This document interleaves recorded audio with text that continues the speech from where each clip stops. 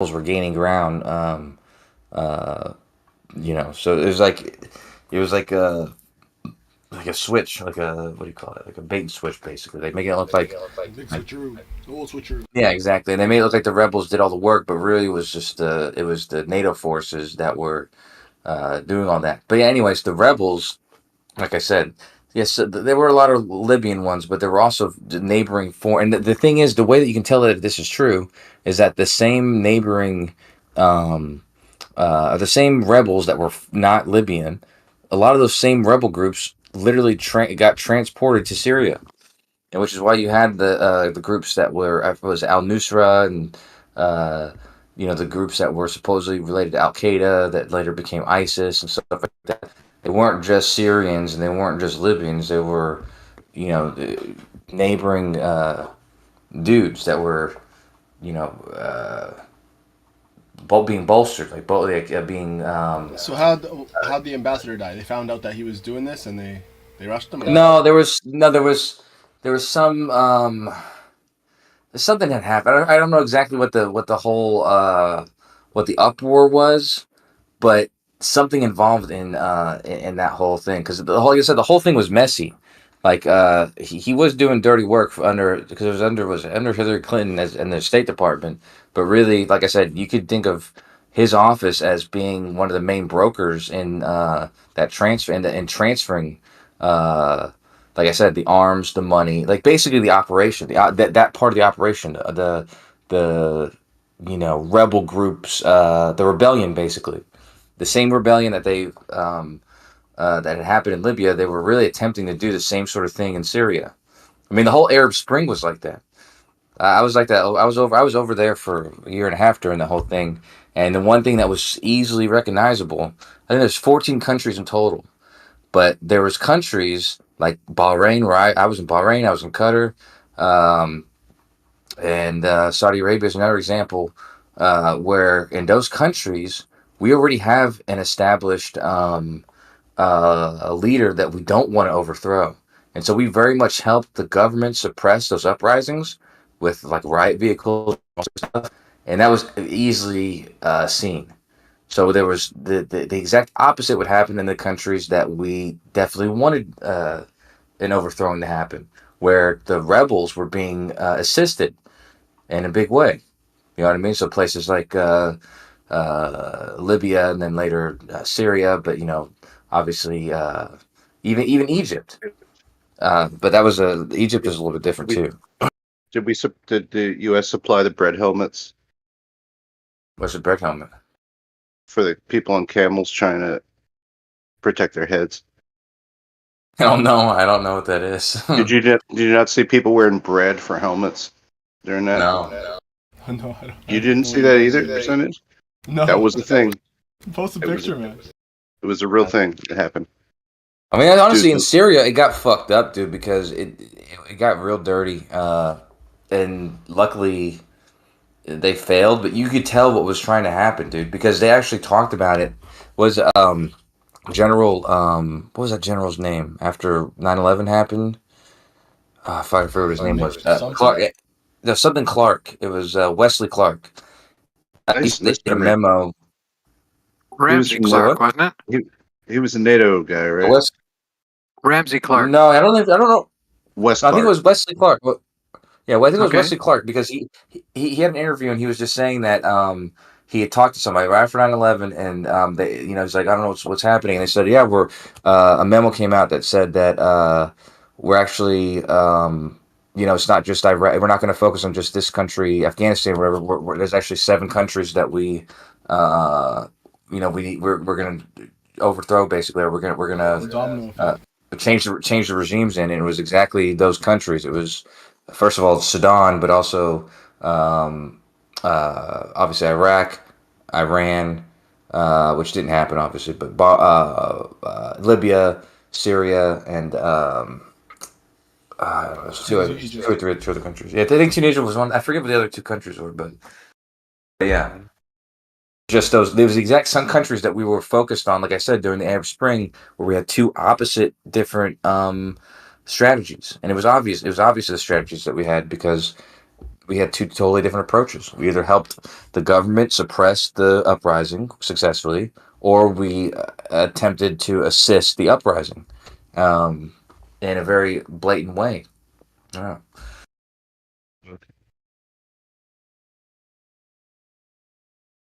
Interesting times. So what's the deal with Syria? It's like they couldn't make up their minds whether they wanted to No, replace Assad or keep him. no, that's not what it seemed like to me. It seemed like, first of all, Assad, it was different than his dad and shit. But what it seemed like to me is there was a chess move, just like it was a, what do you call that? What do you call that? Type of war, proxy war, where you have, we're funding the rebels, just like in Vietnam, and just like in a lot of Cold War wars that we were in. We're funding the rebels, we're assisting the rebels, and then ISIS comes out, and we're no longer funding the rebels anymore because we don't want to be associated with ISIS. But at the same time, we still are funding other rebels that are siding with ISIS. But anyways, and then you have the Russians that don't want Syria to fall, especially to Western aided rebels. And so I remember in 2013, I want to say in October in 2013, I was in the Navy, and there was a John Kerry and Obama. They had set a red line for Gaddafi. no, what's the Syrian guy? I forget his name. Oh, Bashar al-Assad. Assad. Yeah, Bashar Assad. Yeah. They set a red line about using chemical weapons, and they said if we catch you using these again, America is going in full force. And that was and the day that they claimed that they were using it, we literally, our mission was in Bahrain, and we completely stopped our mission. Like we were doing sort of totally different, but the entire Navy completely had, for that week, we were focused on changing our strategy to go into war with Syria because of that red line they crossed. But the Russian his name too, but he just simply said, you know what? I have an idea. Why don't we just ask? Because they first of all, I don't think that Syria actually used chemical weapons. I think that was a false claim, or that claim that they had used it was actually not them. It was like rebels or something. They blamed it on them. But anyways, the Russian foreign minister, he just said, why don't we just ask for Syria to give their chemical weapons to us and ask them not to do it anymore? And if they say yes, then we can't go to war with them. And John Kerry didn't have there's nothing he could say to that. He's like, well, I mean, if they say yes to giving up their chemical weapons, and I guess we can't do it. So it's like literally, but for that week, we were really about to go to war with them. And I even talked to a dude who was like on the coast of Cyprus or So near. did they give up the chemical weapons? Yeah, they gave. Because why do you say that you don't think they used them in the first place? Because they didn't.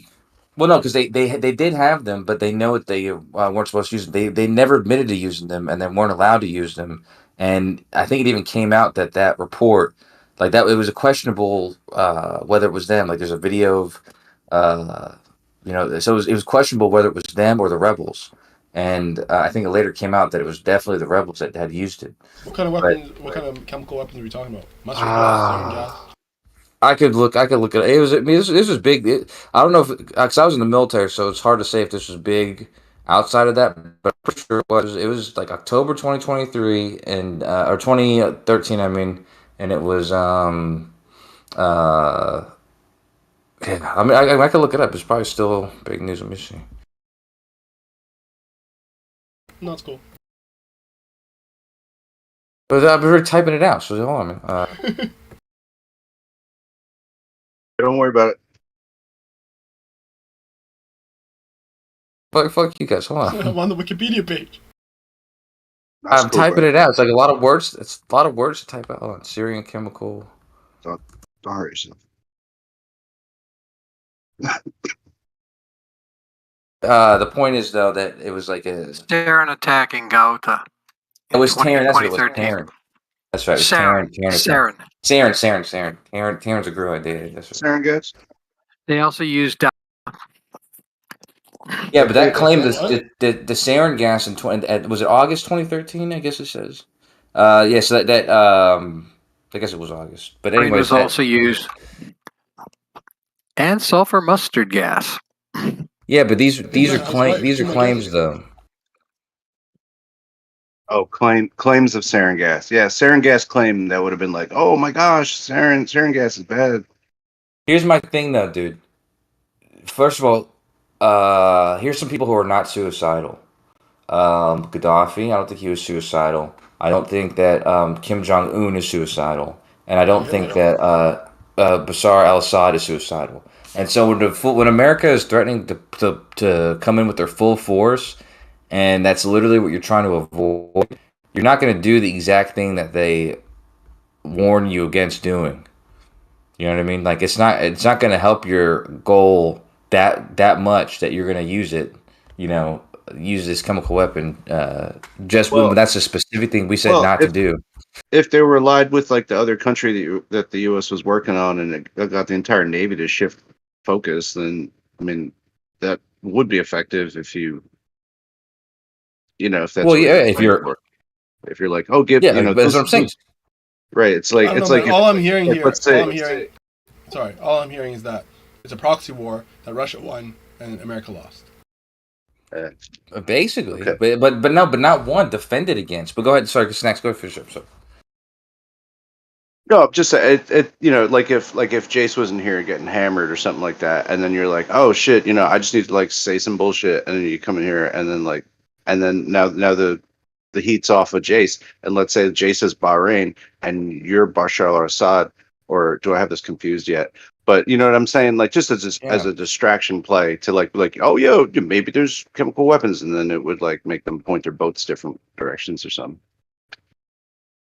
no, but that's what though. So in Syria, there was no they weren't taking heat off anybody else. Like the heat was on them. Russia was trying to take the heat off of them, but I wouldn't say Russia won that proxy war. They were. I honestly believe that ever since the Cold War ended, as far as like political agendas and stuff like that, I think the Western umbrella political agenda was to finish up rounding, like finish consolidating and concentrating the force, like the umbrella, basically. So if you have Russia and you have those 7 countries that they named, Iran and Syria and this stuff like this, these are basically these are the countries that are not under that umbrella. Like Saudi Arabia would be one of the countries that is under the umbrella. Like we're aligned together, whereas places like Syria and Venezuela, Libya. Sure, that too. Yeah, yeah. They're not under the same umbrella, and so they're North not. Korea. Yeah, but those weren't part of the 7 countries. But even still, but yeah, but those are examples of countries that you want to isolate Russia. I think the goal was to isolate Russia to having no allies, and then subduing them, not even militarily, but like financially or some other political way, Economically. and then yeah, exactly, economically, exactly. But I think that and so that I think that was with the whole Gulf War, starting with Iraq and everything else, like the 7 countries Wesley Clark was talking about, and even the original Gulf War. I think that was the original. Like that had always been the agenda, and it's only been like slightly shifted because it kind of failed in some parts. But even Arab Spring, I think was a sort of that part of that same attempt. I think it's all just part of the same. Uh, cutting like the loose ends, like um, so cutting the loose ends or whatever, however you say that. Tying up loose ends, that's what it is. They just kind of gentrify the Middle East, man. Yeah, but I don't know if it's that simple though, because No, it's like a like what do you 100-year call? Would you plan, say? though. No, it definitely makes But sense would you that say? every kind of like large scale kind of intervention or conflict or whatever is really just like proxy war from like the U.S. and the West to like the former Soviet powers, Yeah, namely Russia. Well, it's same that as same as in the Cold War. but they use that play to basically chisel wars out, like because it's like Super Bully A, Super Bully B, and then whoever tries to make friends with them becomes enemies of either A or B.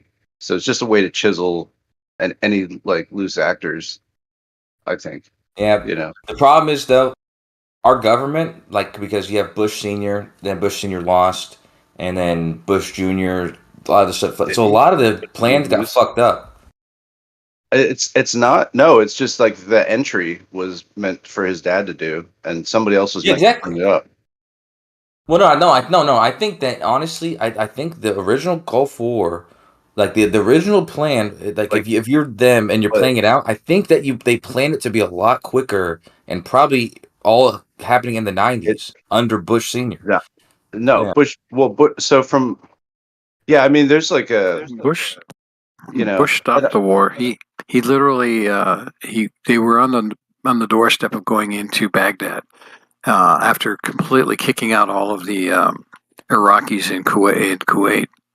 And as a result of that, he made the decision not to, mostly because of the Syrians and the Jordanians who were very adamant that they didn't want Saddam Hussein thrown out of power. So they stopped the assault on Baghdad and pulled out and said, "All right, we've accomplished our goal. We got him out of there." And they started negotiating with Saddam to end the war, essentially. Mm. I think what was Now, attempted to be quick, but I think a lot of this shit got fucked up, all the whole way through. In Iraq got fucked up, in Libya got fucked up, Syria I don't didn't know. even happen. the weird part was a year after Clinton got into office, Saddam had attempted to assassinate George Herbert Walker Bush, and it was discovered. And of course, the plot was discovered, and the Clinton administration turned over the information, obviously, to the Bush family.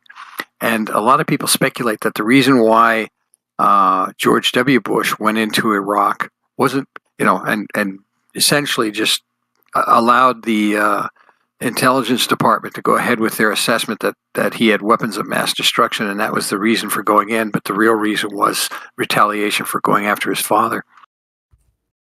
Oh, I never Right. knew that about the So assassination. right, but yeah, but that's because Rumsfeld worked for Bush Senior, Yeah, and He right? worked for Nixon, dude. So, but then no, but then Rumsfeld also worked for Bechtel. Bechtel's who sold produced the chemical weapons that sold them to Saddam Hussein. So Rumsfeld actually was like a broker in that already. So that the weapons of mass destruction things, that was sort of like pre-existing evidence, or even a ruse, you could say, to some degree, to be well, able to like just roll up in there. But that just laid groundwork, because this is not this is not like a weekend warrior type of event that you don't just like roll into the Middle East. So this is part of like a work that's still going on today, really. Yeah. it's why they had a coalition, but they Is literally got a Donald Rumsfeld coalition still of about alive? 20 different nations that were involved in that war. Is Rumsfeld still alive? I believe so. Let's see where Man, I didn't hear he died. He got off scot-free. That was Yeah, one of the most crooked guys in the world. Yeah, but I mean, Dick Cheney originally worked for him and kind of was like his protege. I think Dick Cheney kind of got him the job in Bush administration, but both of them had been Dick Cheney's even worse. in the White House. Yeah, but yeah, Who's yeah. the one that like lost the 2.8 so whatever $1 trillion in 9/11? Oh well, no, but that was Rumsfeld who announced that. But I don't know. I think that's sort of a nothing burger, because that's just them announcing that money's unaccounted for. I mean, it's not really nothing for They weren't saying that money's missing. They're saying that like we don't know where this money. Okay, There's this money that's unaccounted for. But because of What do Cheney, you mean it's unaccounted for? That means it's missing. I mean, because It's of not- Cheney it's not- had the, Go ahead. Cheney's influence in George W. Bush Jr.'s, Persian Gulf Part 2, basically made it so that there was a no bid contract for Kellogg. Was it Kellogg Brown and Root or something? Halliburton. Halliburton, yeah, and Kellogg Brown and Root to do other things too. But Oh, they're that was both. just you mispronouncing Halliburton. You're right. You're Halliburton. No, there's Halliburton. There were two major corporations that Cheney worked with, and one of them was Kellogg Brown and Root, which is the prison complex one. That became a lot of the investorship for Halliburton, I thought. But anyway, but that was just like to do the oil extraction, which we never heard anything about after that. But the whole thing with the no bid contracts, and then we don't really hear anything about, because the oil was promised to repay the war, basically. We would take Saddam's oil and pay for all the arms and stuff like that. But we didn't do that. Taking the oil. Dude, these were just selling to the people. What's that? I said you guys have been like the Americans have been taking the oil. Well, The no, reason why they didn't take the oil is they didn't want to punish the Iraqi people for Saddam Hussein, because Saddam Hussein was certainly not an elected leader. well, they took the water and sold it to Perrier. The water rights in Iraq are run by them. But the thing is, like, yeah. So Hold do on, we real have quick. who Sorry, has pardon the oil rights? interruption. But Go ahead. who cares about elected leader? I mean, get out of here with that bullshit. You know, because look at Saudi Arabia, look at Dubai, and all. I mean, like the Emirates. None of those are elected leaders. Those are monarchies. Those are dictatorships. But you guys are allied with them, so. Yeah, exactly. That's what I'm saying. I was in Bahrain. That's what's the funny thing about all this is that the countries that we were overthrowing, people like Gaddafi and the not like the military, whatever you want to call them, whatever kind of leaders, the countries that we were bolstering up are all monarchies. The countries that we were actually I was in Bahrain for a year and a half, and also Qatar for like 6 months, and the stuff we gave them, like, you remember the Batmobile from the new Batman movies? Those were like the riot vehicles that we gave the countries, and every night they'd be posted up on every corner, and the protesters in those countries had no fucking chance at all. They would be burning tires and shit, and there was way more riot police than there were actual just traffic police or any other type of police. So and those are all monarchies. After Egypt's revolution, they elected Mohammed Morsi, and he like won with like Yeah, a super majority, and then the U.S. helped Sisi, overthrow him. So military overthrow. Yep. it's not really about whether it's democratically elected, just whether they're aligned with American interests or not.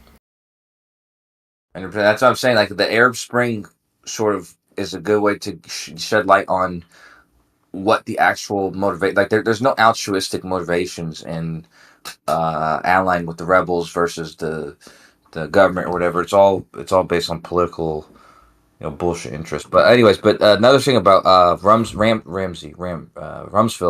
Ramsey. Is it Rumsfeld or is it Dick Cheney? I think it's Rumsfeld. But he actually was I think he was the CEO of a company called Searle. It's a pharmaceutical company called Searle, and they manufacture aspartame.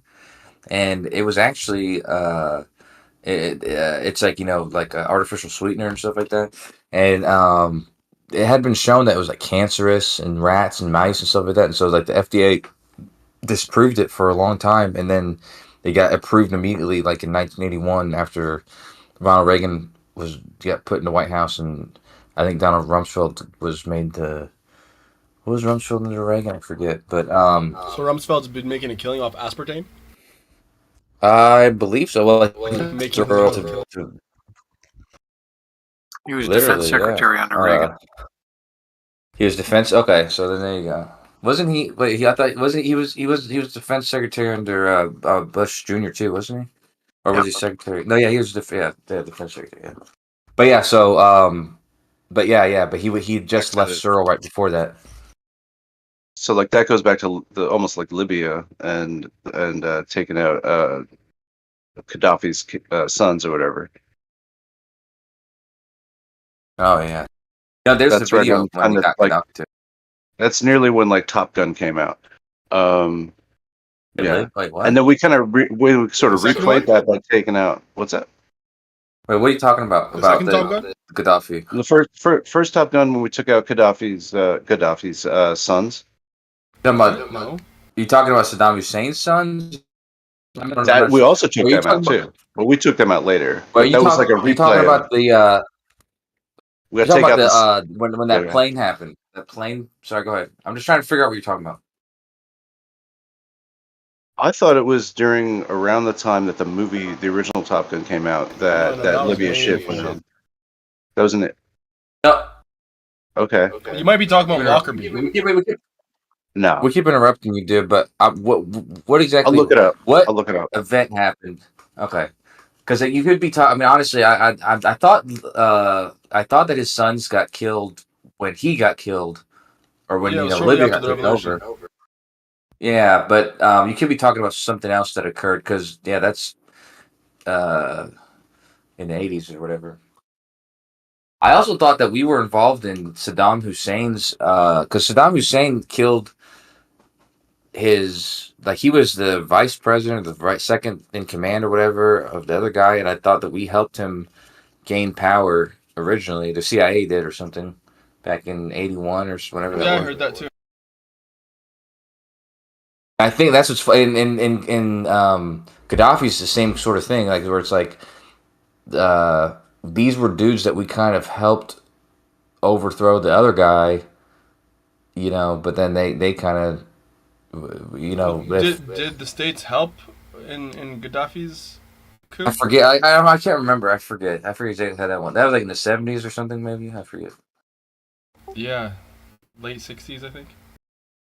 Yeah, Gaddafi was actually a lot better guy than he's a lot worse guy than some people give him credit for, but he's a lot better guy than most people give him credit for. He wasn't a fucking sweetheart, you know what I mean? But his people loved him for it. Like that's what's weird about the rebels. Like, his people actually loved him. A lot of them. Some of them didn't. Some of them. He had great fashion sense. Loved Michael Jackson and had female bodyguards. I think that's exactly. He was he loved women. That's what I'm telling you. He loved Condoleezza Rice, dude. But all of his women, all of his bodyguards were women. Yeah. Anyway, I think like 7 different sons, and some of them died at different bombing attacks. I'm not going to bother researching it right now. Oh yeah, but you could be talking about there was a in the '80s there was a like Reagan did Libyan, some kind of like offensive. Reagan launched some kind of offensive. I recall there was an airplane that was hijacked or something like that. Yeah, that was Libyan though, right? That was like supposedly the Libyans that did that, or something, or he funded the rebels. Yeah, they oh that's right. They blame him because he was sympathetic towards I think the people who did it or something like that. He was always a renegade, like against like he never played ball with what we wanted, and he was always like, yeah, I think that's what it was, that he was sympathetic towards these rebel groups that or these terrorist groups or whatever. It's not that he actually was funding them, but he wouldn't denounce them or whatever, and, because he was his own dude.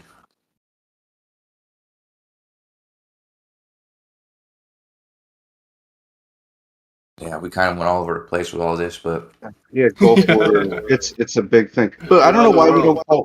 We should call this World War III, but we don't. I've said that, dude. That's what I said. I said, in the future, the history will assign all of this as World War III. It'll rewrite all this. Ukraine right now, the proxy war that's going on. No, dude. I'm talking about 9/11, post 9/11, dude. 9/11 and until now. But maybe 9/11 too, though. Like this Middle East, like these any kind of like military aggression or proxy aggression. There was a lot of there was a lot of World War II that occurred in the early 30s. Like in Africa and also. So it's like it's kind of attributed to World War II, but kind of not. But yeah, go ahead, percentage, my bad. No, I was just saying I don't think so. I don't think it's going to be attributed as like World War III in the future, because you had like Russia and the States in Afghanistan since the '90s and stuff like that. So it doesn't really make sense that from 2011 they're just gonna, 9/11 they're just gonna consider it as being World War III. But the Russia and Ukraine thing, like that's like they've been fighting over that land for like thousands of years. I mean, those borders have been redefined a lot. Yeah, no, that might be considered like World War III, depending on how it goes, and like eastward encroachment from NATO and all the other countries, how they kind of react, maybe. But percentage, this was my opinion 5 years ago. To be honest with you, that it all depends on what happens next. That's what it will depend on, how the past 20 years and now is all written as. I really had thought that, and I think it really, that's what, our country's weird, where our entire administration, I think Trump actually disrupted a lot of the shit that they were planning. I think that, Bill Clinton becoming president at first disrupted a lot. So it's like there's a lot of disruptions because of our administration's changing so quickly. But I had originally thought that, like I thought we were going to like this was going to develop more rapidly into like a continuation. But we left Afghanistan and we left Iraq, before that, so we don't have the same presence as we had the past 20 years. But up until at least we left Afghanistan, that was the longest war we've ever been in. So we I don't know if you still consider the war of terror. I don't know if the war of terror is still happening, but it is the longest war we've ever been in America.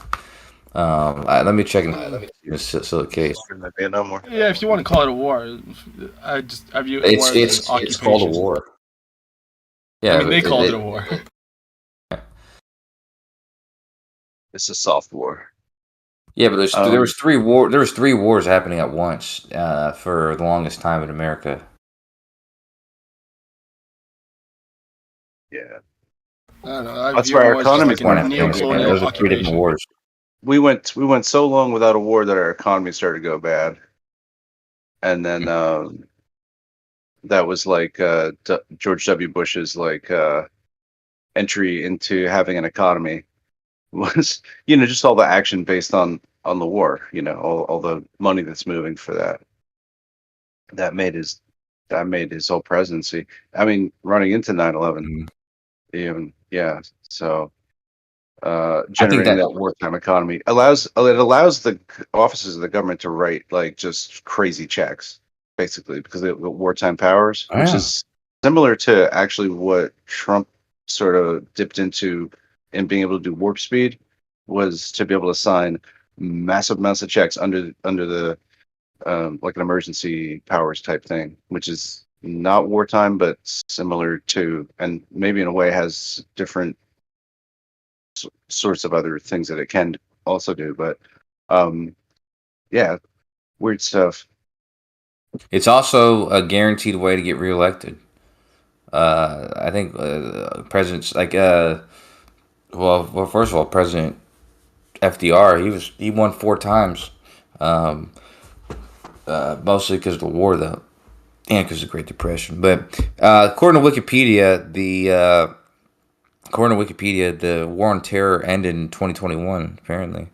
Although I don't know if that's still. It just says the main phase. I don't know if that's. I don't know how accurate that is, but regardless, like I said, the agenda is still the same. And the crazy thing about the agenda is, I think that it's shifted because we're no longer like, if you looked at the projection for who would win if this was World War III, I don't know if it would be the U.S., dude. I think that the first 2 world wars, Germany played the same role, and Russia played the same role. Russia, the Soviet Union, played the same role, and the United States played the same role. Whereas, Germany was always the sort of, they lost, but they were also the favorite. Russia was like the persistent, resilient, contender, and the U.S. was always the dude who came in and fucking saved the day, not saved the day, but won it for the side that won, basically. Like we funded both sides early, like kind of a little bit at the beginning, and then we came in and we basically called the game, because whatever the side that we joined, we came in last minute with full force and won it for the side that won. And I think that if this was the World War, I think that the United States would be playing the part that Germany played in the first 2 world wars. And I think China would end up playing the role that we played in the first 2 world wars. Does that make sense? That's the way I would see it. And that's, I don't want it to be the case, but yeah. Feels a little upside down, but I mean, whatever. What do you mean? Well, like, America has ties beyond itself. Mm-hmm. So there's a larger America even than the map would say. And so I don't know what the whole Western umbrella. Yeah, but like not just like influence, but like we've got pockets of power, or like, some kind of really cool shit in some other country. We own NATO, dude. NATO belongs to us, dude. It's 75% funded by us. 100, sure. And so, Yeah, so we have a lot, but that's what I'm saying though. It looks like that's why we're the favorite. Like Germany would have been the favorite, dude, in those wars. Um, it really would have been, and America was the sleeper. We weren't involved in the war until we were involved, and then we got really involved, you know. And that's what I'm saying is that That somebody else has the ability to out budget us or out intelligence us. yeah, I don't know. Like I am. I think China. I think China. I think that. I mean, you're also presuming that we haven't already like basically taken a like that we could be running shit through China that like that we like that the just the rest of the world thinks is China, but it's Let me really tell you. our shit. If we would have joined World War One in 1914, I don't know that we would have been able to stand. We weren't there in the trenches, dude. And so we didn't have to sacrifice what they sacrificed. So Germany and France sacrificed, and we weren't there in World War Two up until we went to Normandy and fucking D-Day shit. So we didn't lose. So we didn't have the losses that they lost when they lost.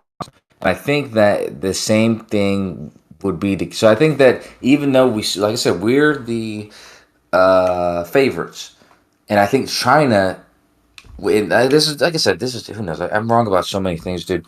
But China wouldn't be there at the beginning where we would, and we would get the losses and this is just a possibility. This is not what is happening, but let's say we got the losses that somebody who's being strategic, they're not going to come in until those losses take place, until they know they're going to come in and win. You know what I mean?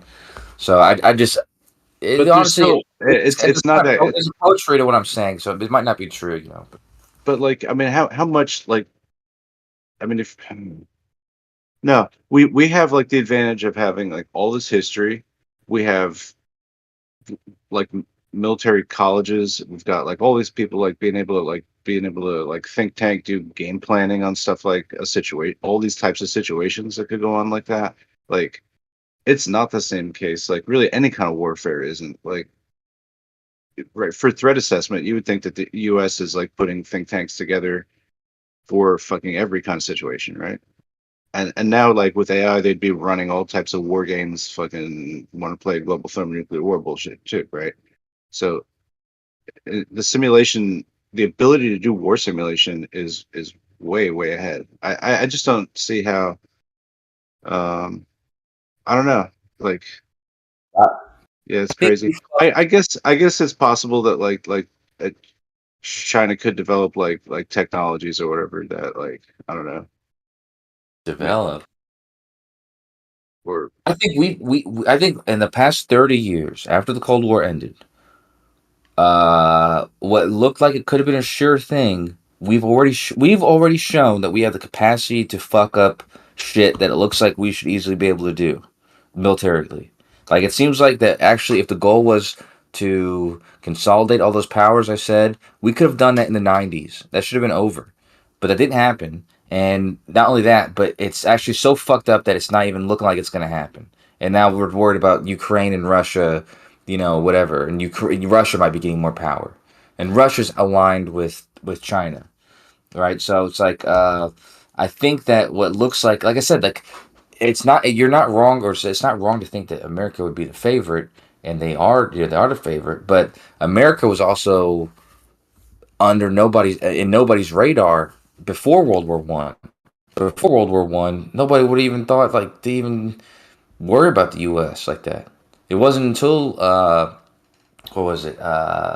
Roosevelt's Great White Fleet, like he went around the world and with the whole fucking navy and shit like that, and people are like, okay, what are these guys? They're actually a big deal, a little bit, but it wasn't until we started, and basically we kind of only became successful from those things because we came in the wake of everybody else's destruction, and we like cleaned up. So it's like that's what I'm saying. Like we were pretty advantageous during both those things. Like the only reason why we became successful in the 50s and the 20s was because of the fact that we came in when everybody else was down, and we had the opportunity to fucking clean up. So I don't know if that makes sense. I don't know, but we also had there was like American investors, like speculating on and making money on that war anyway, and things like IBM and the Bushes too, On right? both With sides. Prescott Bush and stuff like that. Well, uh, it's even kind of a little like weird just with like what Lindbergh's part is to play in all of it too. Um, and What do who you is mean? he working for? Or is he just like an idiot? I don't know. Who's that? Charles Lindbergh.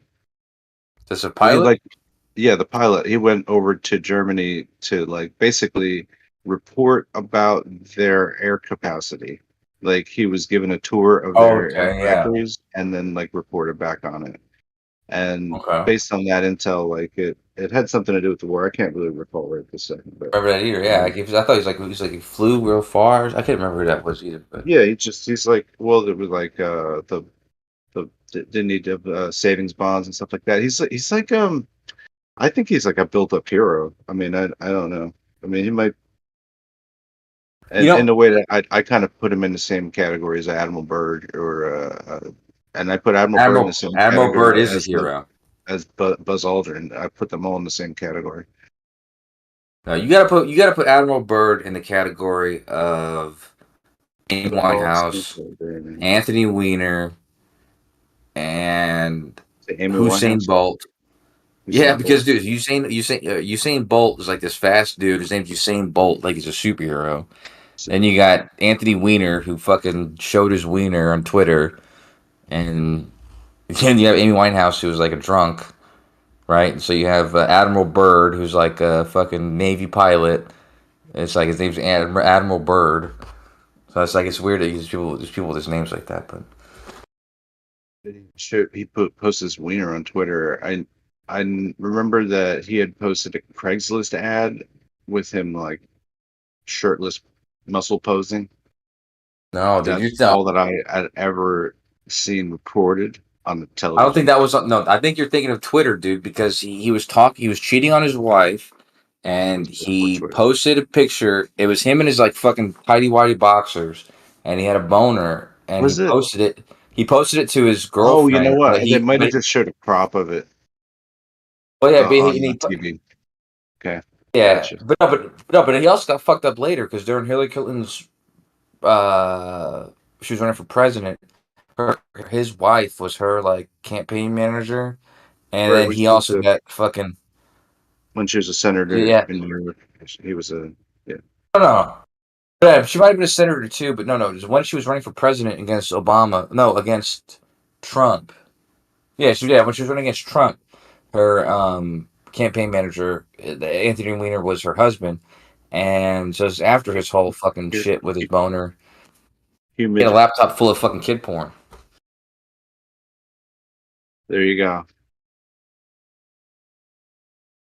Something Hard worker. You know, like that. cares a lot about the job. He's just got a crazy pastime, but he'll make exceptions, I guess, right? Now, I think that the way our politics is run here is like all Epstein certified, basically. It's like you basically everybody who's anybody goes through the system, gets in with whoever, and they get shit on them every time. And then if you don't play ball, we fucking show your shit to the world, dude. We show your gay shit. We show you're cheating on your wife. We show, your kitty porn shit or whatever it is. Um, I think that was what was happening with Anthony. Actually, no.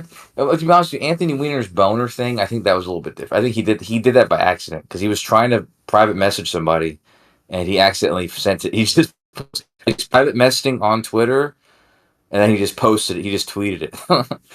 So it's kind of retarded. Yeah, I don't know how that works. Yeah. I private messaged a chick on Twitter one time before, but it's a weird place to private message people. It's like, Well, there's other politics is places. almost like I don't know. It just it doesn't really mix well with the scandal. It kind of ruins it, your career for politics. Well, yeah, that's the point. That's what I'm saying though. They don't.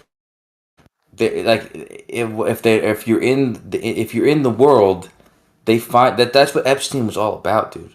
That was the point of dudes like Epstein. I'm sure there's other dudes that are just like Epstein that are like in the same regard as him, where it's like if you're in the game, if you're anybody in any game, if you're who's that guy? Charlie Rose, who was at Epstein. Epstein got out of prison the first time, like 10 years ago.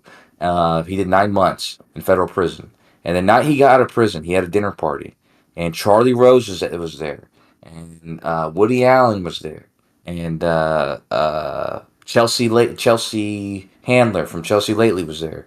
And I'm like, why are these people at a dinner party at this house the night he gets out of prison?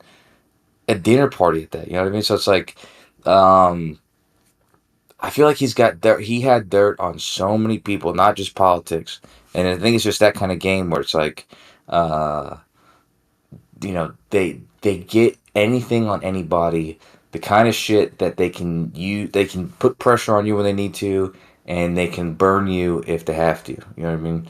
Um, it's a pretty smart thing to do. So Chaiki's deafened now, so I could say this, but he was still tied to Israeli uh, interests. So there's a lot.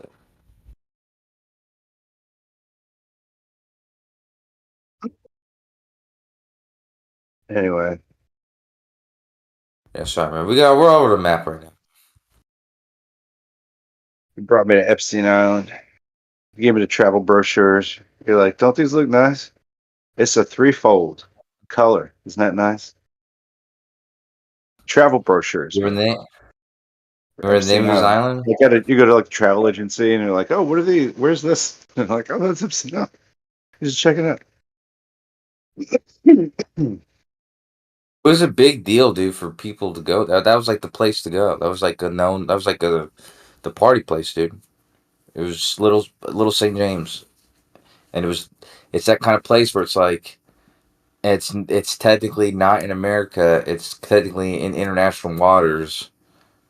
So it's like they thought that you can just do fucking different shit, and it probably was the kind of place where it's like normal shit's happening. Okay, so there's this movie that came out recently. Uh, it's called Babylon, and I watched. It's like 3 hours long, and it's about like the beginnings of Hollywood. It's actually a pretty good movie, but the very first scene is like a party where it's just like that, dude. Like there's like chicks pissing on fat dudes. There's people fucking in, you know, there's an elephant running through the place, and there's like a bird stealing this dude's like coke. There's a whole room full of drugs, and I think it's sort of the thing where it's like anybody's.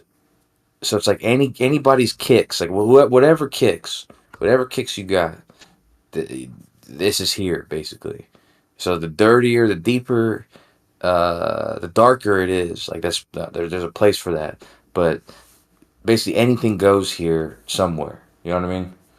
I think that it was the kind of like those kind of parties, like the most decadent kind of parties you could imagine. I think that shit's real for sure.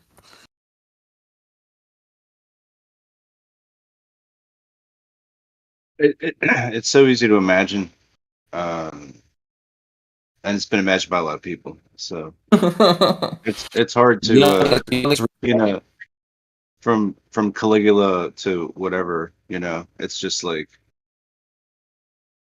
yeah. hold up, Playboy. You don't think it's real though? I mean, anytime you got like some crazy orgy party going on with like tropical animals, you know what I mean? Shit's gonna sound wild, you know what I mean? But it was like it could be normal too, maybe. But yeah, there's just it's hard not to just be like, wow, put it in a certain reference frame of like what that all is, unless you're just like someone who frequents that shit and you're like, yeah, I don't know, those it was all right, you Yeah, know. but when you hear what goes down, It's like like I going it's to the like moon, like going to some kind of it's like going to another planet or something, you know. So I don't know, man. But I hear some of that shit. Like I hear Hollywood shit, or I hear like I was watching some Harvey Weinstein stuff and like the world that he was in, and I watched that movie Babylon, and I was like, that was a classic Hollywood, and I hear Jeffrey Epstein parties and stuff like that. And I also heard in the 1800s there was the Rothschilds. They would have these parties, crazy parties, where they wear masks and this kind of thing. And I can't imagine the appeal, but I can't imagine that the stories are just pretend or fake or whatever. I think that they're based on the fact that people go to these crazy extremes when they're allowed to, or some people do. You know what I mean? And that's like I don't know. The dark web is another example where it's like that.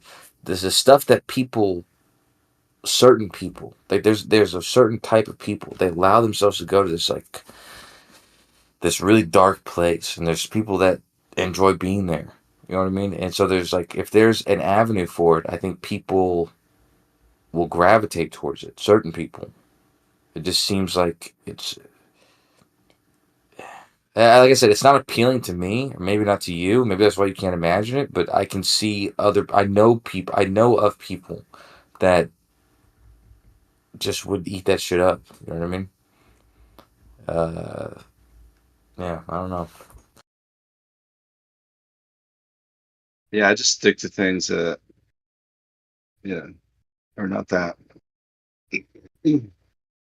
Maybe you're just you're a flower child.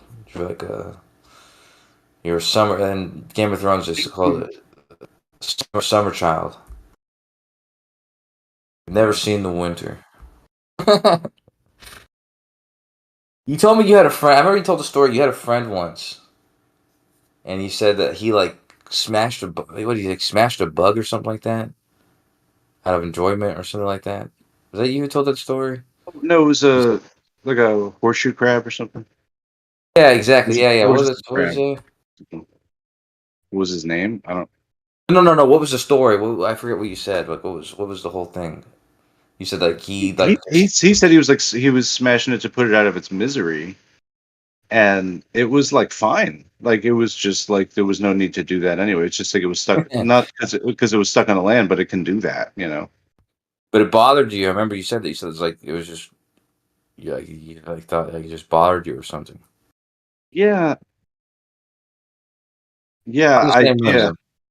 But you know that, but you know what I mean though. That I I know think that's people just a like that first too. I know time to people. see that, you know. I don't know. It's I just like, I pe- oh wow. my friend, she passed away recently, but I have other friends that do stuff like this where it's like I remember one time she had a torch and she just torched an ant pile one time, and there's stuff like that, like we're just like and I she do a that. cockroach. She did to a cockroach one time. She just torched a cockroach one time. Yeah, I don't have respect for bugs like that. Some of them I do. Yeah, I don't have respect for them in that way, but I also don't do that because I don't get enjoyment out of that. But that's what I'm saying. So it's like, but you see that other people do, like other people have the different sort of way of seeing things, and it's foreign to me, but it's not. I know it exists, you know. Yeah.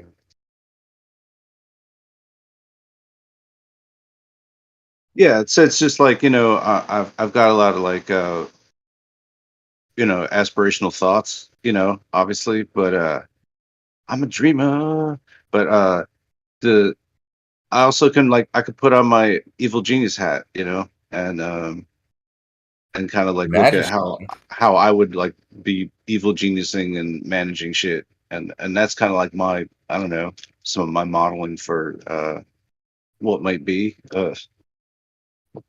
just out of simple game theory, you know, just trying to figure what the simplest way to manage things might be. So yeah, that takes me to a dark If you place too. see dudes like you, see if I see, I'm the kind of guy. I tell you who I am. You're I'm the that kind guy of who kind I'm the of sec. guy, I'm the right? I'm the guy who is like the secret guy behind the scenes that gets the dude in charge. I did this in boot camp. I do this all the time. I don't want to be in charge, but I'll pull the strings behind the scenes and get the person in charge that I think should be in charge. But that's what I would do. I would put a guy like you in charge because you don't seem like you have aspirations for leadership or anything, but it seems like you would do the right thing in it with a leadership role. You would do you wouldn't do you wouldn't do the wrong thing. But yeah, there's a lot of people, and it's just the crazy thing is the people who actually gain leadership roles are the people who aspire to them, and they're the worst people to have them. Actually, funnily enough, because they're sick. They're actually those sick people. It's funny. It's funny how that works, actually, when you think about it. Like the people, that's why the people in charge are the sickest people. It's because they're the people who aspire to be in charge, and they're those people who are killing those what is it, the sand crab or whatever. No, he was just retarded. I think that's all. He was just mildly retarded. But his dad, I think he said, knock him in the head for being retarded too. And I was like, man, that sucks that he had to grow up like that. And I got a lot of sympathy for him as a person. But Yeah. like He's still around. Like I was in Boy Scouts, right? And his dad just like fucking knocking him on the head, like bam, like fucking like he's knocking on a door. Like I was like, damn, that's like. I'm glad my dad doesn't do that to me. I think he was a dick. Yeah, I miss my friend so bad, man, because she passed away, like I said, a couple months ago. But she was one of the worst people. Like she was so accident prone. No, but really, she was evil, dude, and not evil, but she just didn't have it all. She wasn't evil, but she was capable of evil acts, and it was from the same sort of, just the way she was brought up was just not the right thing. But yeah, she oh man, dude, she destroyed my car. She destroyed everything. She destroyed anything, and she would destroy herself in the process. But it's the same kind of thing. I know what you mean by the sympathy, though, because that's why I was her friend the whole time. I was her friend the whole time because I was her only friend, dude. You like the super train wreck girl though? Because that's what I can fix Super you. what? She was like a super train wreck girl. But not even, like, maybe in some regards, but honestly, I wasn't allowed to. Like, she ruined my life in a few different times, different ways, and I wasn't allowed to. If I done what I was supposed to do for myself and actually just disappeared from her life, I would have destroyed her life, because I was the only person. I was literally the only person she had, because she burned every bridge all the time. That's all she did, was burn bridges with everybody in her life. So it's like I was literally I was the only person who had any compassion for her at all. So I knew if I disappeared, then she would just be destroyed. She wouldn't have anything or anyone. It's like it's a whole thing. I don't want to get in. I really don't want to talk about it, to be honest with you. But sounds like you need to talk about it to somebody. Yeah, maybe. Yeah. Have to be A that therapist, person. maybe. Yeah. Yeah, no, it sounds like you got a lot. I mean, it can be really difficult because it's unresolved, and so it's just like she's gone now, because, like I said, she got in a car. She got in a car accident. Yeah, you got all this history like swimming around in your brain. You know what I mean? It's like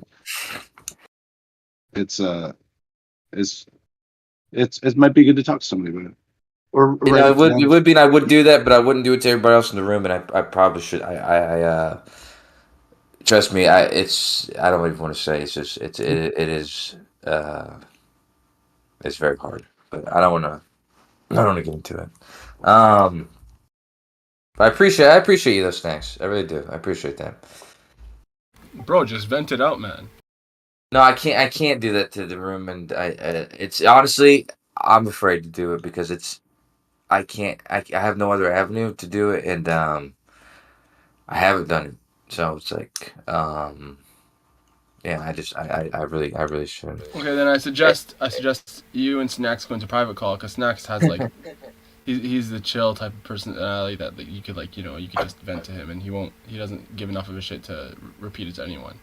I'll take no. It's not even that. Anyways, I'll take a rain check on. It's damn, dude. It's one of those things. But Do you remember any of the? 'Cause I would talk about it sometimes. Percentage. I don't know if you ever heard. Like, Yeah, I'd same bring girl, her right? up. Yeah, she's been my friend for a long time, but not and she had a romantic thing for me, but I was felt that way. I didn't feel that way about her, but she done all. I would bring up fucked up shit she would do, like she bashed my windshield in and all sorts of. I mean, I would bring it up. I don't know what I brought up, but I'd bring up all sorts of stuff. Oh yeah. Um, but anyway, I don't want to. What was the? Why did that come up? Oh, you were talking about his crab friend. The point is, though, have you been listening this whole time, percentage? What do you think about No, I the? just got back about like 30 seconds ago. We talked a little bit about the politics, and I don't know where were we? We were Only all a About flower crabs? child. That was what preceded the crab, the reference. What crab thing? yeah. No, because he had a friend that has a different. I think that Snacks is a good guy. He's not the kind of guy that would kill bugs for fun. His friend sort of was doing that, and so I brought that up, and I was comparing that to. I was comparing that to Crab the, issues? like, yeah, we were talking about the decadent parties, like the parties like the Epstein style parties, like the evil Yeah. decadent sort of, you know what I'm talking about? Yeah. Yeah, so he was sort of saying like he thinks maybe that might be embellished a little bit by conspiracy theorists and I don't know. Yeah, and now that Like I'm the fact thinking that they're sipping on about how adrenochrome? that. um, yeah, I guess I'm just plain ignorant to it. I suppose, just out of the fact that it's 4 a.m. or yeah, that's whatever. like I don't I know. called him a flower child, like a summer child. Like I think that his eyes, like he may be this like blind to it, where I can totally see that. I It's can see that not in that. people. Yeah, I'm not trying to be supportive of anything that is in that genre necessarily. I'm just saying like it's something that becomes it's so exotic, like really to anybody, because you don't have a frame of reference for what that might even be about. So it's like it's hard to get a beat on what the actual reality is. That's all. You know, What do you think, depending on percentage? my You think that mindset. shit? Think that shit's real, percentage? Like I don't know. I think on party one parties.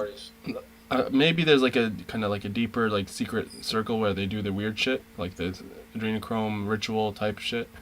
But I think generally it's just like people like that think they're, that they got big dicks and they're just trying to like wheel and deal, and they chuckle to themselves about how they're basically running the biggest kind of corporations and countries and stuff like that. Like they're just a room of Yeah, some but important people. we got into that because we were talking about the purpose behind like those party like uh Yeah, yeah like Davos, like that's what it Epstein is. type like what? Davos. What's that? Um, there's another word for it, like another name for it, but it's like that big kind of like, what's the other name for it? It's kind of like this conference, this big conference that they have every Yeah, year. I know. Okay, I know what that is. Yeah. But what about that? I know what that is now. But what do you mean? No, it's like one of those kind of events where they all come together, like Bilderberg, Wait. Davos type Okay, so thing. no, listen. Let me. Okay, so what I'm saying is, I think those events are like The World Epstein Economic stuff. Forum, that's what it is. Yeah, but I'm saying that those are so they can get dirt on people and use against them. Oh, for the actual like nefarious ones, like Epstein Island and stuff. Yeah, I feel you. To be able to blackmail them. My girlfriend's asking for some. I mean, give me a second, sorry. I just mean like it's difficult to even research any of that stuff.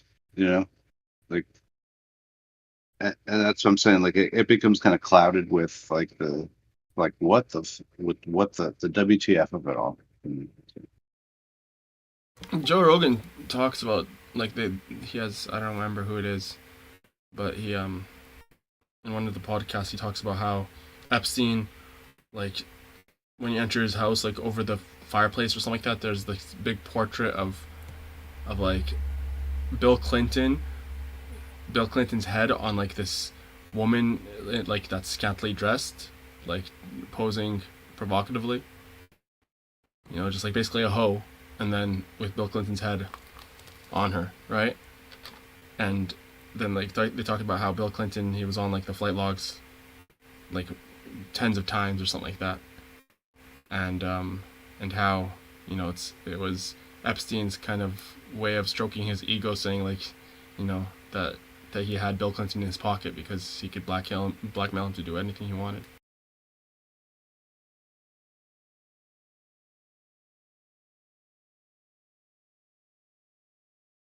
Yeah.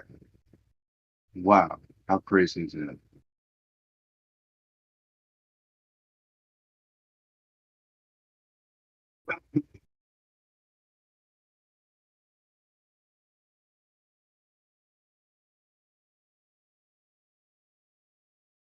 Yeah, I'm gonna head out. I'll catch you guys later. Peace.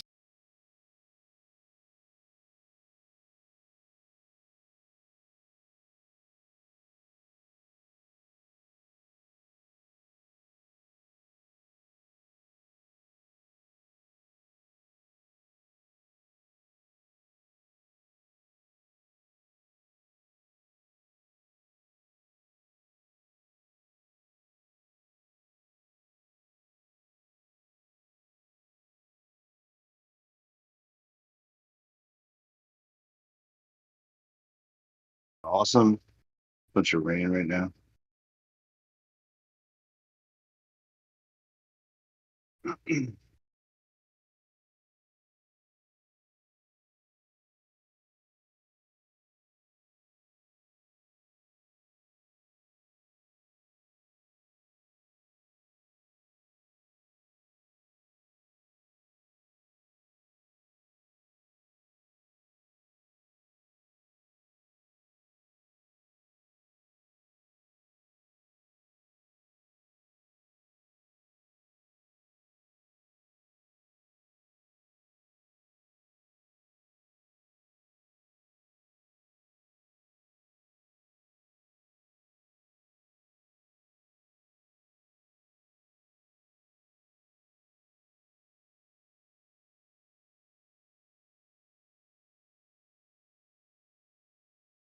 It's like, what exactly makes it just that the air just dumps all this moisture out?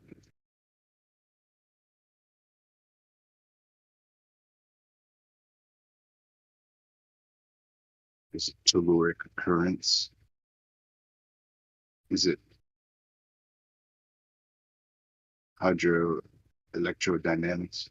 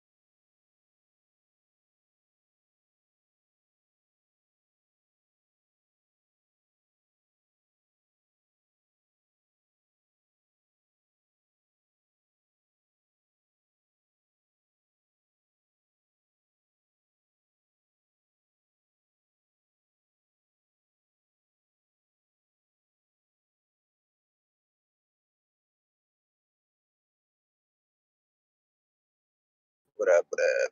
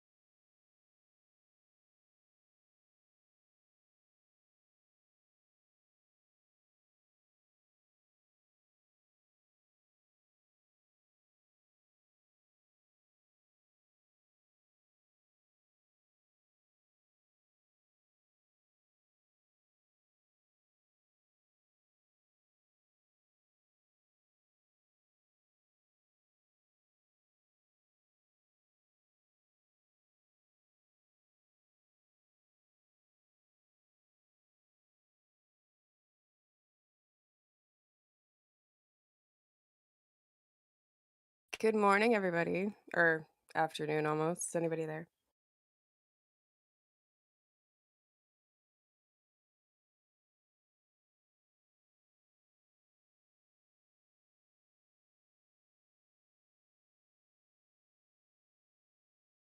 Oh, hey, Run Boston Bear. Are you there?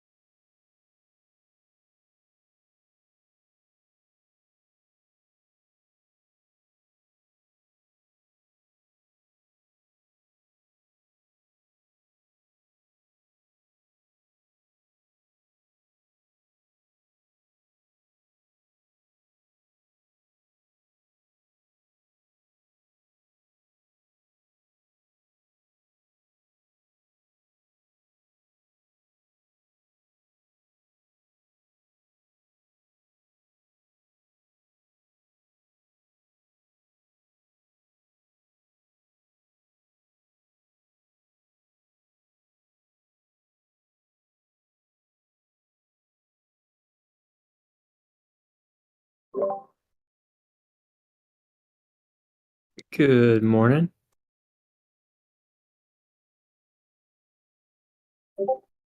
Morning.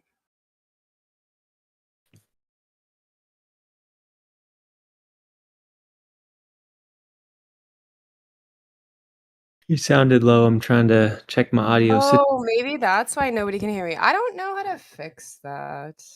Let's see. I kind of wonder if it's my actual mic. It used to be really good. And You're now, clear. You're just coming through yeah. the right speaker only and low. Weird. Let me turn you up. Say something. Hi. Testing. Yeah, 200%. You sound Ooh. decent. It's not bad. Oh, no way. You're about normal. All the way up, you sound about normal, but only the right speaker. Wow. Mm-hmm. Do you hear most people out of both speakers and it's just me? Yeah. Yeah. Okay. Okay.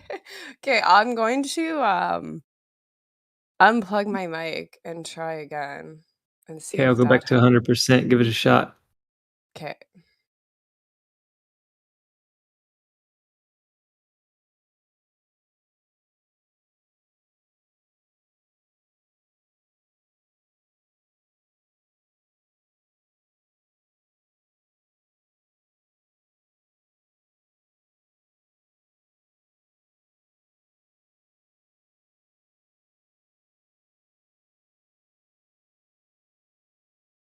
Okay, that probably did nothing, but we can try it. How is it better? About the Worse? same, maybe a little bit louder because I put you back at 100. You're still coming out the right, but it's all right. Weird. Okay, well, I don't know. I wonder if I need like a new, like, would that be my mic or was that just like the cord or something? Are Like, you because on your computer? the laptop. Yeah. Yeah, sometimes it's easy as restarting, and then I don't know if you completely quit Discord and came back in. There's lots of little things. It's like, oh, it fixed it. Yeah, this has been a problem for a while though. Certain people will say. So, yeah, maybe it is just maybe I need to I need to do an update by the looks of it. Maybe I'll go do that. Yeah, give that a shot. I'm Okay, just waiting on a new mountain bike to show up today. I ordered off eBay because I broke my other one. Oh, well, that's too bad you broke it, but it's always fun to get a new bike. Yeah, it's 16 years old, and I took it through its paces, and I did a big drop, like a 5.5 foot drop the other day, and the front shock just went flat, and they don't repair my shock anymore, so I had the opportunity to either buy a new front shock or just upgrade the whole thing, and it's been a while, so I was like, let's just do this, and got a better one. Nice. Mm-hmm. You do a lot of biking? I have. I like mountain biking a lot, road biking, running, swimming, disc golf, just anything outdoors. That's awesome. Yeah, Yeah, I used biking to is live in Colorado and would ride like Breckenridge Mountain and Keystone. Let's see, Rabbit Valley, Loma, Utah was always fun, and a place called Fruta. It's not far from Grand Junction. Is a place called Fruta, Colorado, and it has some of the best mountain biking in the states. That's sweet. Yeah, for here, well, I mean, it's just like 'cause I'm in Canada. We have like provincial parks. There's trails actually, but you have to drive so far to get to them. But I mean, you Mm-hmm. can just go biking on the road, right? Lots of people do that. Yeah.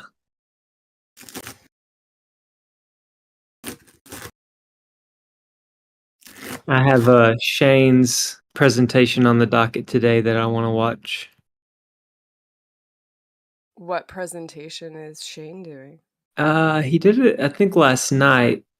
Let me try to find the title. Oh, okay. Oh, he recorded it like you're gonna watch it? Is that what you're saying? Yeah, he did it was on ADL. Are you in the Anti-Disinfo League channel? Yeah, I think I got invited to that one. Let's see. I've been invited to a few lately and I don't Mm-hmm. know. Oh yeah, ADL. Yes. It's on my list here.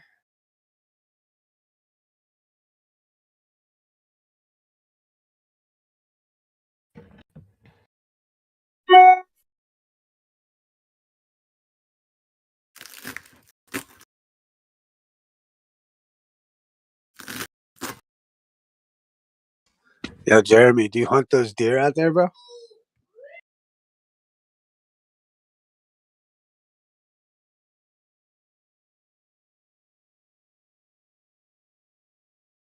I think he has to. Isn't that part of like the doomsday prepping? He has to be able to get the deers. Oh, he's typing. We'll find out. What happened? I missed that. Oh, the other day, Jeremy and them. Well, I guess Jeremy's a prepper, and I was just saying that yeah, he probably does shoot deer if he's a prepper, right? That's part of the prepping. I don't know. There's kind of a cross between the hippies that like could never take a life and like the preppers. I guess, but I mean, like, really, push comes to shove, wouldn't you think? Like, even I say that now, I could never go shoot a deer. But if I was that hungry and like needed to eat, I don't know, it might be a different story. Right. Well, I think also too that's why that's why I even think of it like, I mean, it's better to learn how to hunt before you have to hunt. You know what I'm saying? That's what I'm thinking. And I recently got like my firearm safety or whatever. So I'm Oh, like, oh, cool. I guess we gotta go get the hunting one now. Learn to hunt properly. Or Yeah, man. Yo, do birds. You sound like you're up north, right? I'm in Canada. Yeah. Yeah, yeah. Do you guys do like bird season and everything? Turkey and fucking. Yeah, there actually, and funny enough, there is tons of wild turkeys around me. The other day, I saw one well, a flock of them. And like I had no idea they could fly so well. Like it cleared a house like crazy. Like yeah, they're quite good flyers. I was surprised. Yeah, man.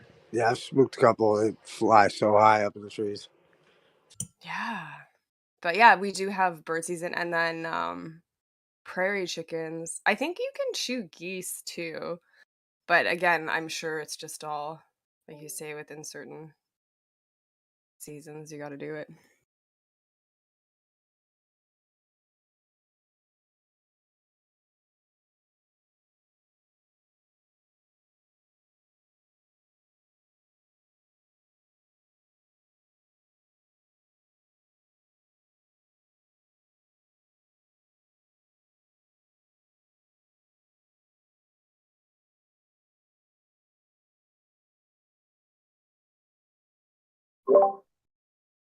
Redford, I posted a picture of the bike that's showing up today. Ooh, I just looked. Oh, that's nice. It'll be fun. So do you do like, okay, so when I got into like spin biking, like stationary spin biking, I ended up getting like the shoes and everything, and it made such a difference for cycling. But I haven't tried them on my road bike yet. I do have the pedals, but I just gotta, because you gotta get your feet out at the right time, right before you crash into whatever or fall off. But do you use the shoes, the special shoes for biking? Yeah, I clip in on my mountain bike and road bike because you can pull up. You're like so secure on the pedal. If you're sprinting and you're going all out, you're just locked in, and that's really good. And yeah, Killian just said, look at that travel. It's 6.5 inches, I think, in the front and back. Because the one I had was 5 inches of travel, so I'm getting a little bit more travel. This one's carbon fiber. My other one was aluminum. And yeah, damn boy, you checked the weight on that thing yet? It's 27 pounds. My other one was 31. So it's not the lightest, but it's going to be fun. Yeah, but it's a downhill bike, so you need to make sure it's got a little bit of strength to it. My cross country back in the day was like chromoly frame. I think I had it down to like 20, 25, 27 pounds, something like that. That's really But good. You need a sturdy downhill bike, dude. For those 5.5 drops you're doing, make sure that thing's strong. Nice bike, man. The interesting thing is this one's a cross-country bike that's leaning towards enduro. It's not quite an enduro, so it's a great climber, and it's one of the Pivot's best like all-day bikes because I don't want to just like bomb downhill. I want to do a lot of climbing too, so it's gonna be fun.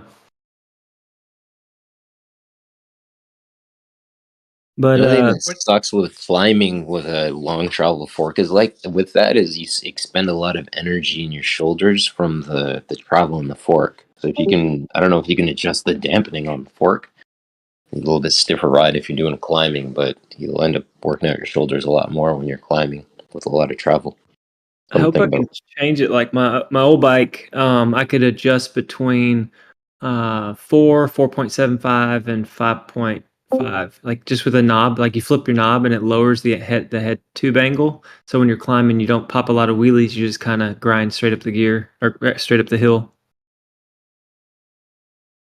Word, increase that damping. Yeah, right. And I was going to say go ahead, Beryl. I just wanted to know what I'm thinking about buying a new bike, and I don't know much about them. But what did you mean by run? You said it was like 5 inches of run on that bike, or travel. So the front and rear shocks will move. This one I think is 6 inches of travel. Is this bike like super high end? I mean, how much would something like that cost? Retail is 6,000. I paid just under 4. But then nowadays you can get bikes that are $11,000 or $12,000. But I'm not all about that.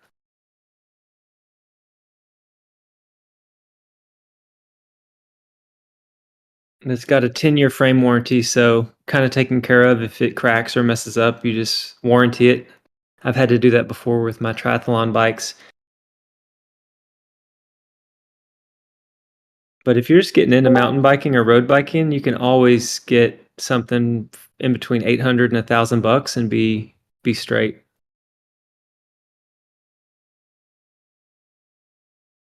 It's a lot of variance, like between $1,000 and what you're 5,000.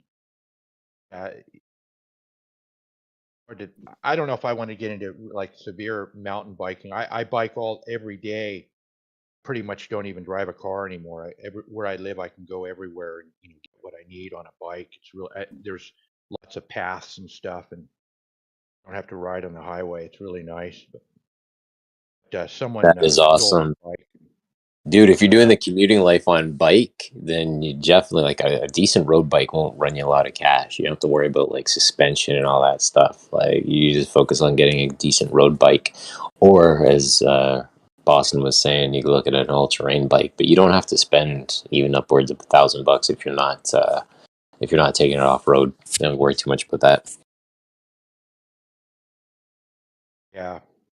Yeah, my dad is 75 and I got him a Trek. It's kind of like a hybrid where it looks like a mountain bike, but it has 32 millimeter diameter wheels that you can pump up to decent pressure, but the grips look like a mountain bike grip, so you can sit up taller. But if you're ever interested in mountain biking, they do rentals. So you're like, okay, I've never even done this. I don't know what to try. And most people that are going to spend that kind of money, they'll rent a 29-inch wheels or 27.5-inch wheels to see how that feels. Take it out to the trails a couple times, turn the bike back in, and then it's not much of an investment to see if you like it, see if you want to do it, or just say, well, that was fun. Rentals are the way to go. Maybe I'll try that. There's a good bike store here where I live, and I haven't looked into whether they rent them or not, but I'll check that out. Yeah, that'd be nice. It rains a lot here, so I need like fenders and stuff, or I'd just be soaked all the time.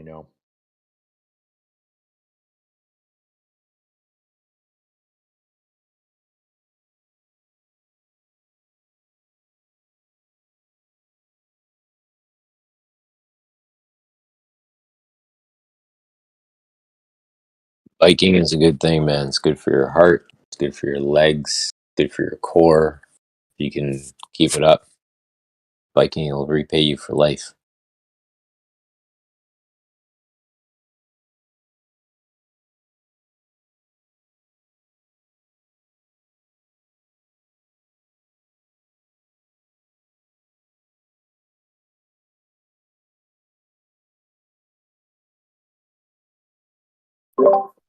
Hey, have any of y'all have you listened to Oliver Anthony's like viral song?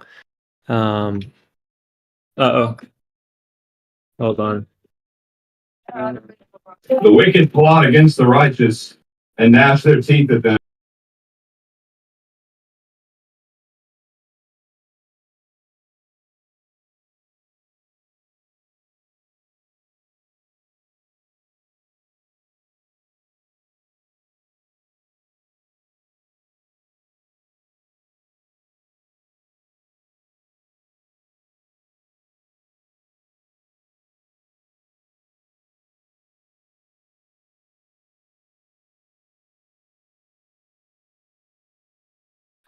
Man, I had all sorts of stuff playing audio. Anyway, it's a song called Rich Men North of Richmond. And it's got 20 million views in 9 days. So I saw it first at 6 days with 7 million. And then by 7 days, it had doubled. And it's pretty strong lyrics. He says that he's not the best guitarist, not the best singer, but he just wants to, sing for, I guess, your blue collar American, and it's becoming an anthem. Is that the guy? It's like a country-ish song. Is that the one that you're talking about? Yeah. Yeah, I came across it a couple days ago. Yeah, I heard it. It seemed pretty good. I've been watching reaction videos to it. I like that kind of stuff on YouTube, seeing other people's reaction to stuff. I don't know why I like that. Yeah, that's the one. Glad I'm in the same Oh, boat. you posted it too at the same time. Yeah. Yeah, I'll delete it. No, don't delete it because I posted CNN. Repost it because you posted his music video. I wanted to post, like what people are saying about him. Yeah. There we go. That's awesome. I love the reaction stuff. Me too. Yeah, it is entertaining to watch it.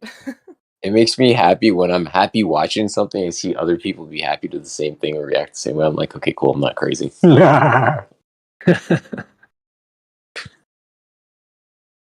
What's going on, Glat? What's going on, Redford? I hope everybody's having a great day.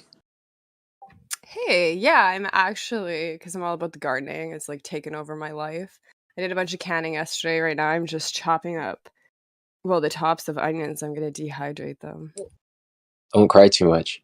Wear sunglasses. I'm like literally starting to cry like maybe a minute ago. It just started like burning my eyes, and it's been about 10 minutes I've been doing it, so it took a bit, but yeah, my eyes Get are some like glasses. burning on fire. Pardon me? Hey, if you put on like sunglasses, I mean, obviously sunglasses, you make sure you can see the onion, but if you put on something that'll shield your eyes, it'll help cut down on the sting. Does that work? I've heard like chewing gum and stuff, but or what is it? I thought it was like chewing gum or something was supposed to help with it, but I I don't think know. anything that literally helps to just introduce some kind of like a blockage between your eyes and the I don't want to say the stent, but the stench, but the scent that's coming off of the onion will help. I heard you could also put stuff on the cutting board that'll help to cut down on the amount of kickback on the scent you get. Oh. Well, I wear glasses anyways, and it's not helping. It's not helping. Maybe that was You're like like the delay of like the 10 minutes though, where it's like just starting to like affect me now. But you're like the yeah, guy in The like I'm like gonna Simpsons. full on start crying pretty soon if I keep going. It's getting pretty bad. I'm gonna see if I can find the GIF. I'm sure somebody made a GIF. The guy on The Simpsons when he drops into the vat of acid, and he's like, "The glasses, they do nothing." Yeah, I've known of people wearing swim goggles. They're totally fine with the swim goggles on. Oh, so it's got to be like literally just like create like nothing can get in. That's what I'll have to do. I'll have to get some swim goggles. I know this might sound weird, but when I wear contacts, I could chop onions like nothing and swim underwater in pools and open my eyes and grill, no problem. And then I got LASIK probably like 7 months ago. And now when I'm grilling or onions or anything, my eyes are real sensitive to it. You know why? Wow. Why? So with eye surgery, you guys remember those old school credit card machines where they would take your credit card and they put the carbon print on top, and then they run that thing across it, and it would take the imprint. Yeah. Yeah. So when you do eye surgery, it's the same thing. They're shaving off layers of your eyes, like the front layer, so that the eye itself has less layers to see through. So they're basically changing the focal distance of your actual pupil, so that it doesn't have to go as far, and that's why they can improve it. So they change the focal distance length. So the amount of let's say cartilage, or I want to say dead layers because that just sounds wrong, but that callus that you had developed along the front of your eyeball, right? They remove that. So your eyes are newer, so to speak, like an onion shedding its skin. I hope that makes sense.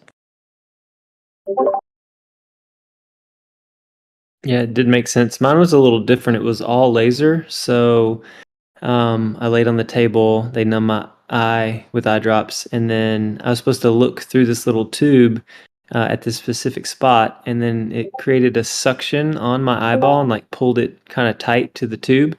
And then it was a laser cut all the way around the cornea to make the flap. And then the doctor or the surgeon would flip the flap over manually. And then they brought this other machine up that laser, it knew what it needed to do for correction, and it shot, I don't know, hundreds of little pinpoint laser shots around my pupil, like real quick. And the incisions or whatever the laser was doing corrected the vision, and then they closed the flap, and I was good to go the next day. I mean, it was sore and irritated. Worst part about it is night driving. I have pretty much halos, and it's just it's not that great at night. It's like, what the heck? But daytime, I'm 20/20, and I don't even have to use reading glasses anymore because I'm 43, and I had started using like 1.5 cheaters, and now I'm just 100% golden during the day. Cheater. I mean, here's one thing. My vision was so bad. It was, if anyone knows contact numbers, it was minus 5.50 in each eye. And if I had my contacts out, no way I could drive at all. Hardly could walk around, even being able to see. So doing the LASIK has made me kind of confident where if there is an end times weird deal where there's not access to contacts, like I feel more able to survive being that my eyes can see without assistance. Yeah, that's a LASIK Eye pretty Center. strong 1-800-CALL prescription. LASIK. Like, oh, sorry. What were you saying? I was just doing the infomercial for LASIK Eyes. Oh, nice. But that's a good point. Like, if you're talking about prepping and stuff, yeah, if you can't get glasses. That is my prescription's not too bad. It's only like not even -1. It's like negative point whatever. So yeah, that makes a difference. Hey, you were talking about cutting onions, right? Or whatever. Oh yeah, So I check it was. out. Check it out. Put a steel knife between your teeth, and you won't cry. It's an old trick from my mother. Really? So it If might you're be a biting, From your different. mother? How do I you know bite, that you my bite. knife is If made you of take like a steel? butter Hardcore, knife bro. and if you take a butter knife and like bite on it in between your teeth while you're cutting onions, you won't cry. Issa, don't bite your mom, dude. Come on. I pictured your mom with like a K-bar military knife or something, but my bad. Dude, lethal, bro, with like a gun on her hip, talking about praise God, pass the ammo and shit. You know. All right, I'm gonna go find a steel knife. Is that what I'm supposed to do? And Yeah, I'll it's like a butter knife. You know, like it's a a butter butter knife. knife, yeah. Yeah. Cause like I'm literally like the tears are now coming out of the corners of my eyes. Like I can't even stop it at this point. All right. Yeah, try it out. Let me know what you think. All right, I'll let you know. It's gonna do some real science on this Discord today. Dude, I'm wondering if having that steel in your mouth changes your like resonance to where the actual chemical coming off the onion going towards your eyeball gets just diverted away like a shield. You know, I wonder if like, let's say, because you know, how utensils used to be all silver.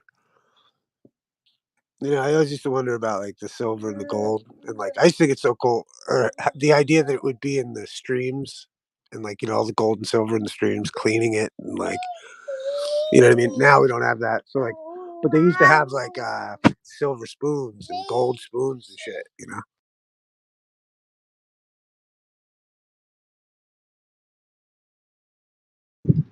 Yeah, Jeremy grew up eating off a silver spoon.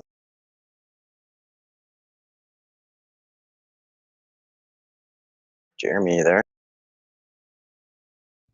Out stalking deer, I think. He put it in his eye by mistake. Yeah, He's ever like filling up the toilet rolls. You ever sneak up on a deer? You know, we used to go Call to my deer wife dear. try to smack him in the ass. Same thing with your wife. Maybe I don't know. Try to sneak up, smack him in the ass. You know? It's a good way to get kicked. What you call a deer with no eyes? No idea. Nah.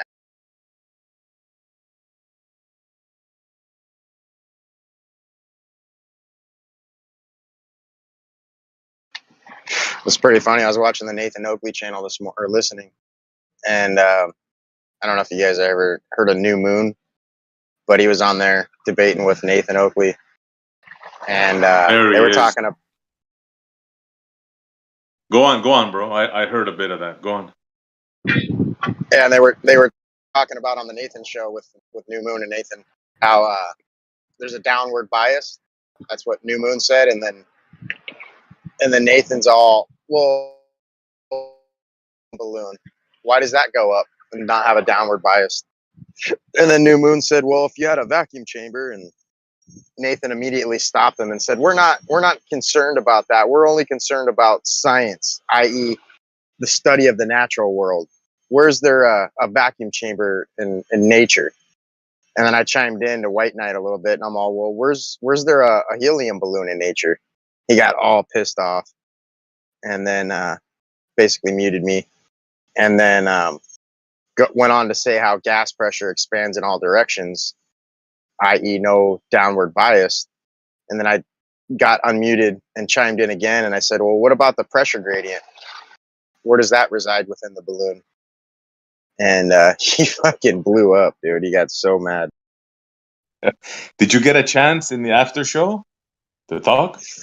Yeah, it was either, I don't know if it was the after. Yeah, maybe it was the after show. Both. I was in the show and the after show, and then QE invoked me in the after show and was all, "Let's hear about your nothing versus no thing nonsense," and wanted me to reiterate that again, and I did. And then when somebody from the G Plus panel chimed in and was like, "But we don't disagree with that. So what's your point?" And I'm like, "Exactly. There's nothing to disagree about." And then Nathan tried to, or QE tried to spin it off in some other direction, making it sound like it was insanity, but typical shit, you know, typical Nathan show. Yeah, I thought there was gonna be something going on when I heard you, but then I go, "Oh shit, they muted him." Yeah, they took me back off mute, so I was able to interact, but unfortunately, I was already at the job site by then, so I couldn't really talk. I had to bail out. So you didn't get into it with any of them in the after show at all? A little bit. Like I said, I got into it with QE a little bit, and then I had to bail out because I had, you know, I had work to do and shit. I'm in front of a homeowner. I can't be doing that in front of homeowners.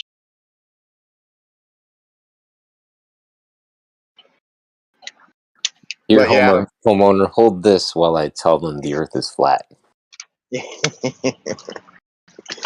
Yeah. What do you do, Dicelo? I'm in the fenestration industry. Defenestration industry? Fenestration? Okay. What kind of fenestrating are you fenestrating? Doors and windows, stuff like that. I call that millwork. Is it still okay to call it millwork? Yeah, I mean, I guess you could. He's like, that's what the people who don't know what it's actually called call it.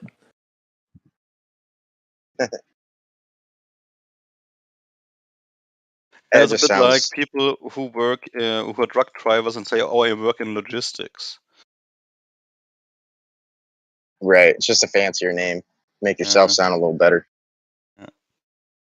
I literally had to look it up. The arrangement of windows and doors on the elevation of a building, which is awesome.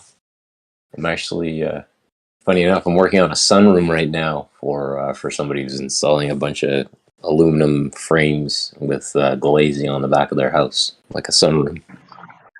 Oh, nice. Yeah, it's the kind of stuff I do, amongst many other things. But currently, this is where I'm at. A blue collar man. Well done. Just waiting for the crypto to explode, you know, and then I'll be sipping margaritas and something with senoritas. Dude, not with that crazy pullback that took place last night. Holy shit. Excuse the French. Are you referring to the hurricane or something? Nah, like just Bitcoin dropped like a sack of bricks. Really? Oh, 10% well, yeah, overnight. that's because BlackRock or Larry Fink filed for an ETF derivative of Bitcoin. I think that's what did it, but that's just my Can you now speculation. bet against Bitcoin? Well, he just basically opened up a futures for Bitcoin in doing that. So, Did you guys hear that? I think it was the South African president. The thing that he said in about 3 weeks. Watch your dollar. I heard that a couple of days ago. I forgot to tell you guys. He said, "Those of you who have a dollar, holding a dollar, something's gonna happen in 3 weeks. You know, Yeah. You know what you have to do." The purchasing power is being deflated. The hilarious part is that even if nothing happens, if that information spreads, then something will happen just because people will anticipate something happening, and then they will all say, "Oh yeah, see, he was right." Yeah, exactly. Yeah, sometimes just one famous guy could do that. Yeah. Probably he bet against the dollar himself with derivatives, and then just because of a statement, he will make a lot of money. That would be hilarious. Well, in 3 weeks' time, we'll basically be into September, and I keep hearing September. Something's coming in September. I don't know what. It's actually November. Is when it's all going down. So how is the USA doing these days, like economically? Is it good or? What'd you say? How is the US doing these days, economically? Is it good? I mean, it depends on what side of the scale you're on. Like for the average Joe, no, it's not good. But you know, if you're in the 1%, then yeah, you're making money. So better be in the 1% then, right? Yeah, it's a small club, but if you can get in, fucking hey. Yeah. I think 1% is actually a bit, exaggerated in truth. Like even if you're in a 1%, you're still not that rich. It's probably more like 1 in 1,000 or 1 in 10,000 who are really making bucks at this point.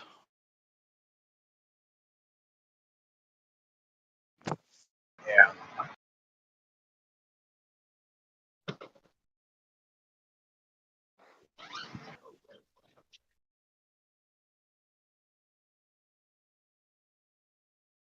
So you guys heard George Soros, Open Society Foundation will stop funding stuff in Europe. They will retreat from Europe.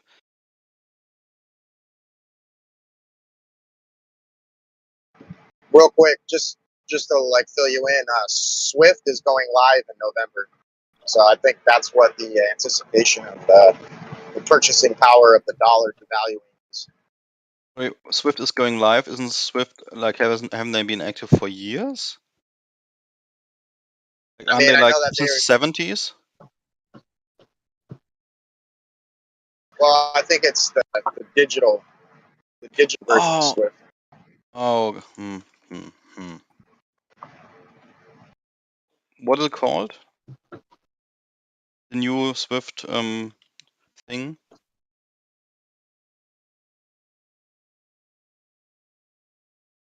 Yeah. In November? Yeah. Didn't they shift that to November 2025? If you mean the ISO 20022 migration phase? Yeah, I think that's happening in 2024 actually. Oh, so they pulled it earlier. Yeah, they're pushing everything forward. Oh yeah, you're right. You're right. They moved it forward to 2020. But it says August. Yeah, go live in August and opt-in basis, and then mass basis in November 2022. Yeah, you're right. Interesting. Didn't catch that one.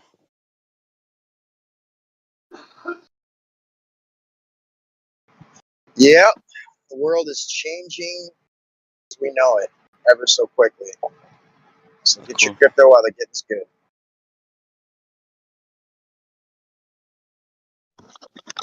But really, it's. I mean, what does this entail? I mean, essentially, it's just. I mean, they already had a digital cross-border payment system, and they just, in a sense, changed to this new United Nations regulation. Just read the protocol.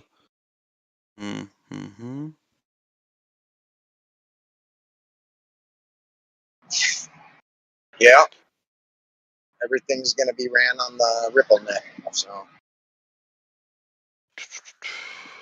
I just found out there's only 11.5% of available XRP. I didn't know that before, so that only makes me more bullish.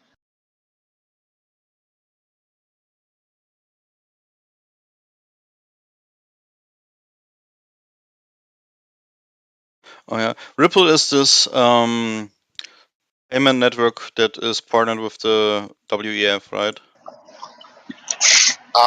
Amongst a whole slew of many others. Yes. Yeah. Yeah, So what do you think about it? Do you think it's a great idea, or?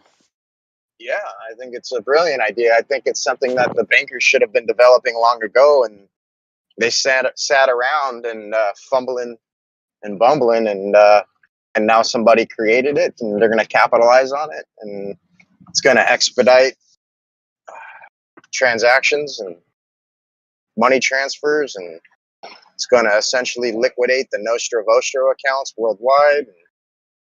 It's going to provide a exuberant amount of liquidity amongst all the world economies. I mean, there's a catch to it, but either way, it's inevitable. Yeah, and so the people of Swift now, they move their own changes 1 year ahead because they are worried about Ripple as competition to Swift. Well, they actually sat down with Ripple and Ripple went over their blueprints on how they do what they do, and found a bunch of hitches in their system and gave them a better format. And they essentially tried to hijack Ripple's blueprints after the meeting, and they're doing their damnedest to try to implement it, but they're a day late and many dollars short of making that happen outside of XRP's network. So they're going to be forced to utilize it in one way or another. I mean, then again, as long as it's government, essentially, if Swift is a government mandated thing in most places, then the banks will just do it, even if there are better ways. So Ripple is mainly an issue because all those sort of Swift-related sanctions things, are harder to enforce on third parties than when Swift, dominates everything. So what's this SWIFT thing? It's an exchange mechanism? Is that what it is? It's how different countries and banks exchange money between countries. Well, that makes sense why the dollar would devaluate. That makes a lot of freaking sense right there. I don't know. Damn. I think India just spent X amount of money on, I think it was natural gas and stuff using the rupee. Nobody wants to fucking use the dollar anymore, bro. Like, it's going away.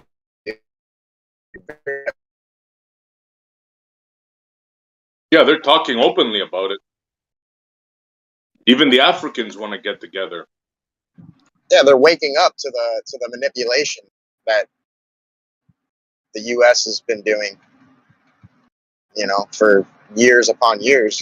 It's gotten so apparent to where it's like it's unavoidable at this point, and the only thing to do is decouple. So the French finance minister called it, like in the 70s or 60s, extraordinary privilege. Essentially, if everyone else has to hold dollar because they trade with each other in dollar, then whenever the dollar is devalued and banks in the US print more money, more or less, the new money goes to the US economy, right? While the devalued money is held everywhere. So ultimately, dollar inflation is like an extraction of wealth from non-US dollar holders to US banks. I don't know how true that is. Like, technically, Russia holds more currency, US $100 bills, than the US itself. Yeah, but then they lose the most because the inflation devalues the money equally, but the newly printed money arrives first in the US. Because it's, like government spending and other forms of credits from US banks in the US. Because most of the newly produced money is first in the US and then spreads out elsewhere. New money is created out of nowhere, but the overall value of the dollar doesn't change in a sense. Of all dollars combined, and so every dollar that is being held is worth a bit less. But as most dollars are held outside the US, most of the losses are outside the US. But the gain of the new dollars created is mainly in the US, and so that way there's a permanent transfer of wealth from everywhere else to the US, as long as the US dollar is the world reserve currency and the currency that dominates international trade. So everyone is pissed about it essentially. Everyone wants to decouple from the dollar. Everybody wants out now. And that's what they're doing right now. Yeah. Now, another thing, check this out. It makes sense. because of the high inflation. It makes it annoying. More than that, it's gonna deprive the West, mainly the states, of the sanction power. You know, when a country doesn't do what they want, they sanction them. Well, that's gone now. No longer will they be able to sanction a country. Yeah, that's why most countries are signing up on this. One of the main reasons. But Europe wants it too. Europe wants it too. It's just the US that hates it. Of course they hate it. So for example, when USA left the Iran deal, right, the nuclear deal, Europeans wanted to keep trading with Iran because they hadn't left the nuclear deal, but USA basically was forcing them to also not trade with Iran, and yeah, they don't like that kind of thing of the US telling them what to do. So also Exactly Europe my point. changes to other currencies. So it's really not the West, it's the US, because the rest of the West is also pissed. This is all about taking the power away from the US. That's what it's all about. Yeah, but I mean, it's why should the US have the power to tell everyone else what to do? So that's kind of fair. Oh, I agree with you. I agree with you. Yeah, and so does the We rest ain't of got the a lot world. of old money. We ain't got a lot of old money, but we sure got a lot of new money. But Raindrops. there's a good Drop side to it. tops. There's actually a good side Banging for on your the bitch, you thought that. the common American. This is actually good. This is bad for the elites, but it's good for the common American because elites profit from this mechanism.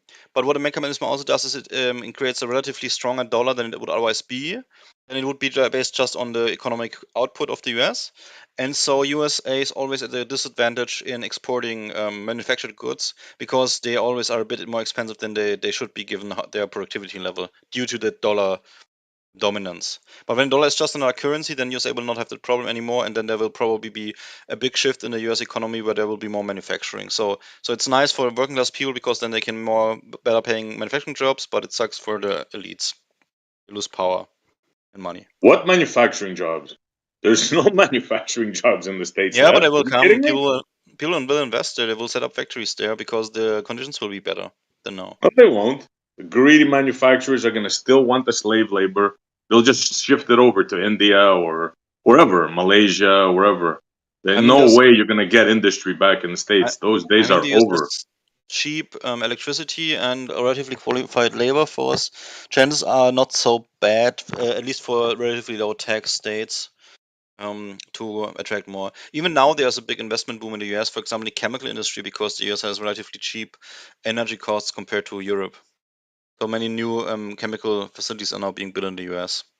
And if the dollar isn't the reserve currency anymore, this will even accelerate. So for a normal American, this is not even something to worry about. It just sucks for the elites. Bro, what are you talking about? The States couldn't produce face masks. They couldn't produce freaking face masks. All manufacturing is gone. Put that through your head. The States couldn't produce face masks enough for people. They had to buy Yeah, them. I mean, that's one thing. So But I I don't know think what you're USA talking still is about, bro. the second or largest manufacturer in the world after China in total output. So yeah, USA is not. I mean, they still have quite some potential to grow it further. Yeah. What are you talking about? Go look around. USA, where the Detroit. Go look at Detroit. It's a freaking ghost town. They used to build cars there. Not anymore. It's like a ghost town. Go look where all the manufacturing was in the South, where they used to make stuff. The States doesn't make anything anymore. Nothing. Go look at anything that you have around you. Just grab anything and look I where don't it's have made at. American stuff, but I think okay, yeah. So USA is currently 17% of all global manufacturing, and China is 28.5%. So yeah, the USA is about 2/3 the manufacturing value of China. Yeah, those numbers mean nothing, bro. You ask the people that are unemployed, all the factories closed. Those numbers mean absolutely nothing. There's no manufacturing left in the States. Everything is made in China. Everything. You don't even have what? You know that you don't have weapons anymore?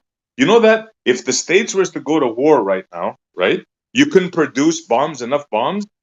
You know that the States can't produce enough bombs to supply Ukraine? Right now, bomb manufacturing, I heard this yesterday from a general, the day before from a general. You can produce 9,000 munitions of manufacturing right now. Ukraine goes through 5 times the amount in one day, apparently. So I don't know where you're getting your info from, bro. the WTO, World Trade Organization statistics. Oh, that makes a lot of sense. Yeah.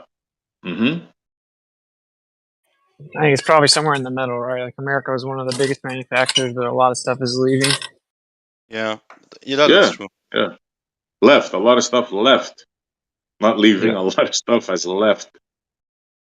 Although Trump, Yeah, but as fake as politics are, like Trump, when he was in office, stuff started coming back. I know people personally that started actually moving some of their manufacturing back to the States, and they have since left again. So Yeah, because you put tariffs. Trump put tariffs and people were coming back and then they took them off again. Exactly. The powers that be don't care about the states. They just want the most maximum profit, and that's China right now. Tomorrow it'll probably India or Malaysia. They got 200 million people. yeah, They could, yeah. China's not going to be it, dude, because we've already gone over the issues with China not having a younger generation to renew the populace, and their manufacturing days are numbered. Yeah, it looks that way. It looks like China's going down, yeah. But as far yeah, as that's a good call with manufacturing India. coming back, it's gonna have to be by coercion, like what Whitsitt said, like Trump putting like tariffs, or that's the only way. Yeah, one thing China's done is they've stolen a shit ton of our intellectual property through a lot of that overseas manufacturing. So that's going to be a future issue for us, you know, in trying to maintain supreme as far as innovation and technology goes.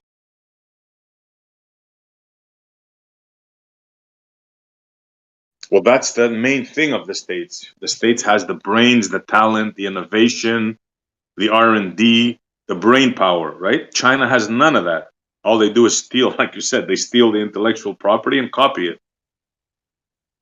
But hey, you can't blame them because your guys' manufacturer gave that to them on a silver platter. Remember free trade? Oh, free trade, it's going to be great. Remember that? Yeah, well, there it is.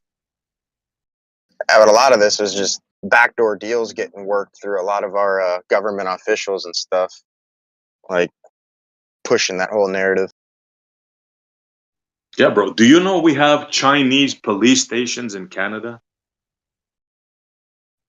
Say they're what? gonna- What do we Yeah, have? they're going to Chinese everywhere. police stations. I couldn't believe Okay, it when I heard it. Going back into the conversation, why do we have Chinese police stations in Canada?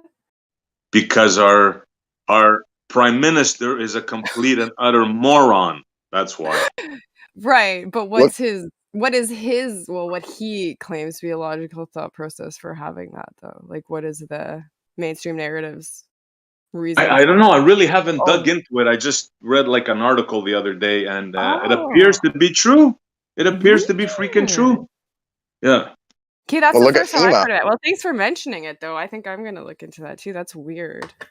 Look at FEMA. Yeah, FEMA's already implemented other nations, you know, in support of other nations. So like if we had some gnarly disaster here, they would be sending in troops from other countries like Russia and China to come on a US soil.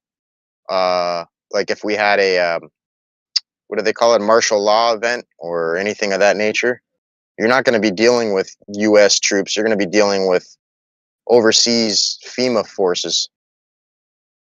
Touching on that for a quick second, the craziest part about it is what SE just said with the Chinese quote police that are apparently in place in Canada is that let's say the United States of America faced something like that.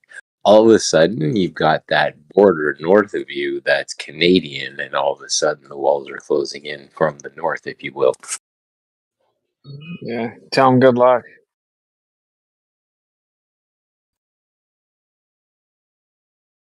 Dude, on the ground invasion is going to be tricky, bro. You're going to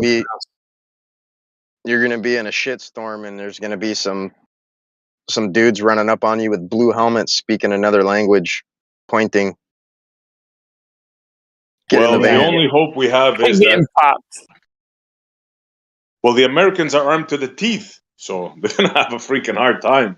That's what I'm saying, bro. Yeah. On the ground invasion is not feasible in the U.S. Despite the dire state our country's in. I have to do something else. Yep. And they are. They're going after the kids. They know they can't do an assault Exactly. on the states. Yeah. Do you Exactly. guys Yeah, see? you weaken the younger generation to the point where they're, can't think for themselves. They're against guns. Like, they don't even know how they identify.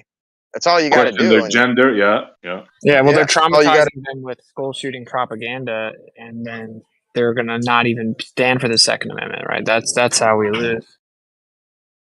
Yeah, yeah. I guarantee 90% of our population probably couldn't even, hunt a deer or know how to deal with it out if they did kill a deer, like how to skin a buck or clean it or just any of the normal things that you would have to have without, modern infrastructure, just the basic necessities. Like, people are so fucking dumbed down, dude. It's really scary when you think about it. I mean, I think that 80% of people in America under the age of 25 don't even know how to shoot a gun. Period. So, Let alone clean one or deal with a jam or any of that. yeah. Do you Yep. guys think there will be soon a war over Taiwan between the U.S. and China?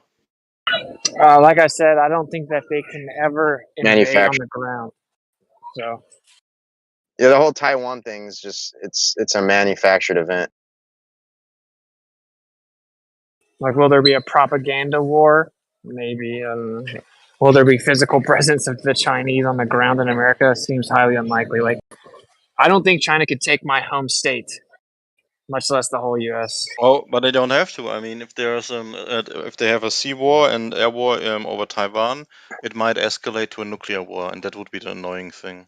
You got to remember, John, all of the governments worldwide are in the same club. They're all against the free citizens of the world. They're only trying to create the red blue paradigm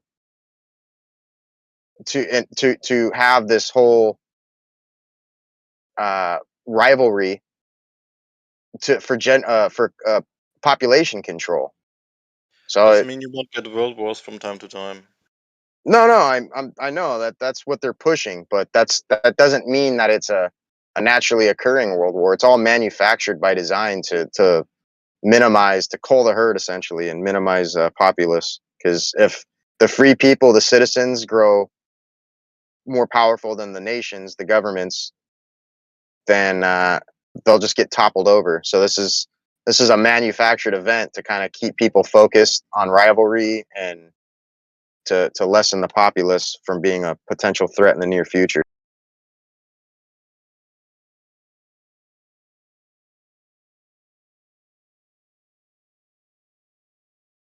There is no China versus US or China versus Taiwan. It's all fucking dog and pony show, bro.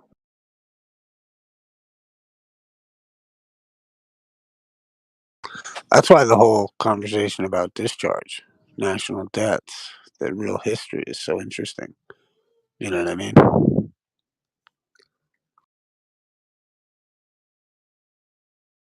Because I think they're going to inevitably have to discharge the debt that China owns. This is the way they've had to go about doing it. You know what I mean? Like, I don't think it's going to be as crazy. I think it's going to be tumultuous in the news.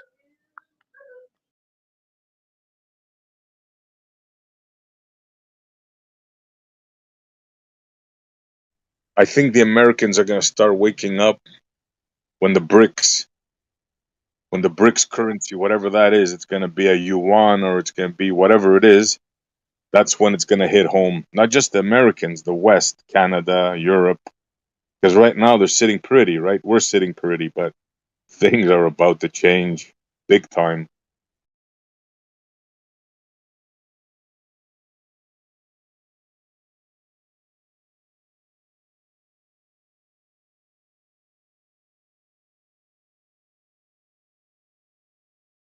And if you hear these guys talk, man, they're like, you hear the hate in them. You hear the hate of the West. They freaking hate us, and the fact that they have to use our dollar and this and that. They have big time resentment. Have you ever heard of George Soros? You're kidding me, right? I'm Yeah. asking. Yeah, Yeah, you of heard course.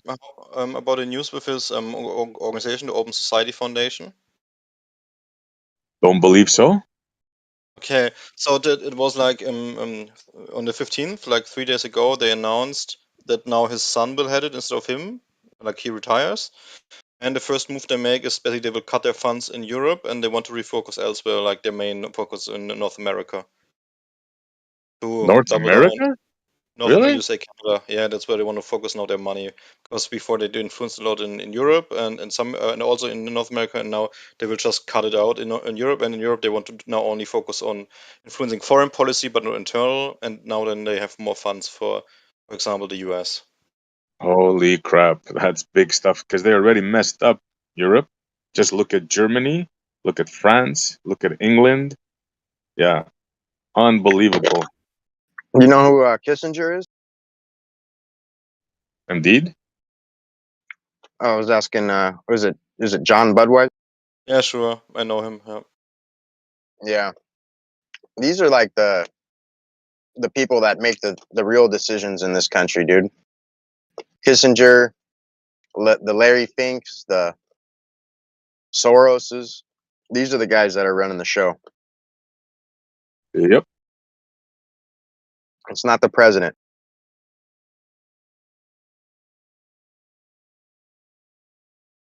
So you got to go a step further and say, but they're not really running the show.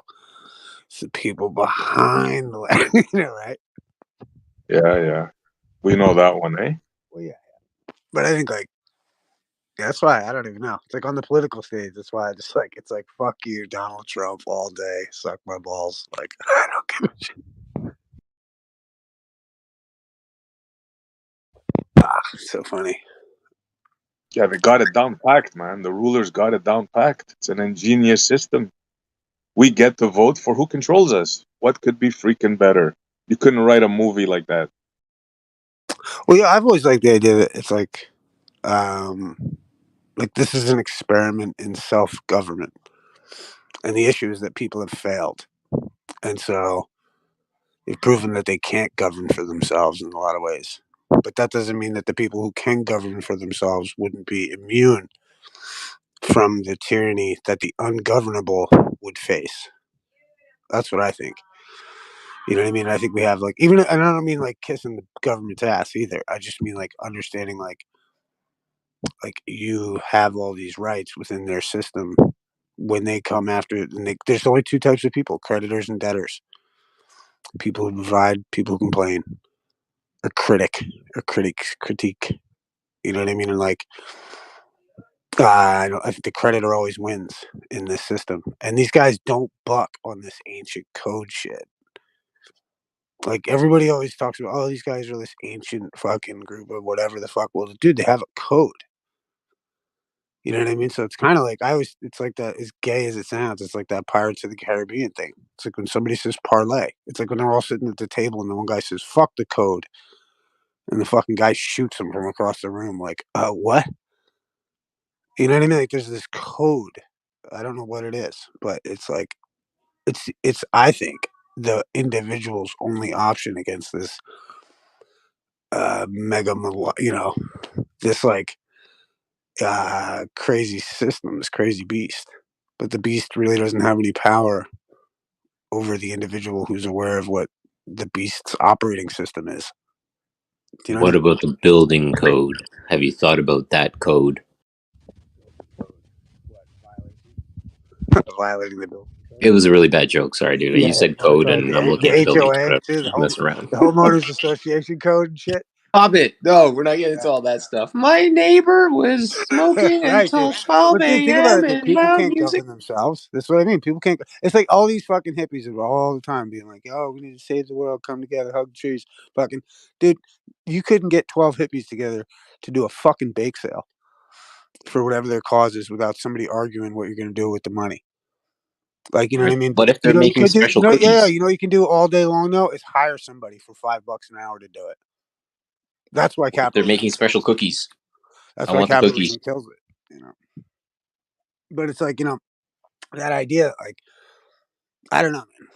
I think self-government is key. Understand our system is built upon self-government. They're trying to knock that one little precipice off its fucking thing, and when they do, that's when the technocracy is going to be terrifying, or has the potential to be. Because even then, I don't think they can buck the code. They can't buck the code, which is that you are a potential prodigal son returning home, and so they have to ask you, "Excuse me, who are you?" They have to you have to condemn yourself. Like the 13th Amendment says, there's no involuntary servitude, but you can fucking volunteer. And if you volunteer to be like a U.S. citizen, let's say. Well, what did Jesus say when he was asked who he was by, what was it, the Caesar?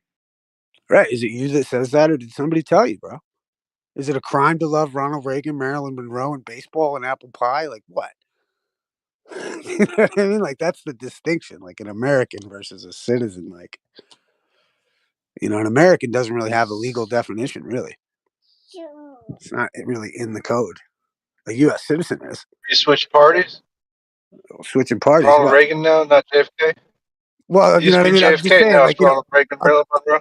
I'll rep Ronald Reagan in light of like Americanism. You know what I mean? Like the idea, like, we'll just disregard Iran-Contra. But I'm just saying, you know what I mean? America, like, Marilyn Monroe. I mean, shit. Even she was killed by the CIA. Who the fuck knows, right? Why not go for Jane Mansfield then? Right? I don't know. Yeah. Ronald Reagan, the actor? Right. That's exactly the reference.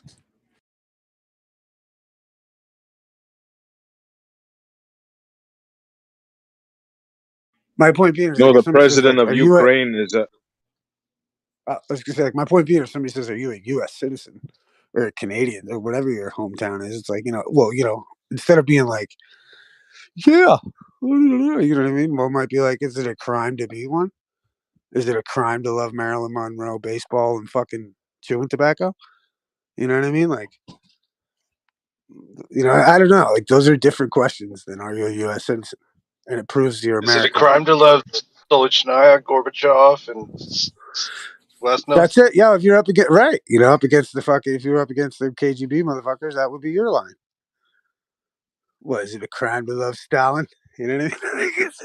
They're like, yes, it is actually. You're over there, but like, I just think there's alternative lines of questioning that is inherent within the code that you're allowed to ask.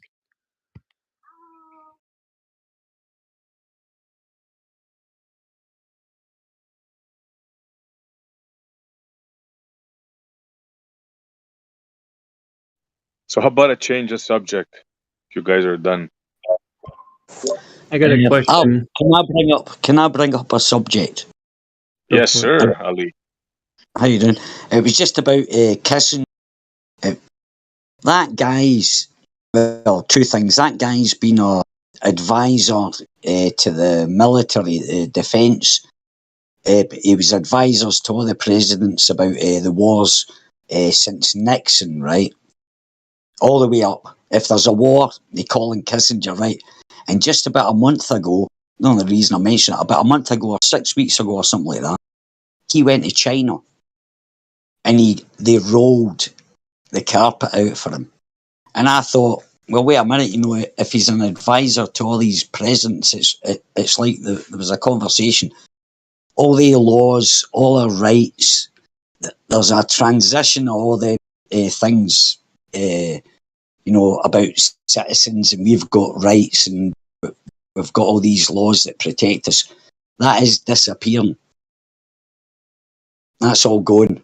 So I know at the moment it's okay to think, I'm a human, all that kind of stuff. But that stuff's going out the fucking window.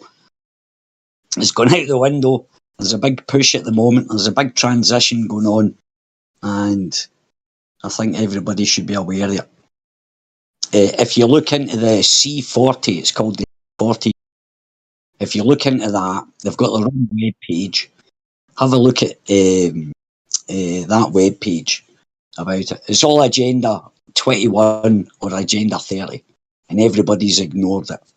up until now, but now it's happening. 15-minute cities and all that kind of shit, man. It's coming.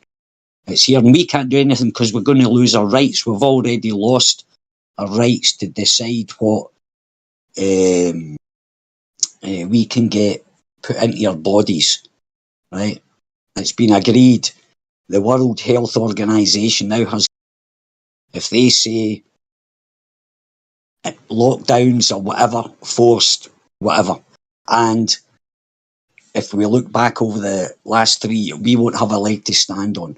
We'll be forced on it. They've got everybody programmed for it.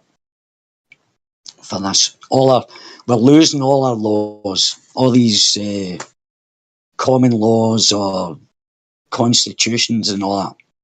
Biden signed it away. He signed it all away. He signed away the American right he proposed. Gave the power for healthcare over the World Health Organization.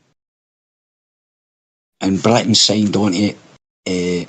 The Scandinavian, Germany, Hungary, blah, blah, blah, blah, blah, blah. They've all signed on to it.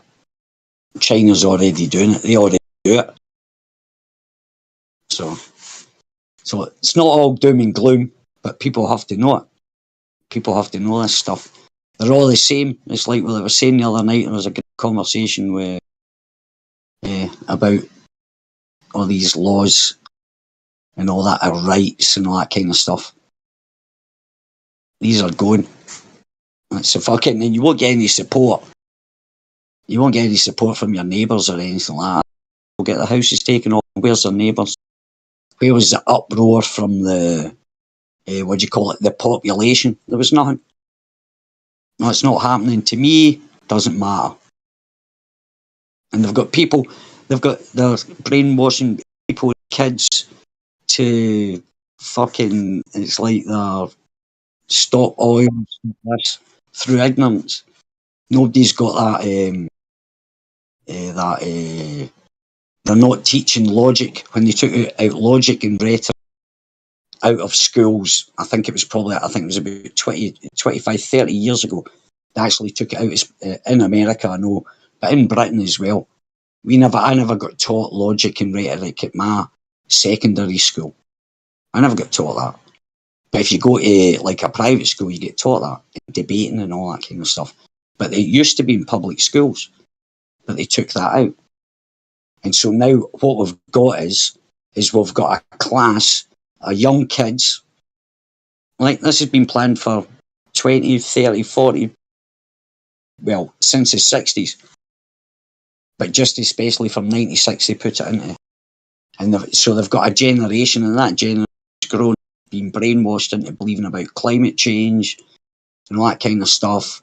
All this energy, sustainable energy, and stuff like that. And you can't even tell them, by the way, the stuff that make the batteries, have a look at the mines. They don't care. Like, this stuff's getting produced. They've been brainwashed. And these people, the young politicians that are coming up, my kids, my son isn't, but a lot of my son's friends believe in all this.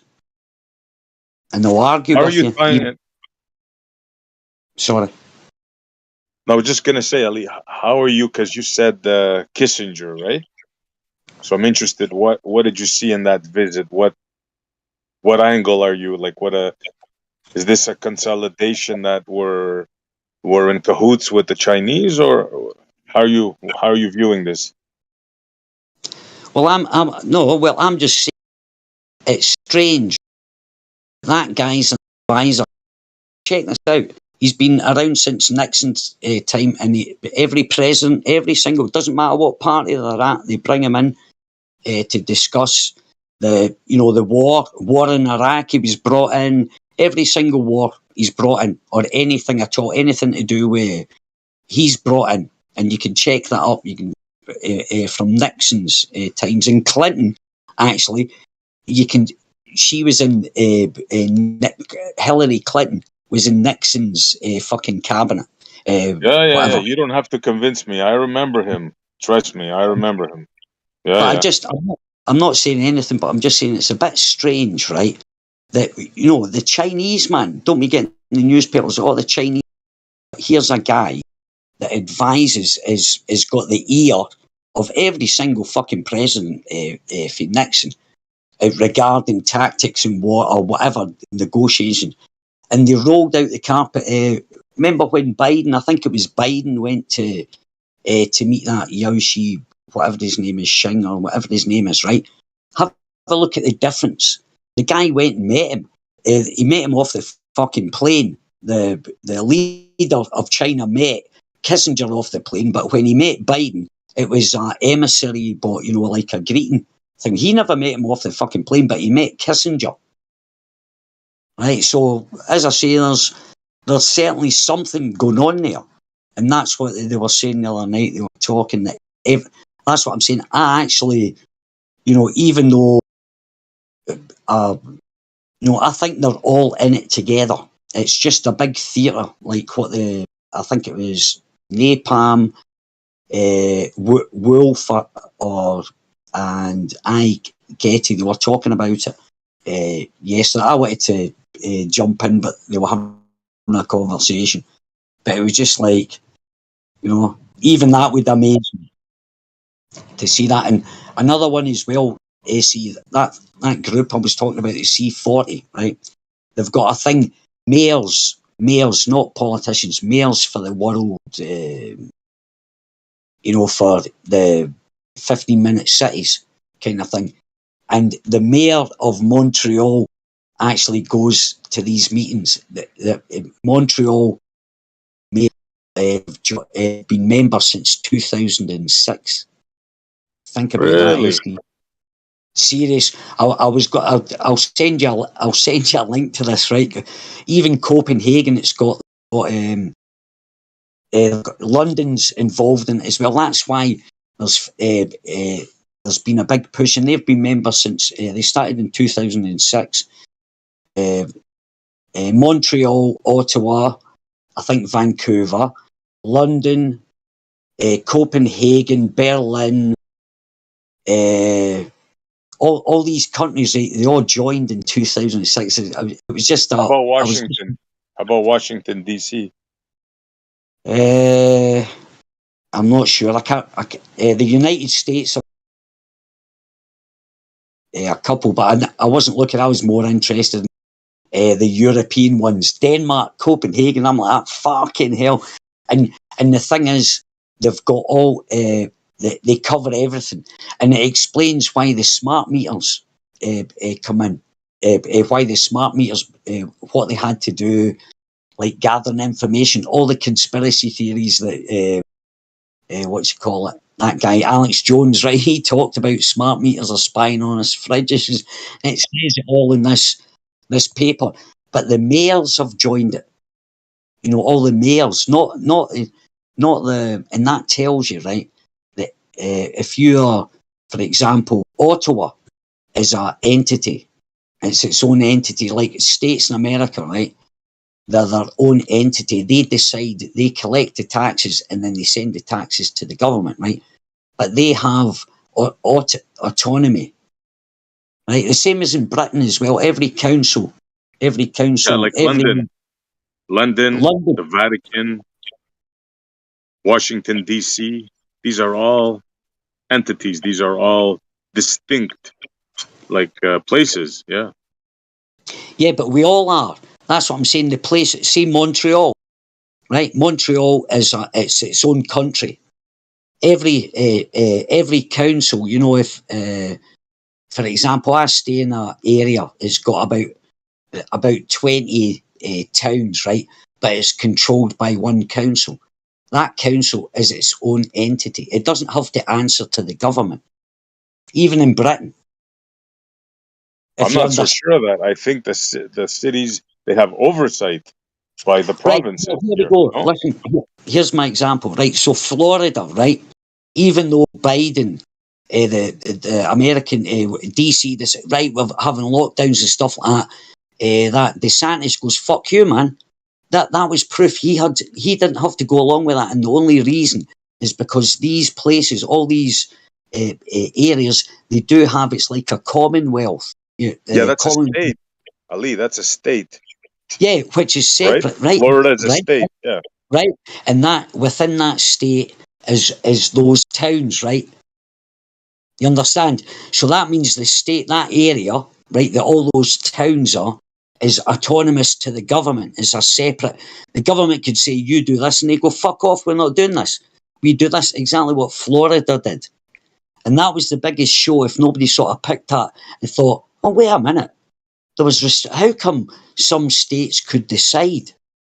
Now that tells me straight away that that state, right, can decide when the federal government or whatever the government says to that state, they say, right, we're imposing this. That government, if they wanted to, could turn around and go fuck off. You know, and then what would happen?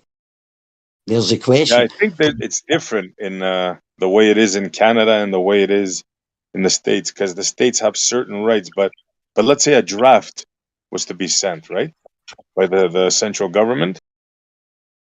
The states couldn't say no to that, right? There's certain things like that the states have to obey. I think that's the way it goes. Right, you're supposed to obey the federal, like, can't supersede the federal, but the federal can't supersede the Constitution. So that's where that kind of falls under. Right, That's the right. Constitution. Yes. Right, and so the Constitution is all about your, and that's it's a grey area, but that's how I see that. Oh, your I know God-given right. Yeah. That's how I look at it, sort of, because I was seeing it's the same in when our right. For example, the Commonwealth, the New Zealand Commonwealth, right? And I heard the King quote this, the King of Britain. He explained, he even said, King Charles, it was someone go shout or ask the question, oh, why can't Australia leave the Commonwealth? That was Australia or New Zealand, right? And he turned round, and I think it was in World Economic Forum. It was one of these big things. And he explained exactly.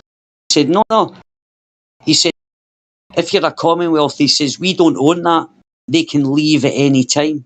Meaning that the only reasons that they stay within the Commonwealth is because the government of that country have decided not to leave it. Right? Because if you look up it's like listening to what he said. He basically said, no, they could leave. I could guarantee you Australia, if they had a vote saying we want to leave, that vote's never been given. Or New Zealand or Barbados or all the places, all these Commonwealths that Britain owes, their government or that state or that land there could turn round and say, no, leaving now. And there's nothing they can do about it because a Commonwealth doesn't mean own it, kind of thing. And that was King Charles or Prince Charles stood on and pointed that out as an argument, saying, no, we don't force anybody to Commonwealth. Canada's still a Commonwealth, even though they said they got independence. They're still part of it, like America and all these places.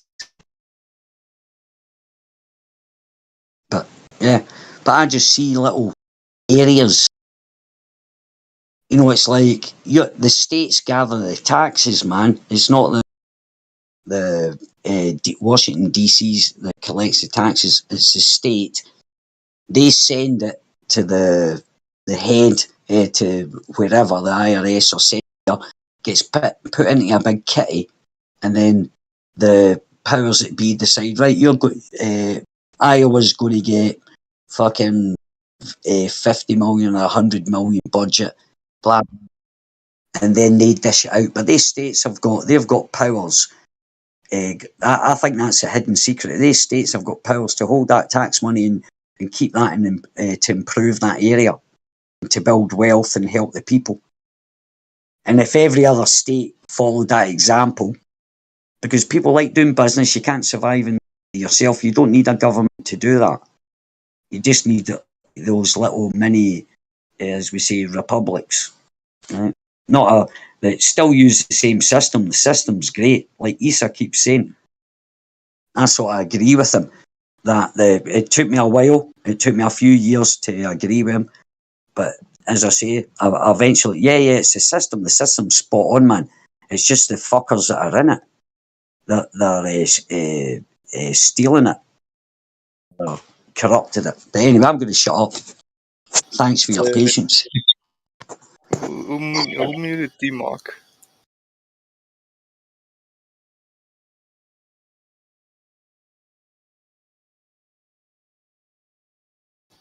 I need D-Mark in my life. Can barely hear you. Who? I think he said I need DMOC in my life, but my question, it's a side question, has to do with recycling. I heard that the United States no longer is able to ship our recycling to China. So my question is, well, what are they doing with it? Like, it's just getting buried. Does anyone know? Yeah, I seen a thing on that. Recycling is a sham. There's places where they have tons and tons and tons of paper, plastic, all kinds of stuff, and they're doing absolutely nothing with it, just storing it. Yeah, I saw that the whole plastic game, like, let's put things in plastic containers and plastic bottles, like how they sold all of us the idea that this is going to be great, and the recycling program was to offset the damage from the plastics. But yeah, we never should have gone plastic. Yes. Yeah, I agree. I'm a bit funny about plastic myself. Whenever I buy anything in a glass container these days, I'm always amazed. I'm like, oh, look at that. It's like it's fancy. But I do love that bit on, George Carlin, where he does the Earth Wanted Plastic. You can remember that? It's such a good bit. Maybe the Earth wanted plastic, Ron Boston Bear. Yeah, I heard that. He's pretty funny. What I like about what you just said there, Andy, is the glass bottle, and you thinking yourself, isn't that fancy? I would love every time I pick up a glass bottle to hear Andy's voice say, isn't that fancy? That would be awesome. Though I didn't do your accent any justice in saying And fancy. I do that, Kiwi. So I'll give me a number, I'll text you. Wicked. I'll video you next time I'm buying something and you can say to me, isn't it fancy? And I'll record it. Awesome. Thanks, dude.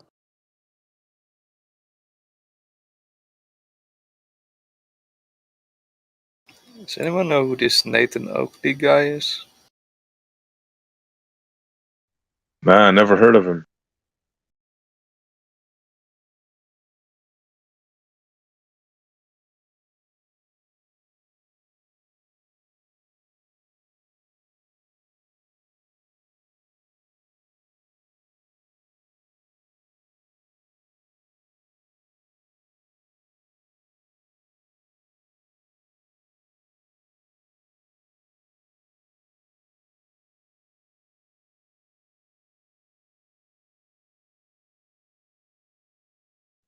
So I have a question for everybody.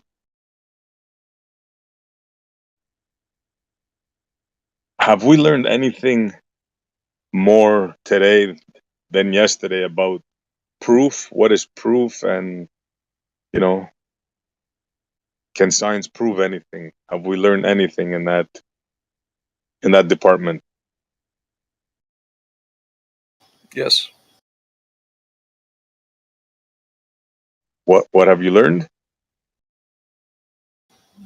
That science proves stuff. That science proves stuff. Okay, yeah. I will agree with you on that. Okay. Okay, so let's ask this question then, SC. What comes first, the observation or the science to prove the observation? The observation. Okay. Let's break down the word science. Science is the acquirement of knowledge, right? Okay. Okay, so you wanna learn something. So, okay, we have the natural sciences that they say, right? You observe something in nature. Is that what you're talking about? Yeah, exactly. It's the idea of what we're observing. The thing, does the thing exist first, or does the science to prove the thing have to exist first? Well, that's easy, right? You get what I'm saying in my little roundabout way of pointing it out? Yeah, of course, the thing has to be there in order for you to, talk about it. Exactly, on a science level, right? The thing has to exist first before we can put the science to it. So again, cutting straight to the subject matter, the drop over distance has to be there firm before we can put a 7/6R to it. In my Absolutely. opinion, anyways. Thank you for that edification, Essie. Appreciate it. That's simple. Yeah, that's simple stuff, bro. Absolutely. Nobody could disagree with that. The thing has to be there for you to predicate on it, right? Obviously.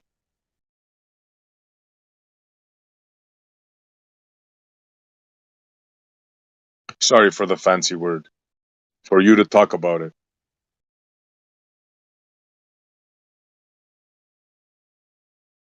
No, there's no stress there. 100% in line and totally agree with your sentiment. The way that you mentioned it, it's unfortunate because people who tip their hat to a globe model would strongly disagree with that.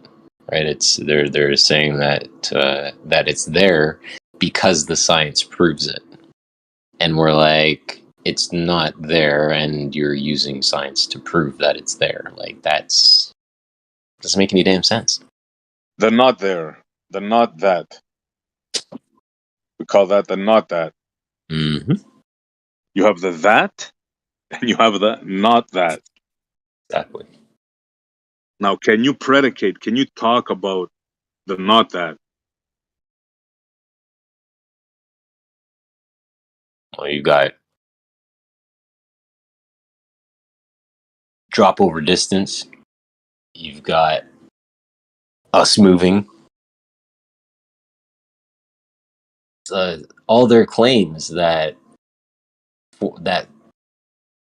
prop up their model that we can't seem to find. Again, the idea that an invisible force keeps everything in its place. This magical invisible force called gravity. Now, we don't disagree that there's definitely a bias, whether it's up or down, associated with the thing that you're observing. There will be some interaction. But it's the series of leaps, bounds, and jumps that it takes to get to the point of stating that this place is actually round, i.e., the sun is stationary, i.e., the sun is spinning, and then to boot, we're also spinning and we're rotating around something at the same time with a claim of 1,000 miles per hour at the equator. There's things that don't seem to show up. That would be the not that. That would be affirming maybe the not that. Would you call that an accepted contradiction, maybe? Well, that's just it. It's like someone went in, a Glober went in on a description, or the description of the model, and they let in with the tilt, the claimed 23.4 tilt, which, I mean, 90 minus 23.4 just happens to work out to 66.6, which is pretty interesting, but I don't have to sidebar too hard on that. With respects to the claims, though, it's like, in order for me to listen to your spiel, I literally have to accept your claim of this tilt first. And if we want to be really hard-nosed about it, keep their feet to the fire, the first thing you'd have to do is prove the tilt in order for you to accept anything that comes after that initial preamble that you rendered, i.e., there's a tilt, blah, blah, blah, blah, blah, blah. Yeah, the tilt, their explanation of seasons. They think they can just say tilt, right? The not that. That's definitely a not that, right? And make that not that equal seasons, for example. So then I ask him, well, how is that possible that you can have a globe, right? The dogmatic globe, which has two frozen bits on the top and is melted in the center. You ask him the reality, bringing the not that into the that, and they just melt down and go mental. See what I'm saying? Their tilt just disappears. Yeah.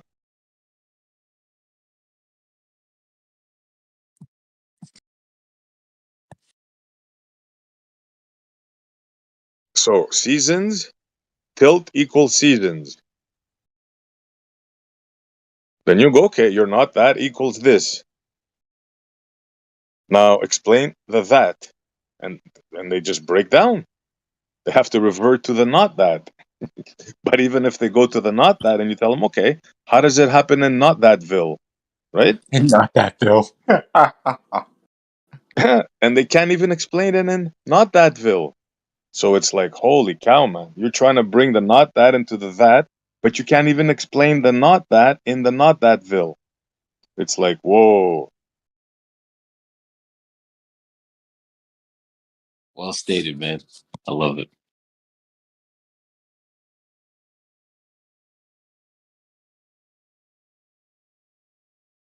Yeah, that's why this proof thing fascinates me. Even from a long time ago, it fascinated me. It's not just now. But now people seem to be talking about it. And yesterday's quote unquote debate, that's why I'm asking. I guess it's in people's minds now. So I'm asking, did we learn anything more about proof? Anything less?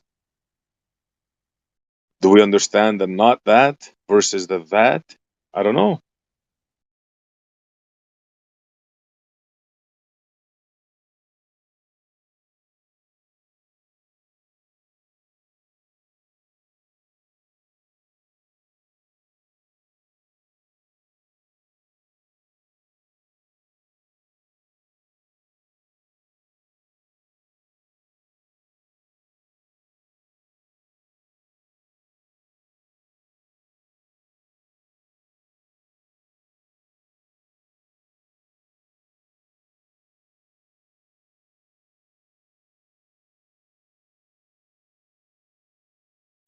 Oh boy, I just seen the first geese flying south.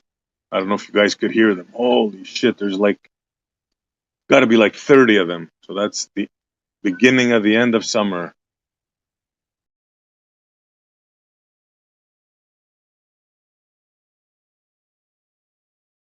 Does it snow where you are, SE? Oh, yeah.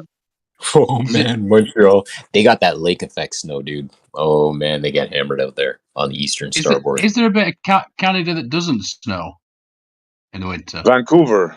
Right. Yeah. Yeah, they get rain instead for saps.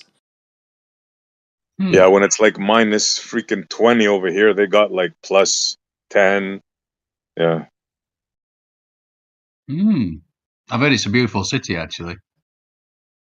Vancouver is like really beautiful. Yeah. And there's an island there where there's like trees that are like 1,000 years old. Yeah, it's amazing. Yeah, I think it's called Vancouver Island. I'm not sure. I forget the name of it. Yeah. Yeah, I think so. Vancouver Island. Put it this way: if you go to Vancouver and you ask, "Hey, where's the island at?" you'll be able to find it for sure. Yeah. I've had 2 separate invites, so I ought to take them up. You know, one of them's Platter. You know, on 24/7. Platter. Sorry, that's what I call him. Platter. Yeah, man. Platter's my man. He's like 20 minutes away from you, dude. Yeah, he's like. But he's in Toronto. He's really keen for me to go over to see him. I don't know. It's a bit weird, actually. I'm like, oh, okay, dude, all right. But yeah, I like it because I don't know. He seems a nice guy, and he teaches French, and I don't know. I always like when people speak other languages because I think it gives them a different perspective on the world. That's why I tried to learn a few myself, and then I get bored. Like when I started learning French, I got, and this is a long time ago, mind, when I was a teenager. I don't know. No, it weren't teenager. Probably 20s or something. I remember we got to this place where they use a different. So basically, I've probably explained this before, so I'm sorry if you're hearing this, but again, basically, when they ascribe a masculine or a feminine to a thing, there's no real rhyme or reason to it, and it pissed me off. It got to me a little bit. Anyway, it's ridiculous, I know, but it's like a male ashtray. No, never mind. But the point is that I was lazy, and I was just like, oh, I just don't even want to bother. But Spanish, that's the one I should learn. So if I'm learning Spanish soon, you'll know why. Because it gives you way more access to a lot of places, communication wise. So yeah, I'm gonna do that. Hey, Gemsy just joined. So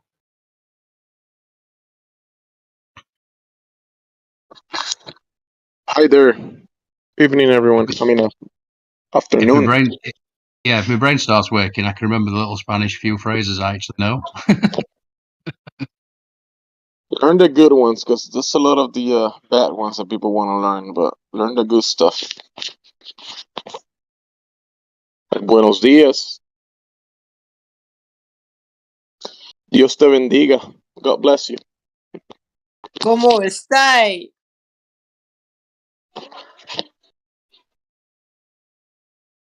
Sí, bueno.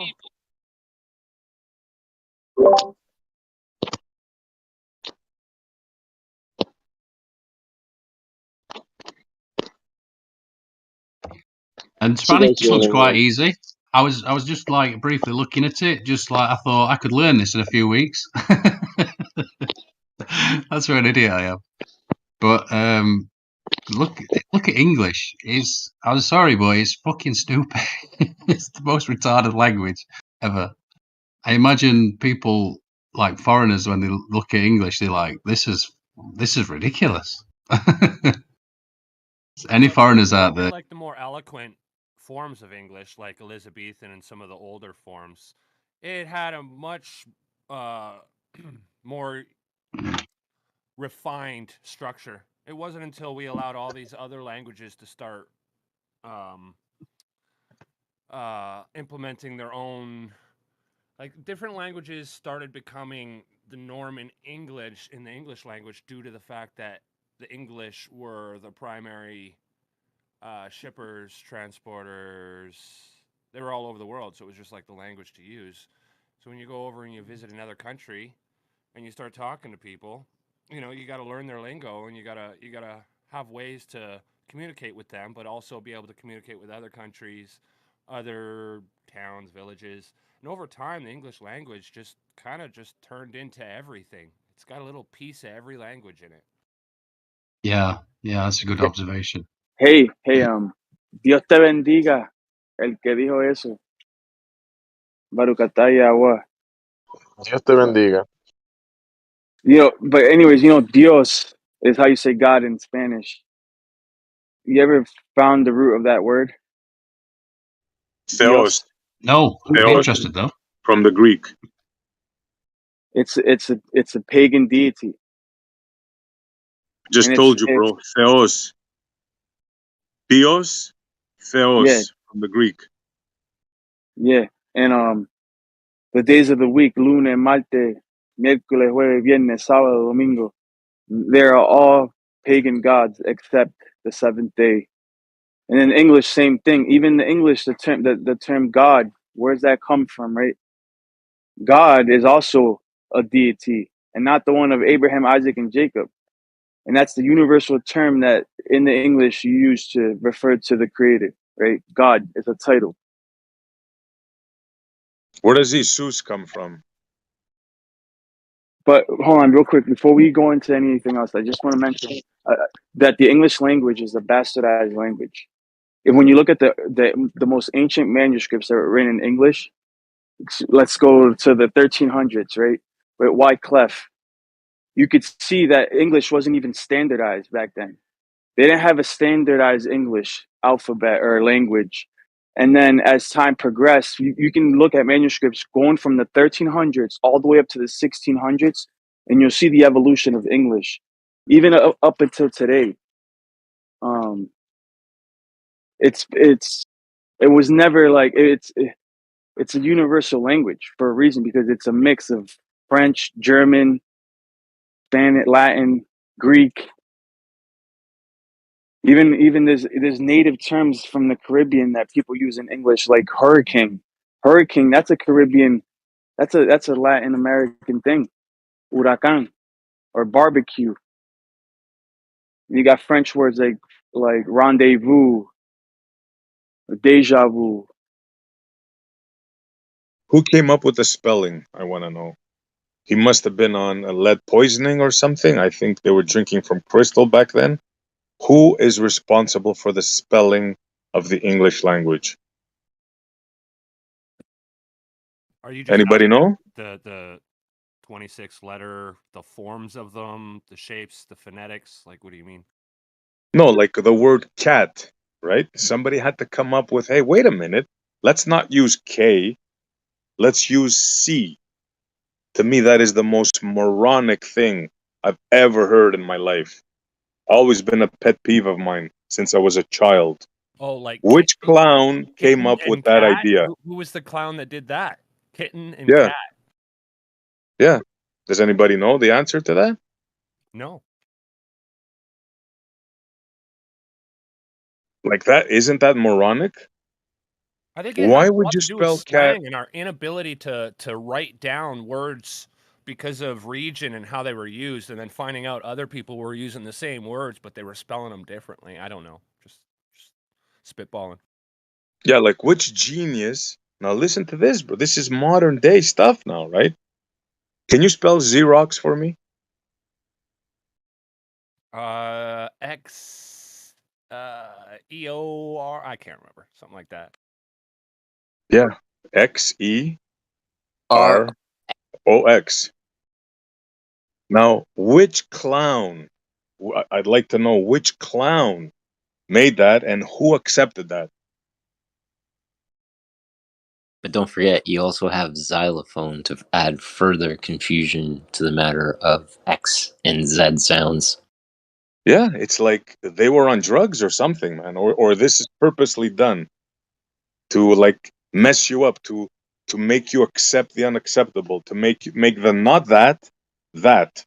I think it's part of the magic in the English language. Maybe they were taking mushrooms. They had a spelling bee contest while on mushrooms. Maybe, man. Maybe. To me, that's the weirdest thing. How do you spell Kate? Which one? You got Kate, and then you could probably like slice it up 50 different ways, because I mean, spelling of names seems to be a bastardized thing as well, right? Because you got Kaite, Kait, Kate. Yep. Well, I tell you, It does make sense, though. Sorry, Ron Buster, but I'm You're just going good. to say it does make sense, and if we think of it in terms of evolution, of different peoples coming together and sort of having a mishmash of, like, it does make sense in that term. Well, that's the way it makes sense to me, anyway. Sorry, JT. Go. How? Oh no, you're How good. does cat being spelled with a K with a C instead of a K make sense to you? How? Well, listen, Which blending of which cultures produced that? I've said many times that I don't beat yourself up about, because my spelling's pretty awful, still pretty awful, and I've made my peace with that because I realise that English, the mutt of a language, it really is. Anyway, carry on, Boston Bear. Oh, I was just going to mention in this whole truth-seeking journey, I've realized that the English language is pretty much the weirdest, and there has to be intention behind the dumbing down or the how confusing English is. Because if things evolve, I think they should evolve to better and better. And it's spelling, and if you think about like spells cast on people, or if you think about the power of our words and what we mean, and we're trying to communicate even now in English, and a lot of the times there's confusion in what you mean by that. People don't know what is up and what is down. Then you got the globe saying, oh, it's all relative. Everything has to do with us being confused and dumbed down. Yes, like the word mass, right? The word mass. Exactly. I think that's part of the. It's part of the spell. It's part of the conjuring they did in the. It appears in the late 1800s. All this mishmash of philosophy, math, geometry, all this has been like whitewashed and changed and manipulated. Yeah.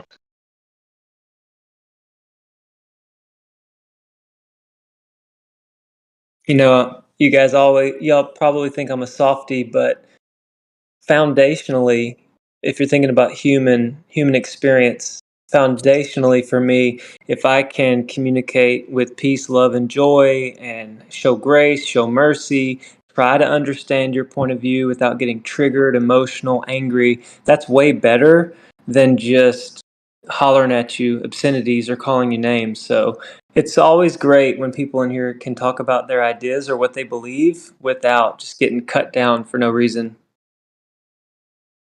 Lies. Well stated, man. Very well stated. Absolutely, bro. Yeah. I didn't was really chuckling talk to about myself it. yesterday because I was I was swearing a little bit, and I don't swear. I used to swear like a sailor. I used to have a little shtick about it where I'd be like, "Oh, I love language, but luckily, my favorite words only contain 4 letters and that kind of thing."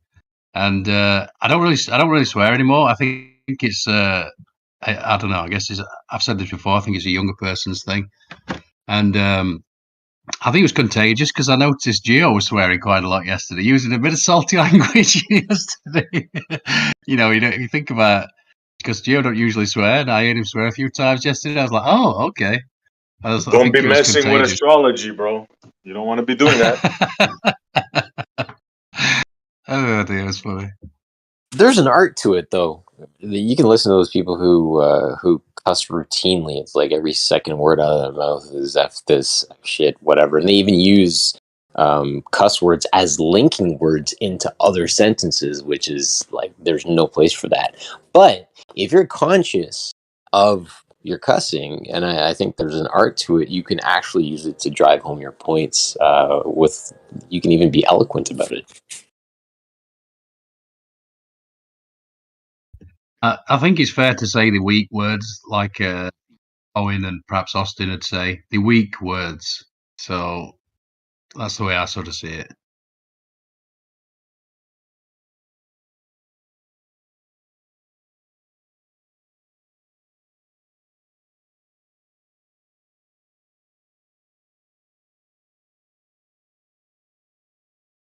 So, what's the topic of the day?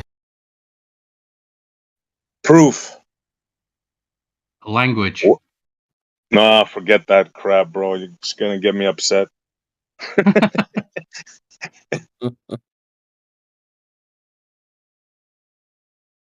I'm just kidding. Whatever you guys want to talk about. But if it's language, watch out. I'm in the mood, so be careful. I've got a Yeah, I question. think it's. Go on then. So you know how in science they're all about quantifying things and having the numbers and having the math and having the proof.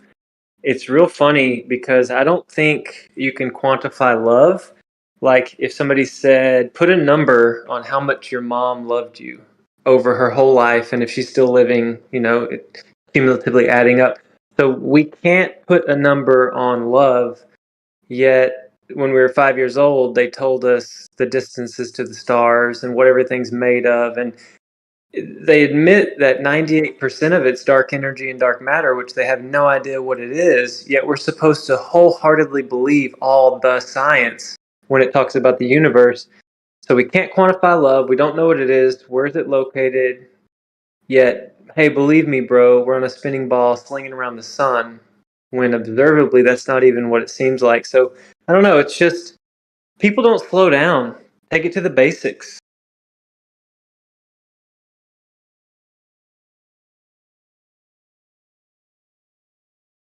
I just seen this quote in this book I'm reading. Just funnily enough, it's pretty cool. This says, Love is infallible. It has no errors. For all errors are the want of love. William Law. Isn't that good? Yeah, it's powerful. Should post that. Why do people accept the ridiculous?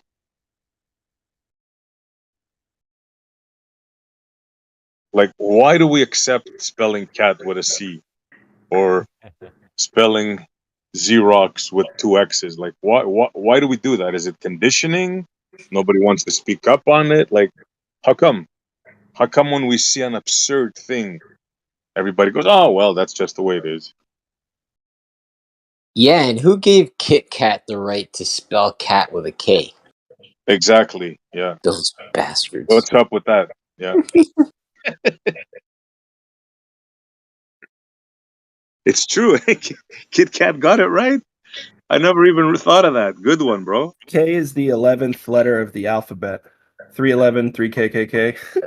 I don't know what any of that means, but you know, KK. And you guys know my name, and well, it starts with a K. Killian, let's go. Could you imagine if they spelt my name with a C? They might have called me Cillian. Cillian. Silly man. Oh, how would you have even gotten through fucking school? Silly Dude, man. my last name is Weeks. Eekes. I barely made it through. My number one going joke was Gilligan is weak. I'm like, bro. Oh no! Holy shit! No wonder you put on so much muscle. Hey. That wasn't a roast either, Killian. I put on muscle because I was insecure, made insecure by bullies. So I get it. I had the same issue. I'm not saying you're insecure. God damn it. I'm sorry. I didn't mean to do any. I'm saying I feel you, dude. I'm sorry. Fuck. So is that like a way to condition us? If they can make us accept weird things and spelling, and is that another way to make us accept other weird things, like when they point the lights in the sky and they say, well, that's that, but it doesn't make sense to us, but we accept it? Is that part of the conditioning? Definitely. Yeah, There been are like going- little pilot shots. I'll just say real quick, Boston. I'll do better after this. They're like little pilot shots. They shoot them out and they're like, let's see if this one sticks, and it does. And they're like, let's go. Sorry, Boston. Go ahead, dude. Oh, you're good. We're just all sharing. So the problem is, for hundreds of years, I'd say seems like 500, this whole thing got started where they targeted the children, and before they could really reason or appeal to logic, they just told them, like you were saying, Essie, this is how it is. This is how it is. This is how it is, and they just grew up. And to go back and change it, and now say, no, let's see what reality is. The masses say you're a fool. Why would you question how it is? Because they said it. That's how it is. So that's how it is. And if you're looking into how it really is, now you're an idiot. That doesn't make any sense to me. Well said, bro. Yeah, they reversed it. Yep. The ones that question are the nut jobs, and the ones that accept are the normal ones. Yep. Quite ingenious, I might say. Quite ingenious.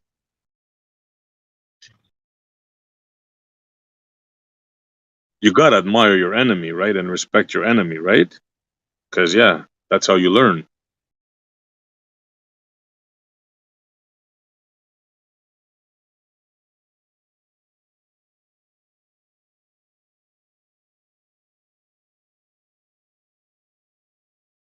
Kind of like the 666, the number of the beast. They're gonna tag us. We're all gonna accept this thing in us, and we're all saying, "Oh, it's crazy. I'm never gonna accept that." Oh, really? While you were asleep, not only did you accept it, but they made you pay for it. I'm holding it in my hand right now. What a hypocrite, right? I'm holding it in my hand right now. The number of the beast, the mark, I accepted it and I'm holding it. We all got marked. We're all marked without even knowing it, and they made us pay for it. How do you like that? Well, that's a deep thought right there.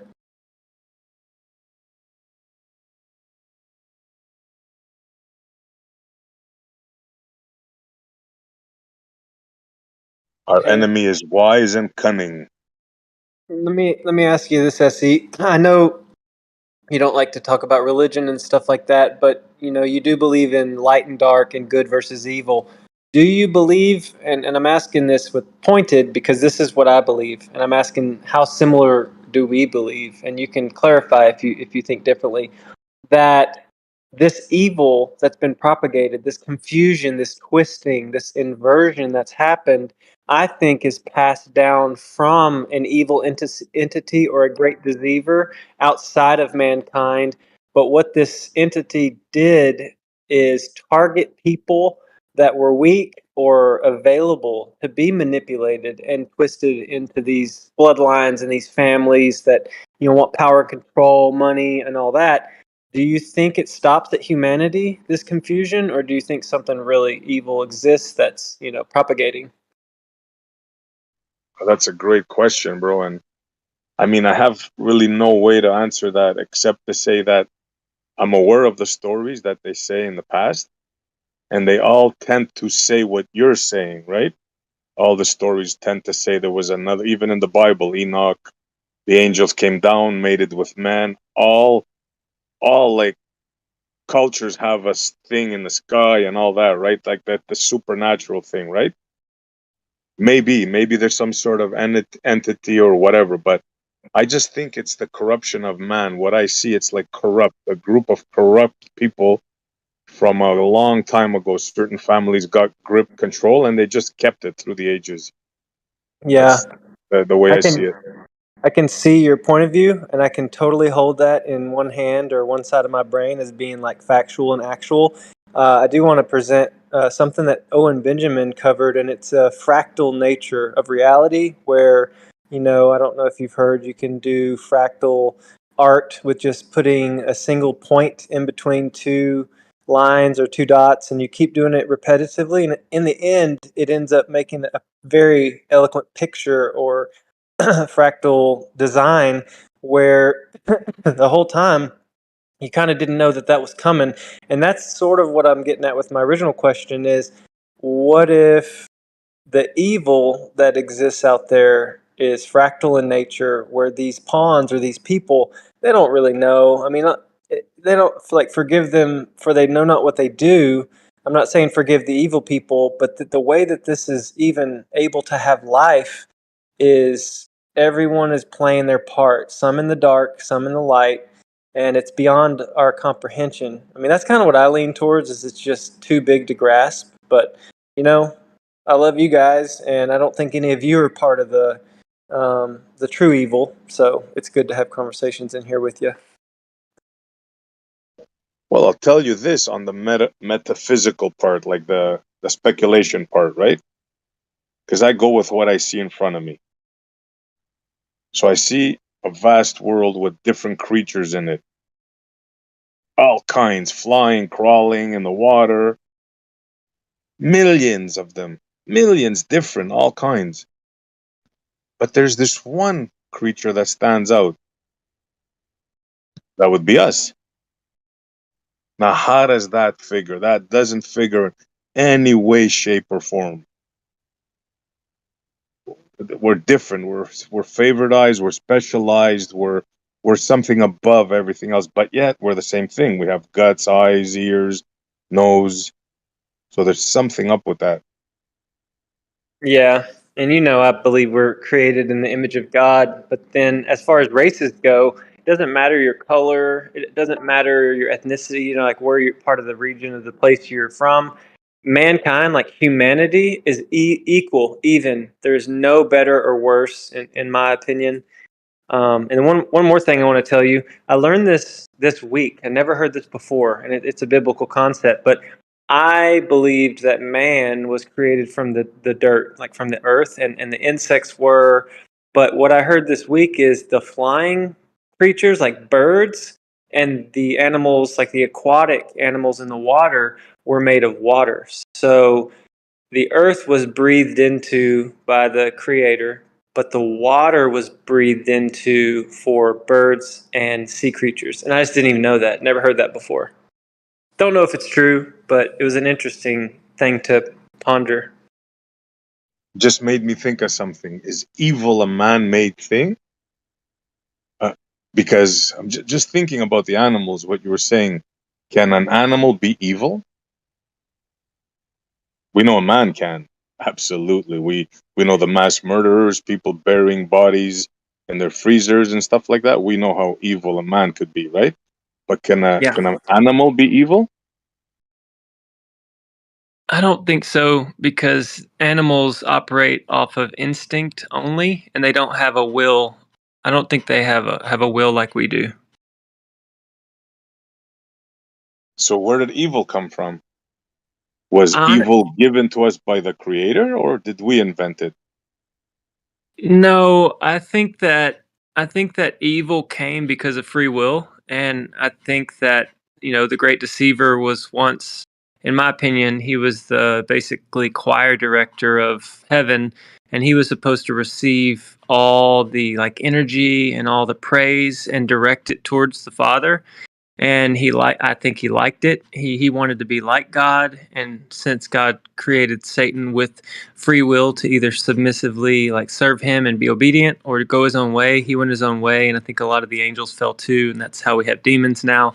I know it sounds like a fairy tale, it's just what I believe, but um Adam and Eve were made in the same way. They were made out of the dirt, and there was no sin, there was no evil in them, but they needed not to do the one thing, and they did the one thing, and then corruption and brokenness came into all of creation. But I do believe it'll be restored fairly soon.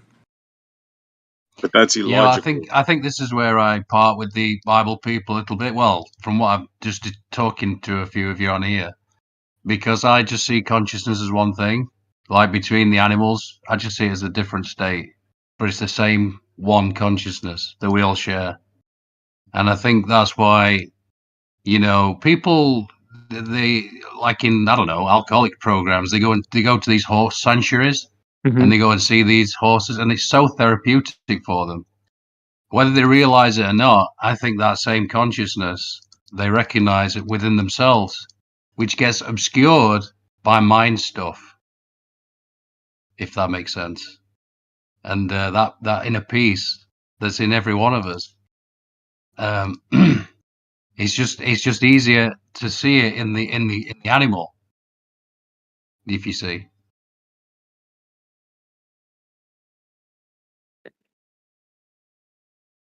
Yeah, like life is beautiful. Life is beautiful in birds and horses, and life is beautiful in us. And it can be therapeutic to have like a dog or a cat that is helping someone with PTSD. And like I said, I'm not trying to get anybody to believe like me or join my camp. It's just where I've kind of funneled down through the years, and I appreciate and I value everyone's belief system, whether it includes the God of the Bible or not. It's not a threat to me if you don't, and I don't think less of you if you don't. So that's where people usually are like, "Hey, bro, you're pretty cool. You're not forcing religion on me." I'm like, "Hey, man, that's not my place to do any of that."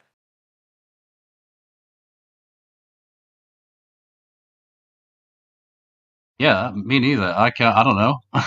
I'm just muddling my way through like anyone else, and just speaking about my experiences. So yeah, it's all good, dude.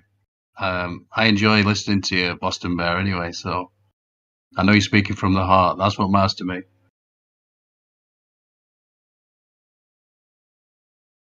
Appreciate that, dude. I always know you're authentic and real, and you're just bringing what's on your mind too. That's what Discord's all about. Yeah, it's usually garbage. You can just scrabble your way through the garbage. Occasionally, something good might come out. I don't know. It's not though. You got laughter, you got a great accent, you got clarity of thought, you've got insight, you got wisdom, and I can glean things from you that I had no idea. Just like Se, I listen to Se a lot because of his accent, his wisdom, his knowledge. We believe differently from a faith standpoint, but that doesn't mean that he's not truly valuable, amazing, and has something to offer. So. And Killian as well. I'm always liking what Killian's saying. Yeah, I just have to take a second to agree with you. Me and SC, we don't believe everything the same, but he's a great guy. Shout out Rob.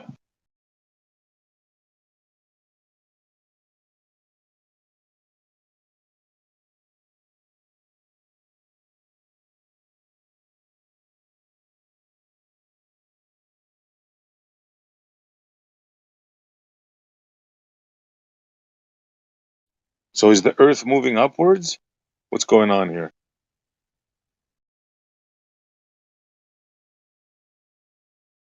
It would indicate that the Earth is moving up.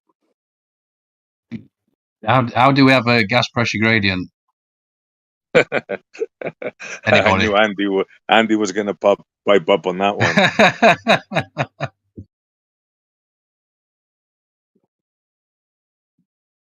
I feel like I'm sitting still, stationary, and level, and not moving up in any sense or sort right now. So, Same. I like, just I saw agree. car. I'm just sitting in my car, rolling my stuff up. Everything is light. Nothing's moving. Can't possibly be moving. There's no fucking. If you want to convince me that I'm moving, then you're gonna have a large burden of proof to go through because I'm sitting here and I know for a fact that I'm not moving. It's very stationary. Yeah, I'm How with you, do you have bro. a gas pressure gradient on your stationary Earth then? Come on, tell me, please. Well, I don't know. How do you have that on a globe? Wouldn't it be more amazing if it was on a globe than on a stationary whatever? Wouldn't it be even more ridiculous if it was on a whirling ball in space? Like asking me why I don't know about something that you don't even know about in your model makes really no sense at all. Well, no, it's the question is JC23. Hello? You hot micing, dude? Yes. I'm trying to say Oh, something. okay, dude. Sorry. Go for it. It's okay. I just wanted to ask the fellow who says that he knows for a fact that he's stationary. Do you feel your weight against the earth? Good question. What do you mean by weight? You could feel that you're weighted down to the earth, can you not? Yeah, I guess. You mean a downward acceleration? Okay. The downward acceleration, I think that's an extraordinary claim. Well, every time you drop an object, you see it accelerate towards the ground. So it's not very. You see. It's not very Sorry, extraordinary. go ahead. My bad. It's not very. It's not very extraordinary of a claim if you've ever dropped an object and watched it fall to the ground. It's more of an observed reality than anything. Okay, so when you drop an object, you see it appear to accelerate down to the ground. I mean, when you take a physical object and move further away from it, you see it appear to shrink. That doesn't necessarily mean that's what's happening. Are you saying when I drop, like, I'm gonna drop a can on the ground right now? Okay. Are you saying the can is not moving faster and farther away from my hand after I drop it, and that I'm just think it is? Well, what is a characteristic of acceleration that we know that we could prove? I'm talking about a cause and effect relationship with acceleration. What? Acceleration is just a measurement. Sorry, I'm kind of at work, so I can't really hear you that well. But basically, if you're claiming an acceleration, you understand that there is a cause and effect relationship in physics that is inherent with acceleration, right? Do you know how an accelerometer detects acceleration? Enlighten me on how. Like, I feel like you're not actually getting to your point. This is rhetorical questions. No, that wasn't a rhetorical question. I was asking you if you know how an accelerometer detects acceleration. No, let's say I have no idea. You're gonna say something Okay. about M equals F equals MA? No, I'm just talking about an accelerometer. Like you could make your own accelerometer. And even the ones that become higher, like tech, they all operate based on the same cause and effect relationship. It's called detecting an inertial force. So basically when you move, so an inertial force basically is like, okay, say you're on a bus and you're sitting on that bus and someone gets on the bus and the bus driver decides to be a prick and floors it, you're going to see that person appear to fly to the back of the bus. But it's actually not that person flying to the back of the bus. It's the bus going forward. That's what an accelerometer detects to denote acceleration. And you could look into this yourself. Even the most high tech ones, they all rely on detecting that inertial force. But when you drop that, sorry, go ahead, man. No, you go ahead. I'm waiting for you to Okay, get to the so,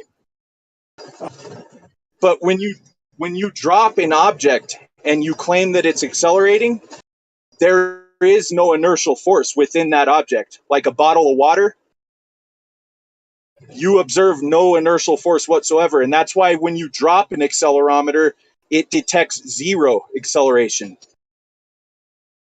So again, this is a real cause and effect relationship in physics that this is based on.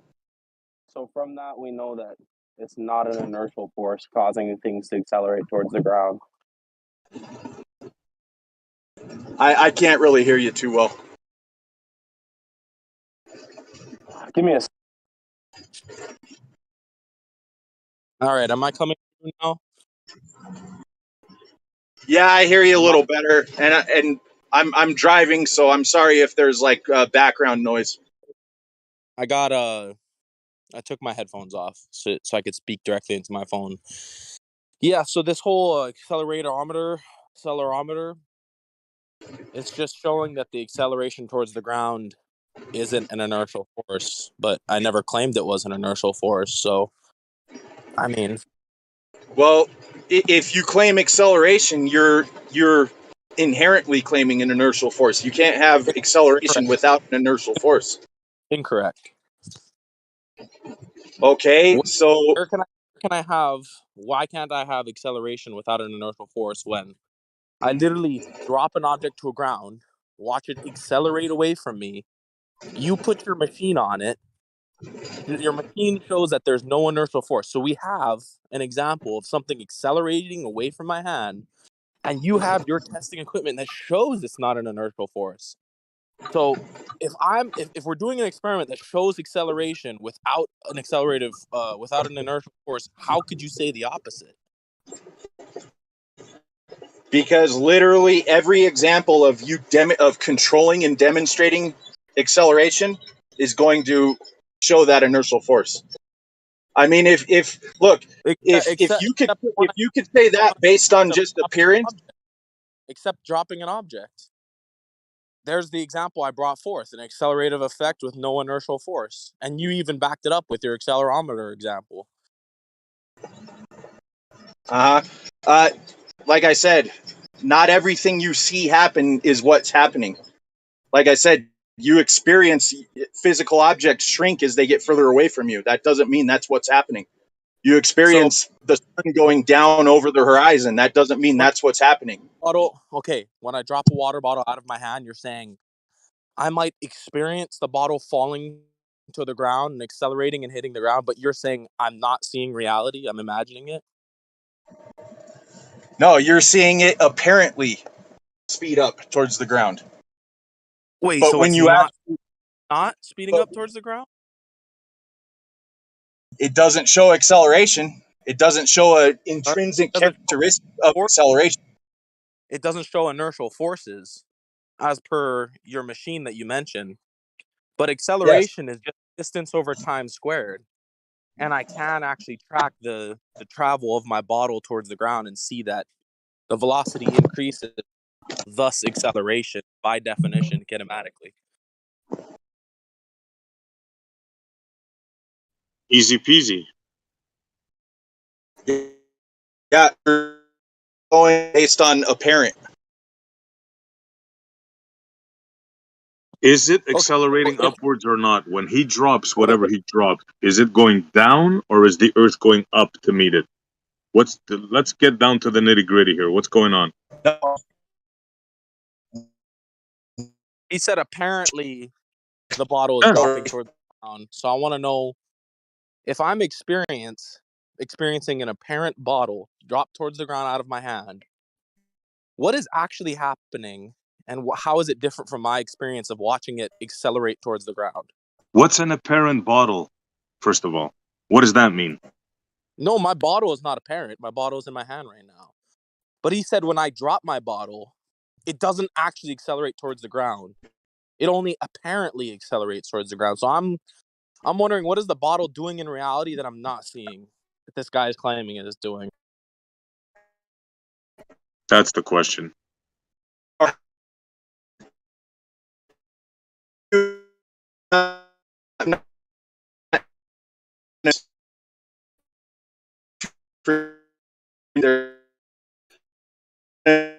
Inertial frame.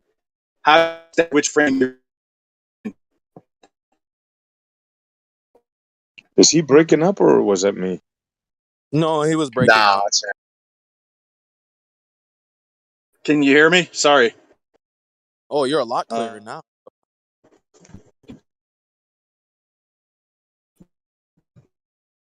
Okay, so obviously, when you drop an object, there's two frames of reference. There's a non-inertial frame and an inertial frame. There's a moving and a non-moving frame of reference. How do you firmly establish which frame you're in? Which are they?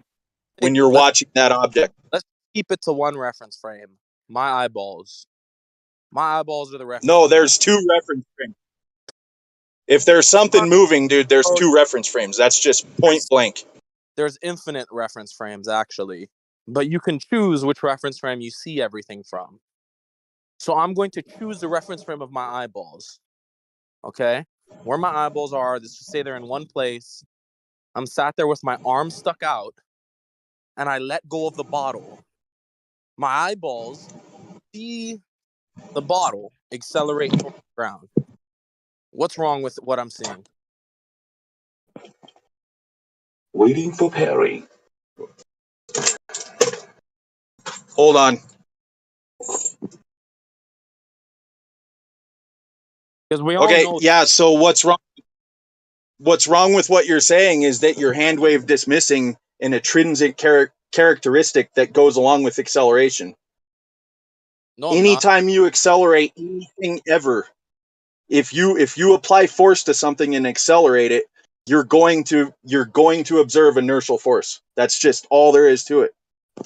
Except now, just dropping something and saying, yeah, okay, so if you could request that special circumstance to say, yeah, it's accelerating and we just don't detect it because it's all accelerating at the same rate. So if you could request that special circumstance and use language to hand wave dismiss it, then what's stopping a glober? Sorry, brother, I'm still trying to make a point, man.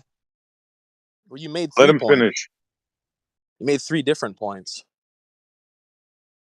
If you can hand wave dismiss a physical, demonstrable cause and effect relationship and use language to hand wave dismiss it, then what is stopping a glober from saying, yeah, we wouldn't detect acceleration with the Earth moving and constantly changing direction because it's all accelerating at the same rate?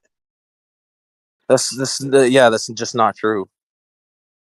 I'm not using semantics or language. I'm just acceleration is very. I mean, we are both using language actually. So the whole point about using language is actually just a moot point. You shouldn't have even have brought it up. It's just a waste of time.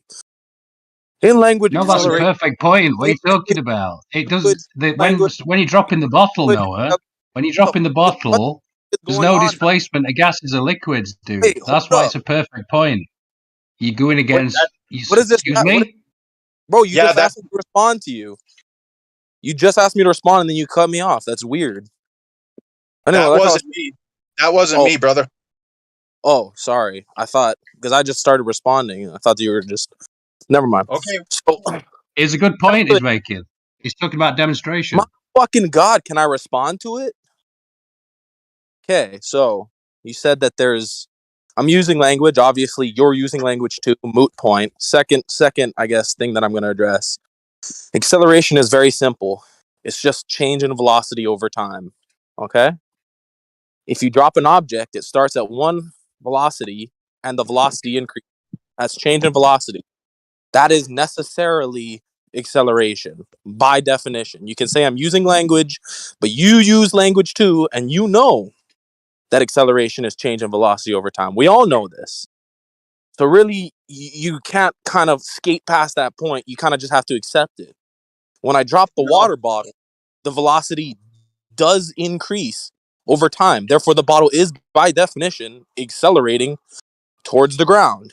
You say that I'm imagining it or it's apparently accelerating, but you still haven't demonstrated how. And then now, finally, to adjust your accelerometer, which you said yourself measures inertial forces.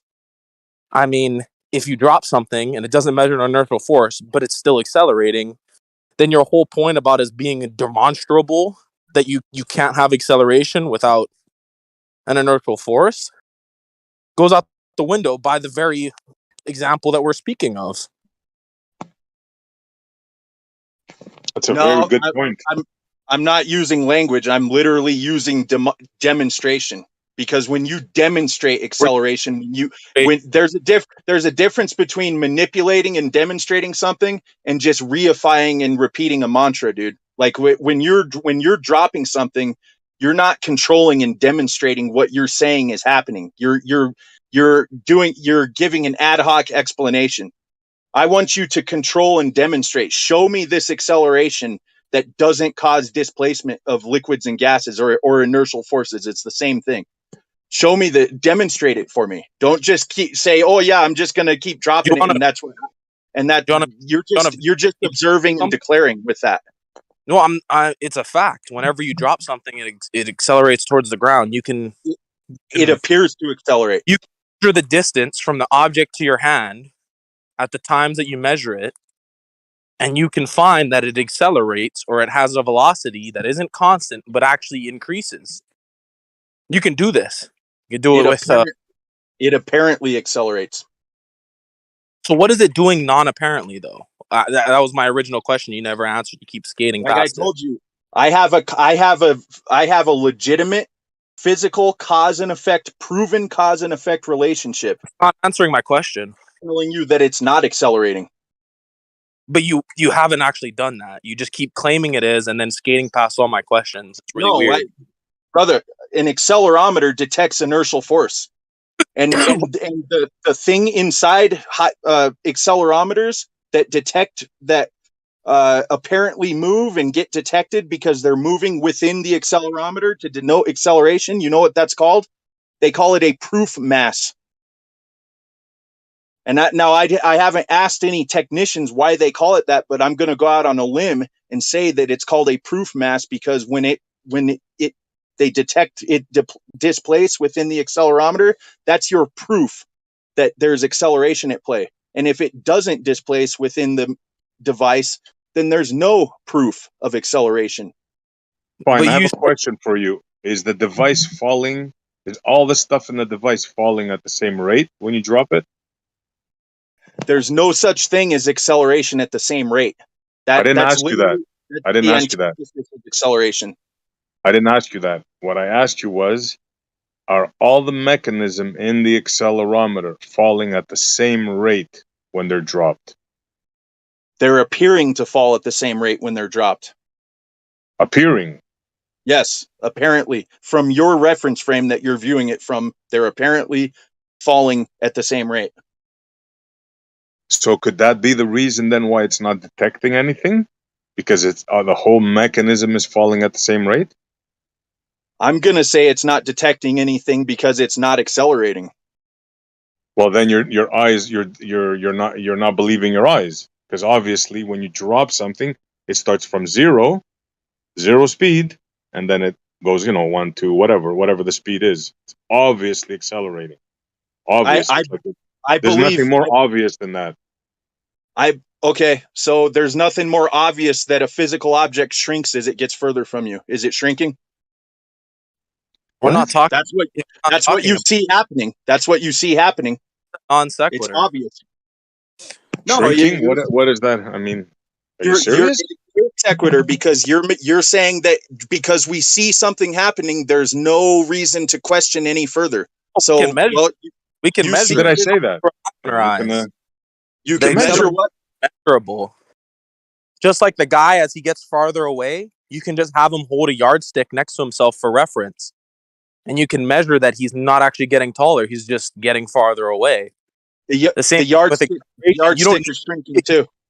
You can literally use radio and triangulate from the radio, dropping down to the ground, and you could figure out, okay, where was this object at each point in time, and then see that at each point in time, its velocity was increasing.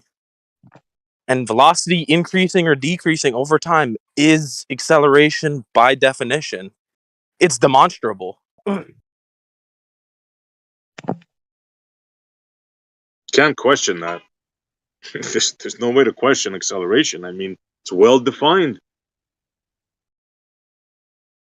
No, like I said, you could question it because it's not demonstrating the effect of a cause and effect relationship. The cause, I let Oh, go of you're the in bottle. your car. Wait, Going cause, 60 miles an hour. I let go of the bottle, effect, the bottle accelerates towards the ground. What are you talking about? With no displacement, which always happens with acceleration when you demonstrate it, like I already said.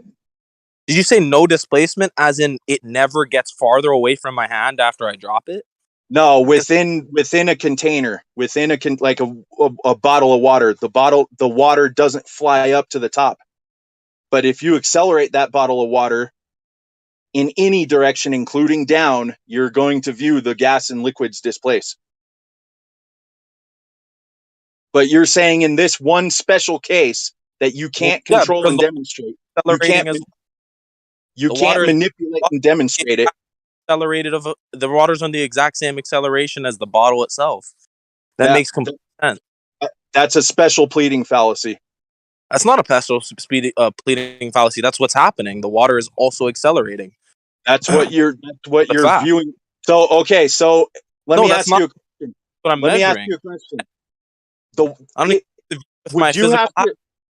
Would you have to apply a different force to the bottle of water, to the container, to move it at the same speed as just the water within that container? Would two different forces be applied to move them at the same speed? When we're talking about forces and the way that they're known, as in F equals ma, yes, by mathematical definition, there. Okay, so there's a force that's putting it, that's wrapping itself around the water in the bottle, whatever you want to say. And then there's a different force that's on the container itself, and when you let it go, it says, okay, I'm going to apply this force to the water, and you're going to apply this force to the bottle. So when this guy lets it go, it's not going to show any displacement. 1, 2, 3, go. That sounds super scientific, my man. What force are you bringing up? What kind of force are you talking about? I'm not talking about it. You're talking about a force. You're the one claiming acceleration. You're talking about a force. What is this force that could accelerate things at the same rate? I specifically said no force, sir. So you're misquoting me now. Okay, it's as if so you're just hand wave dismissing physics. You're hand wave dismissing physics. If I specifically said you use your accelerometer and detect no inertial force, those are my words, no inertial force, and then you come back at me, start talking about some mystical force, and then say that I said it, you're clearly not listening. Oh my god. Can we just chill a minute? Jeez. I mean, Noah, you seem to have some impulse issues. As logic needs to be exposed. Noah, just chill. Jesus. He's attributing a force to me when he's the one who brought it up. You're the one claiming downward acceleration, dude. That's a force. You can't claim downward acceleration and no force, dude. Yes, I can. That's what I'm claiming. Okay. Yeah. Hey, it was nice talking to you, my man. We're done. All right. I mean, yeah, we're done. That's cool, brother. Yeah, exactly. I mean, it is cool that you finally understood what I was saying instead of strawmanning me, and then you didn't even argue it. You just backed away immediately.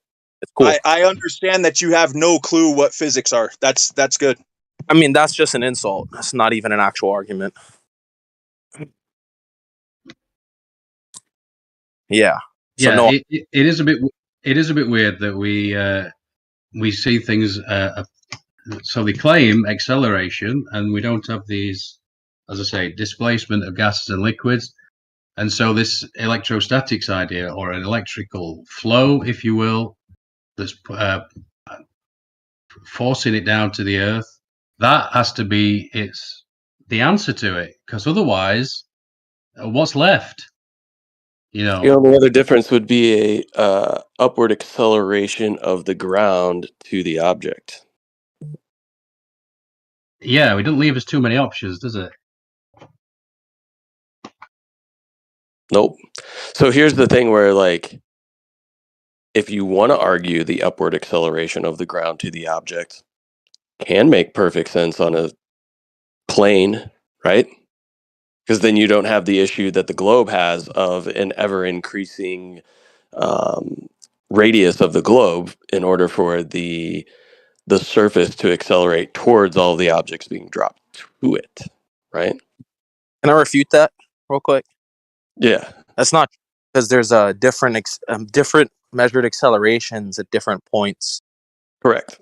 So like, it couldn't So the even be a. upward, the because- upward acceleration of the Earth would need some sort of explanation as to why we measure a variance in many different places, and depending upon specific conditions, weather conditions and shit like that, all throughout the Earth at the same time, but then claiming one specific upward acceleration.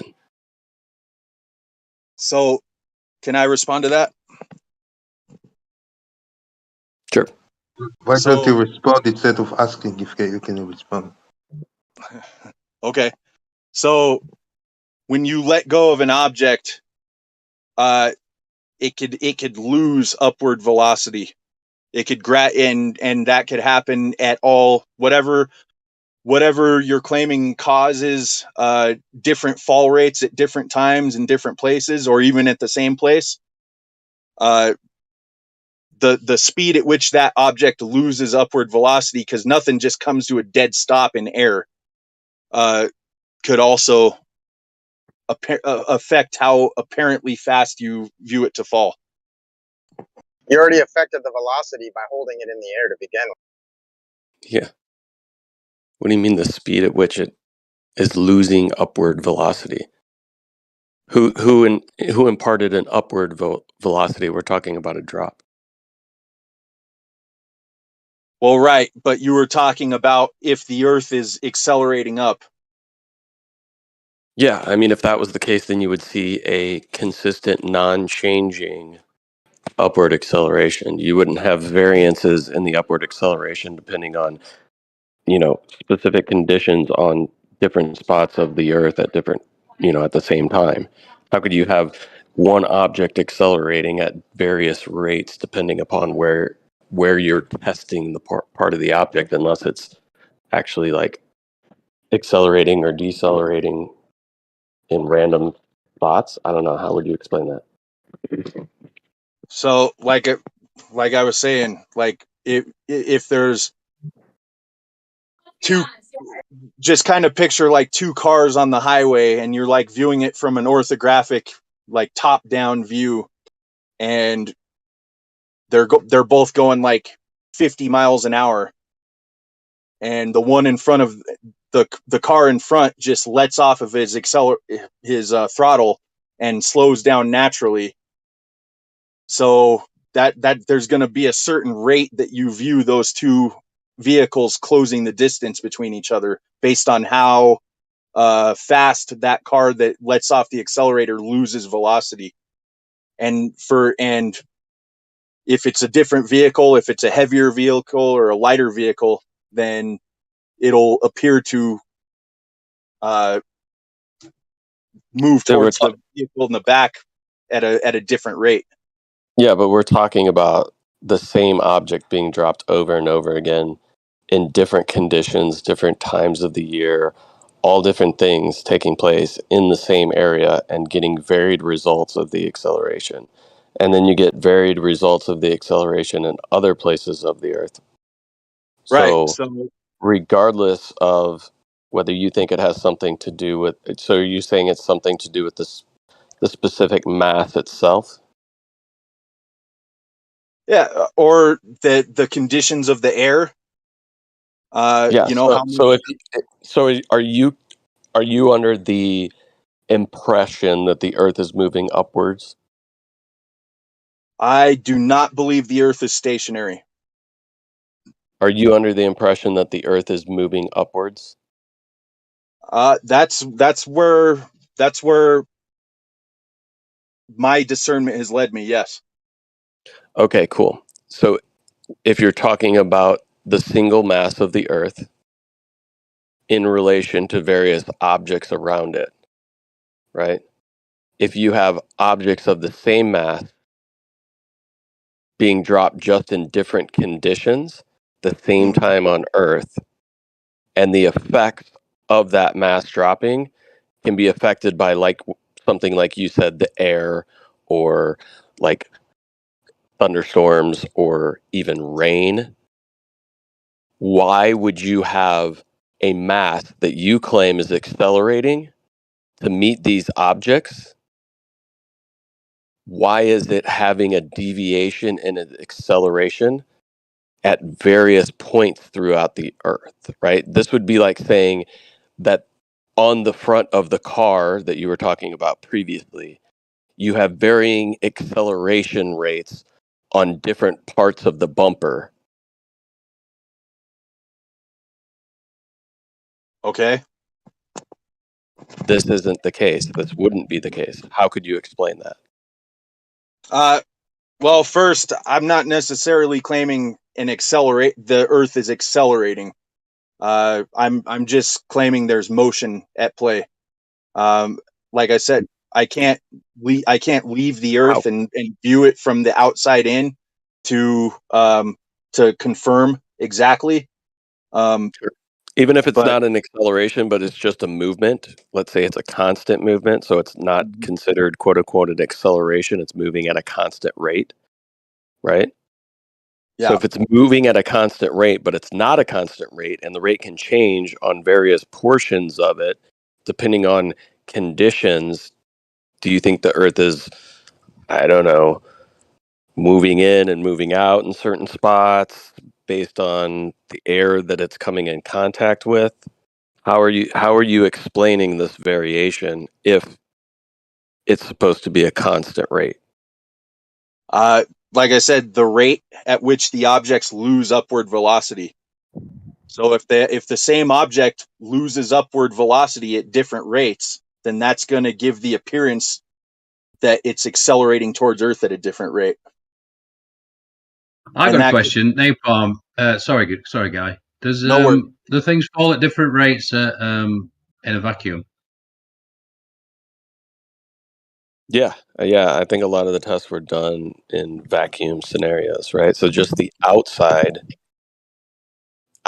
of the vacuum chamber is affecting inside the vacuum chamber rates of drop. It's my Right. understanding. Thanks.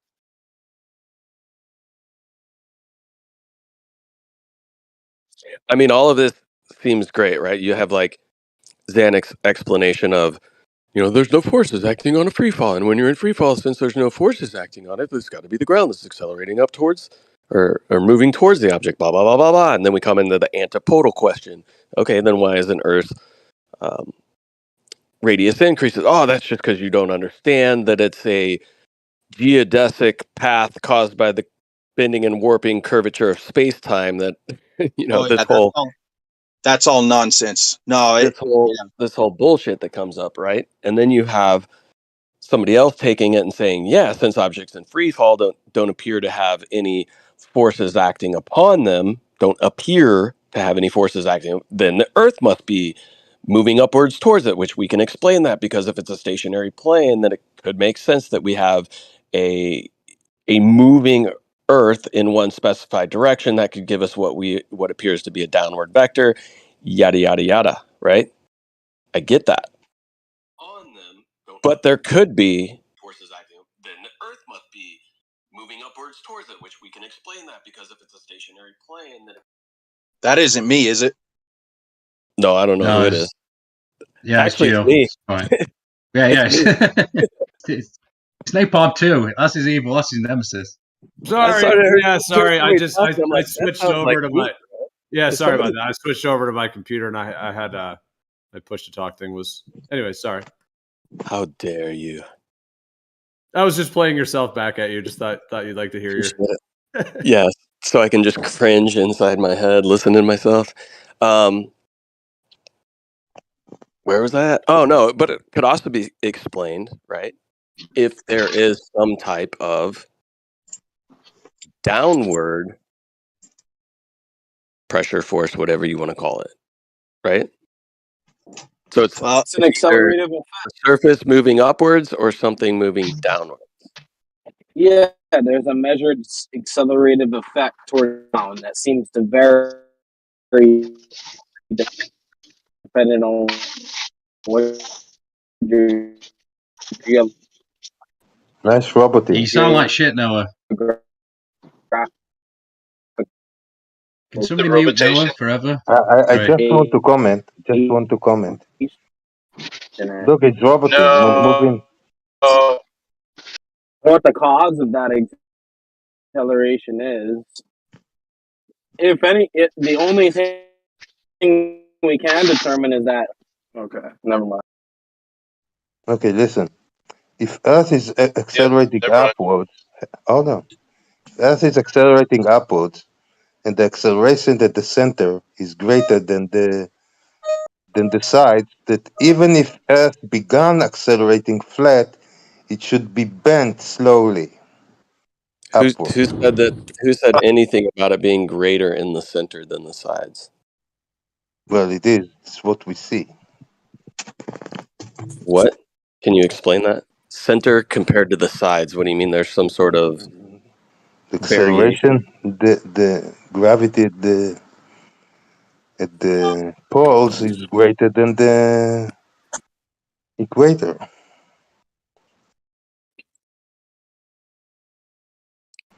That means I'm that tired Earth of will talking. bend slowly upwards. It will Yeah, he was just become a asking sphere you it where wasn't.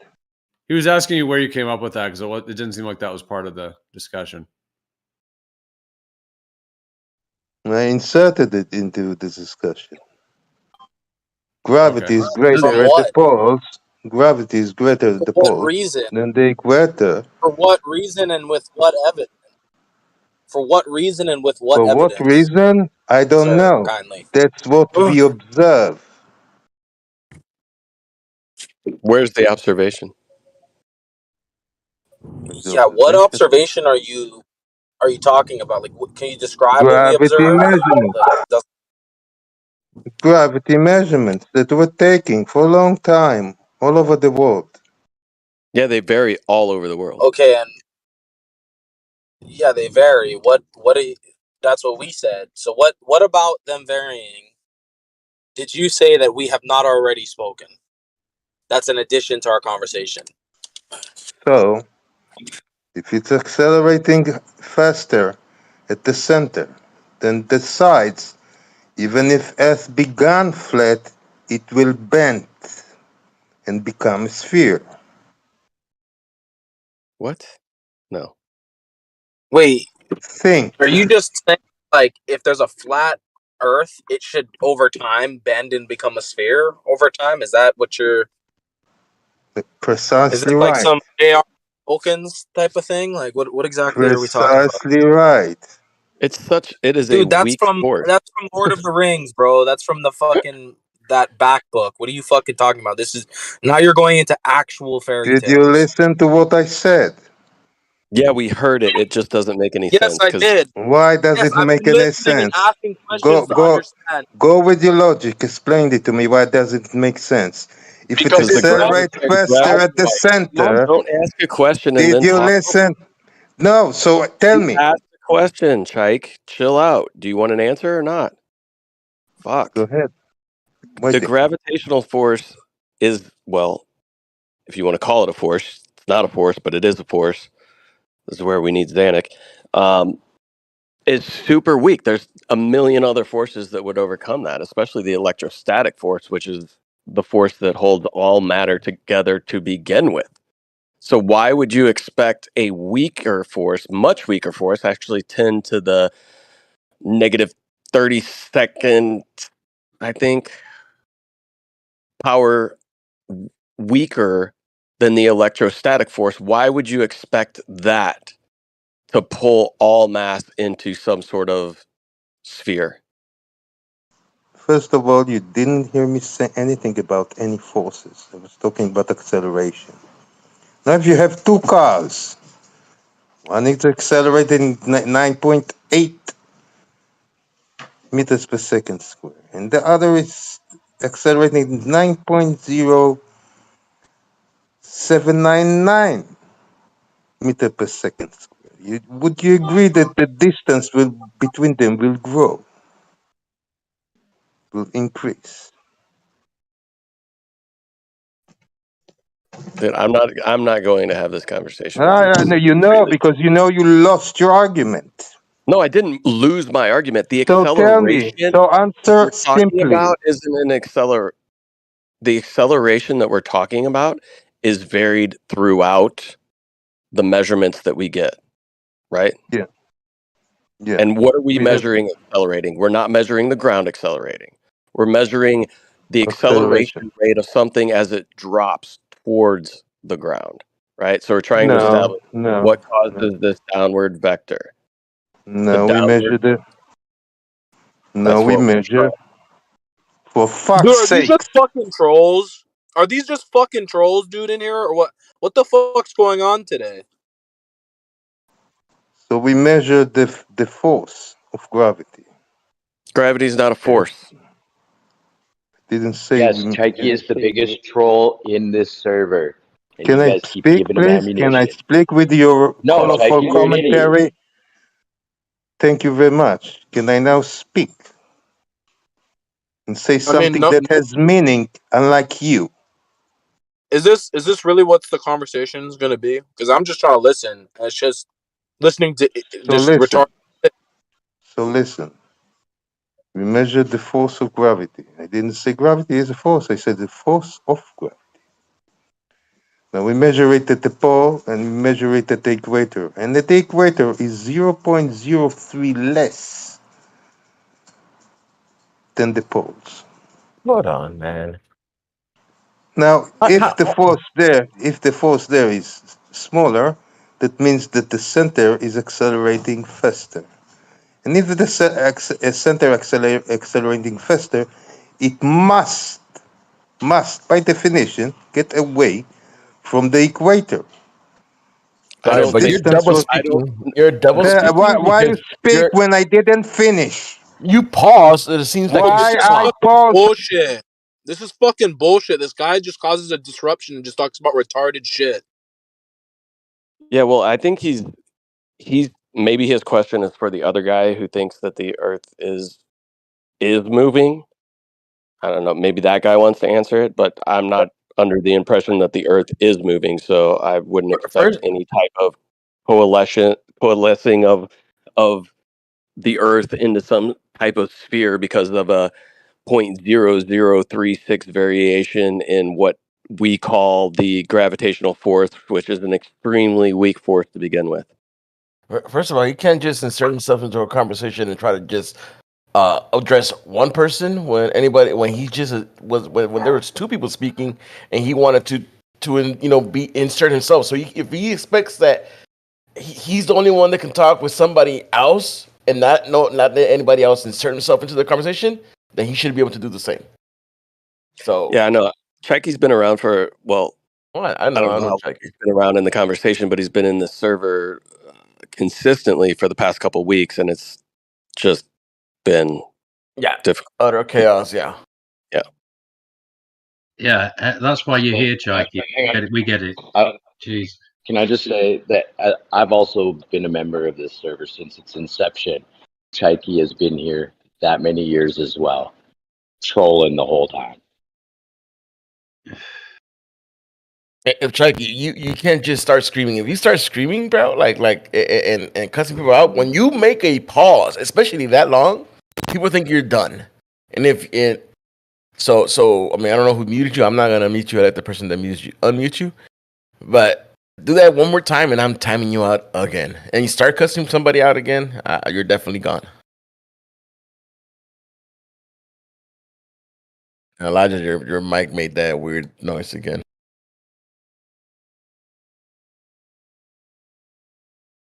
All right, we could go back to the conversation y'all were having about the Earth accelerating up, because Shaky definitely disrupted that whole conversation. Yeah, I was going to make one comment on that. I just wanted to say in general that, that was like a Flat Earth Society thing. Like for years, the Flat Earth Society website had, information about flat Earth. They'd talk about the curvature, and there'd be these different posts on there. And then there would be these posts that would say, and to account for gravity, the Earth is moving up at 9.8 meters per second. And that was like, that many of us, that virtually everybody I've ever heard of, analyze that from a sort of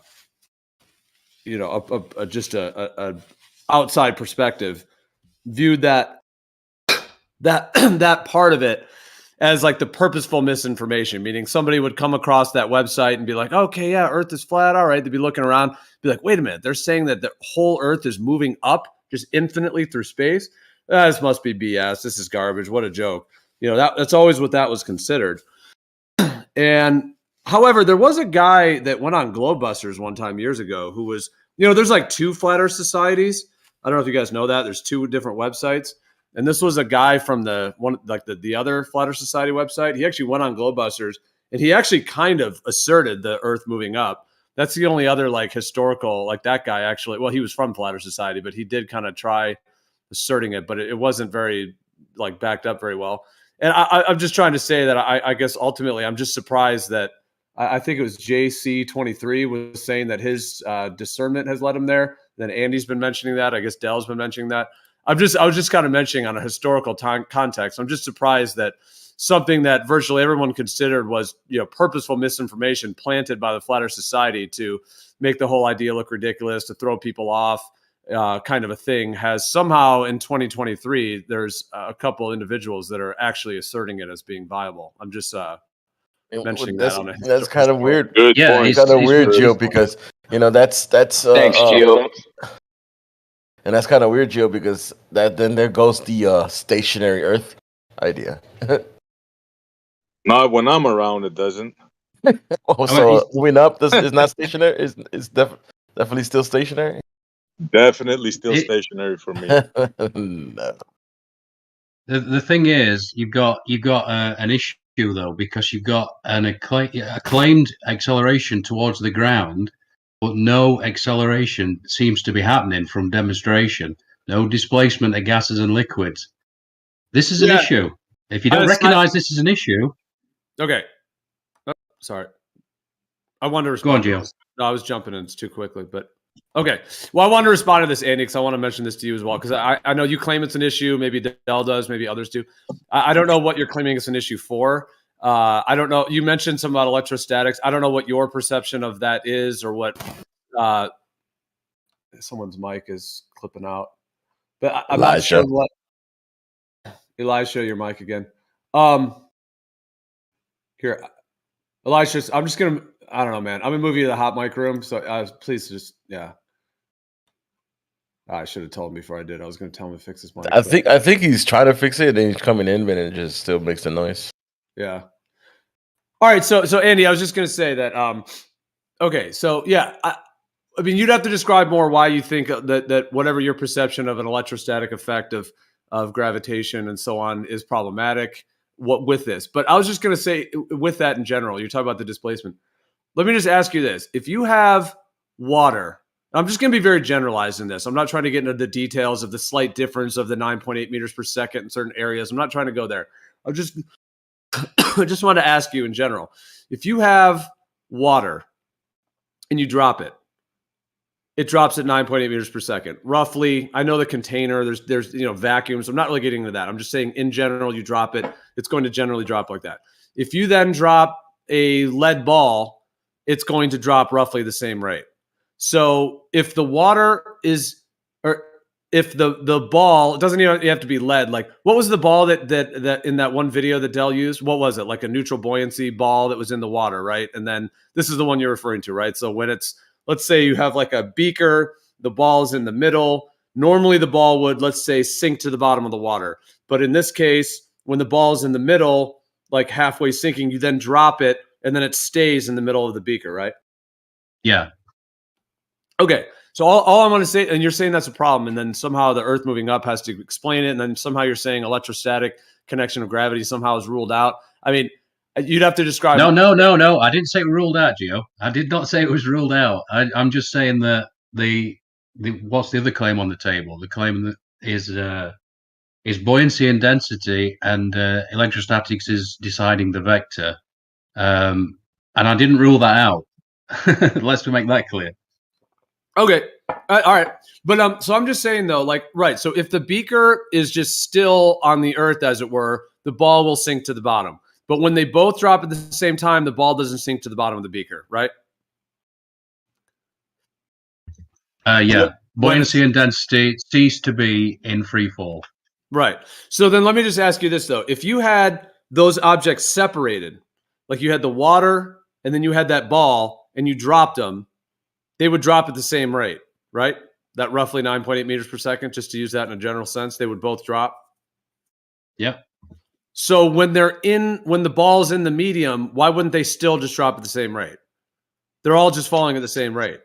There is buoyancy and density, but when they're all dropping, like there is the displacement of the buoyancy and density, I'm saying, because of the objects in the medium and so on. But when they're all, if separately they would free fall at the same rate, why would it be a surprise that they'd fall at the same rate when they're together? Well, it's just that it's about the mechanics of motion and acceleration in particular, because you're claiming acceleration towards the Earth, and as I say, if we demonstrate acceleration in any other means, any other vector, we see what happens. We see a displacement of gases and liquids, and that's not happening in free fall. So, yes, yeah, because it's a but bit they're of an all. issue. Yeah, I don't think it's an issue though, because they're just free falling together. Like I don't think this is an issue. If you're claiming acceleration, you need a mechanism. You need a push. This is very basic. You need some sort of mechanism. Well, that's fine. I mean, I hear you on that. It's just like why they're accelerating is its own kind of topic. But I'm just saying that, like, if you have the object that will sink in the water when it's at rest, but when it's falling, it doesn't sink in the water. Why doesn't that make sense that it would do that? Because for it not to do that, like the water would have to go at 9.8 meters per second, and the little ball in there would have to go at 10.2 meters per second or 10.8 meters per second in order for the ball to drop in the water when they're dropping. That wouldn't happen. You know what I mean? Like, why would the ball in the water, just because buoyancy and density is a thing, meaning like if you have a ball that's buoyant and when it's at rest, a ball that's buoyant in water, it'll go up. A ball that's heavy in water will go down. But even if you have one that's heavy that will go down and you put it halfway in the beaker and then you drop the whole beaker and the water, you drop that whole thing. The fact that the water doesn't go faster, the fact that the ball doesn't sink faster than the water and sink to the bottom, doesn't that make sense? Because it would have to fall at like more than 9.8 meters per second when it's falling. You know what I'm saying? Like the water would have to go at 9.8, then the ball would have to go at like 10.8 or 10.2 or a higher rate. And we don't ever see that occur in reality. So why would one assume that when they're dropping, that the ball in the water, since they're both dropping, that the ball would go at 10.2 meters per second squared and the water would go at 9.8? Because if you drop them separately, they both go at 9.8. Put them together, they still go at 9.8. It's just canceling out the density, the buoyancy density in that scenario of it moving because they're both just falling at the same rate. Can I jump in, dude. I'll go after you. Okay. Go ahead. So with the example of the ball that sinks in the water, I mean, I suppose I could see that, but still, I'm coming at this from a purely like practical standpoint, like on how physical objects move and what makes them move. That's still a weird. This is a weird force that you're invoking when you're talking about everything falling at the same rate. To get two different things of two different masses, or whatever you want to call it, densities, whatever. To get those two different things to move at the same rate, you have to apply different forces to them. So there's one thing with that, but also you were talking about with the ball that sinks through the water. What about the ball that floats up through the water? Why would putting that system into free fall cause the ball that floats up through the water to stop? I mean, if there's a downward force accelerating that down, you would think that the buoyant object would speed up as that medium is being pushed down, but it doesn't. It stops also. That was my question. Yeah, that was pretty good, dude. Well, So I could what respond. I could respond, but I'm trying to leave some room for others. Or if Andy wanted to respond, or yeah, Napalm, go ahead. Yeah, so you're saying, what are you doing here in your scenario? What do you have, a bottle of water with like a piece of styrofoam on top of the water? Is that what you're saying? Well, in Dell's example, he drops a weight through the water, and then when he drops it, it stays in the middle rather than falling to the bottom. As the whole thing's free falling. Like imagine like a beaker with Yeah. water, a ball that normally would sink to the bottom. Like I don't know if it's made of metal or whatever it is. So you drop the ball in the beaker, and let's say when the ball is about halfway dropped in, halfway down the beaker, you then drop the whole beaker as well. So the whole thing is falling, Yeah. and the ball just stays in the middle. It doesn't as the whole thing's falling, they all just fall together. And then I guess they're saying there's some problem with that, and they're trying to say that because the water drops in the water, because the ball drops in the water when it's at rest, somehow, and that's why I was saying, like, what? So the ball would have to go at 10.5 meters per second squared, and then the water at 9.8, like for them to say that it would still sink in the water. Yeah, no, I don't know why you would expect it to still sink in the water. It would have to accelerate at a different rate than the water, but we know that the water and the weight drop at the same rate. So why would you expect it to do anything different? Exactly. That's what I was saying. And I wanted to ask Andy that, or kind of because no, that's a good point. I've been thinking about this again. I watched Brian's. I was talking about. Well, I can't remember the other day. Somebody mentioned Brian's logic. I went onto his video, and he's addressed this with Dell. And I wish I could remember it because God, my memory's terrible. I'm starting to think it might be this great big lump of mercury I've got in my go. Anyway, that aside, this question of what gives things weight, it's interesting. I mean, he took it to the moon landings, funnily enough, ironically. And this idea that there's 1/6, gravity on the moon, and then he was saying like if Earth was moving up, people would weigh the same on scales, and he was saying some really weird things, and so that got me thinking about what gives things weight and what gives things vector, I guess. Anyway, I'm not going to go anywhere with that. Andy, remember when you first brought it up? The first thing I told you was they're all falling at the same time. What's the issue? Yeah, they're all falling at the same rate. Yeah. The issue is that if you're claiming acceleration, we're not seeing that type of. Acceleration as it does the same thing every time, 100% of the time, doesn't it? But in this, when in free fall, it's like you've got a special pleading now. You're saying, well, it's accelerating, but it's not. It's different. And this is where the globe comes in with their explanation of proper acceleration. And then they go into Einstein, and it all gets a bit silly, as we know. But the flat Earth, the stationary Earth, I'm yet to hear something that's I don't know, compelling in that respect. I'll give it to you. I'll give it to you right now. Go on then. Everything in the bottle, the ball, the water, everything in the water is minding its own business, just sitting there in a place where it should be, according to its material. Then you take that bottle, you bring it up a flight of stairs or an elevator. You're bringing you're implying kinetic energy to it. Potential energy. Potential energy. My mistake. Exactly. So then you bring it up to the top and you drop it and everything falls at the same rate. End of story. No forces needed, no nothing, no special pleading, nothing. There you go. When you drop it, that potential energy became kinetic energy, transforms to kinetic energy. Correct. Exactly. How's that for an explanation? So all these different things accelerate like a solid. They're in one bottle, dude. They're falling at the same rate. The issue. They're all Sorry. solid. The issue is, can you actually manipulate and demonstrate? I'm not talking about just continuing to let something go and saying, see, that's what's happening. Actually demonstrate a uniform force that could move physical objects of different weights and masses all at the same rate without them displacing. Yeah, I I just think demonstrated to you what I think without a it is. force. Yeah, Yeah, you know what please. I think it is? I think it's just the etheric flow that we're experiencing. That's all that it is. No, but you don't even need that. No etheric flows, no nothing. You, the person, carried the bottle up. You exerted your energy, right?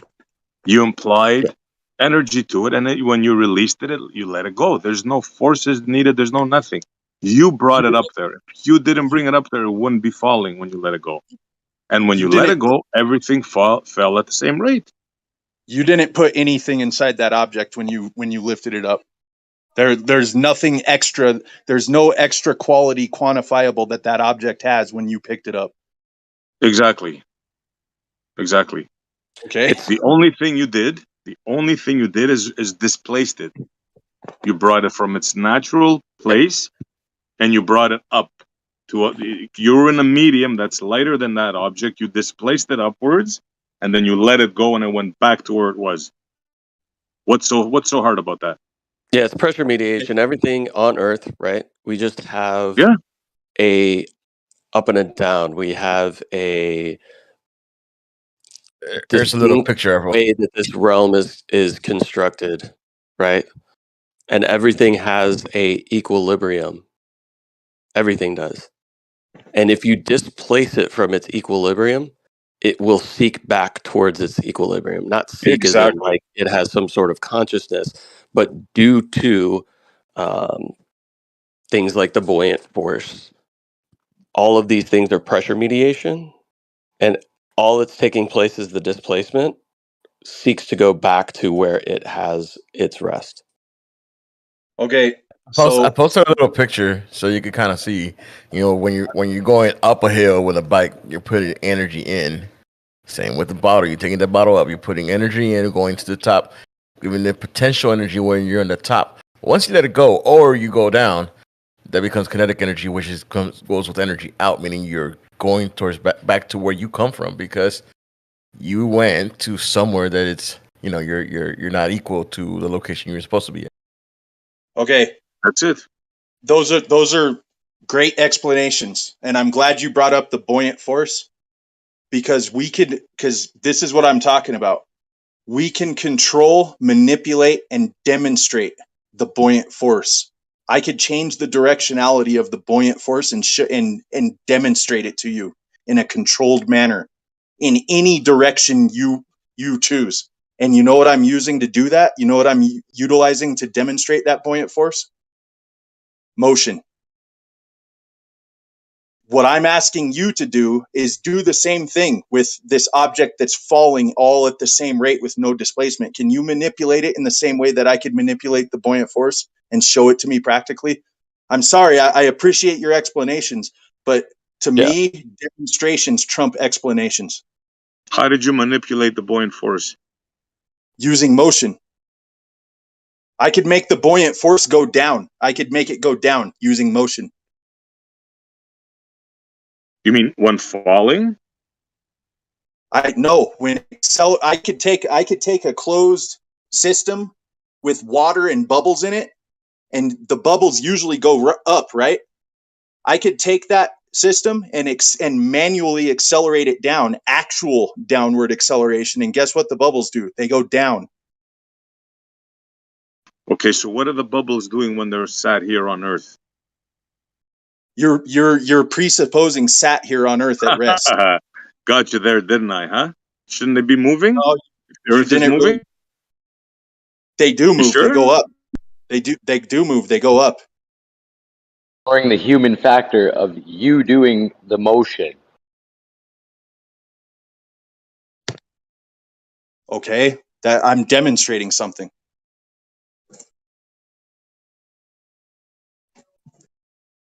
So in your scenario of the Earth going upwards, right? And your bubbles, let's say they were in the water, where should your bubbles be? In this scenario, if the Earth is going up, shouldn't your bubbles be going down? No. No? No, because the upward pressure there's an equal and opposite reaction, right? The third law of motion that creates a compression, which causes the displacement upwards. It's just like if you tape a helium balloon to the floor of a car, and you have that helium balloon sitting in the car. When you accelerate that car forward, while you and everything else feels like you're being pushed back, the helium balloon goes forward in the same direction as the car. And so why do you think that is? So go ahead and invert that 90 degrees upwards. And which way does the helium balloon go? How about if you put the helium balloon outside of the car? What do you think would happen? And you accelerate. That's non sequitur. We're talking about Are you sure? We're talking about a contained system, are we not? Is the Earth a contained system? I don't know. Is it? I mean, we have gas pressure, right? You want to go there now? Yeah. This guy gets it. You're assuming a lot of things here, bro. Yeah. How about if you accelerate the car? My man, I mean, I'm assuming. I just showed you how I could demonstrate practically the direction of buoyancy. Why can't you demonstrate practically the direction of density, downward acceleration? Why would I have to do that? All I have to do is get a bottle of water, grab it from the first floor, go up to the third and drop it, and tell you, look, you got to come up with these crazy forces and all kinds of crazy things. I don't have to do that. No, there's nothing crazy. No, it's the other way around, dude. It's the other way around. You got the special pleading. That's what you need to recognize here. It's you that's got the special pleading. You're saying, look, this thing's accelerating towards the ground, and it's got all different forces. The weight, the water, the gases. They've got all these different forces acting on them. They're all following the same rate. It doesn't make any sense whatsoever. I never mentioned the word force. Never. I never mentioned anything. I said I took the water, I imparted energy on it, right? Potential energy when I brought it up, and then I dropped it. I didn't mention anything about forces or anything like that. I brought it up and I dropped it. It's heavier than the air and it went down. Very simple explanation. Everybody on Earth could understand that. You think the Earth is going upwards and you're telling me I'm making stuff up. It's the other way around, my friends. You can't invoke motion without a force. That's like invoking combustion without heat. Somebody told you that. That's why you're repeating the mantra. No, that's demonstrable. That's demonstrable. He was the force. He gave it the potential energy. Exactly. They don't get that. He's on the money. It's special pleading again. I'm sorry, but you can't just say I just imbued this thing with magical things. That's what I mean. How was that magical, Brent? You're giving the item or whatever you have in your hand the potential force. In other words, you're putting energy to it. You are the force moving the item to a place where it's not in a where it's in a place where it's not at rest. What is energy?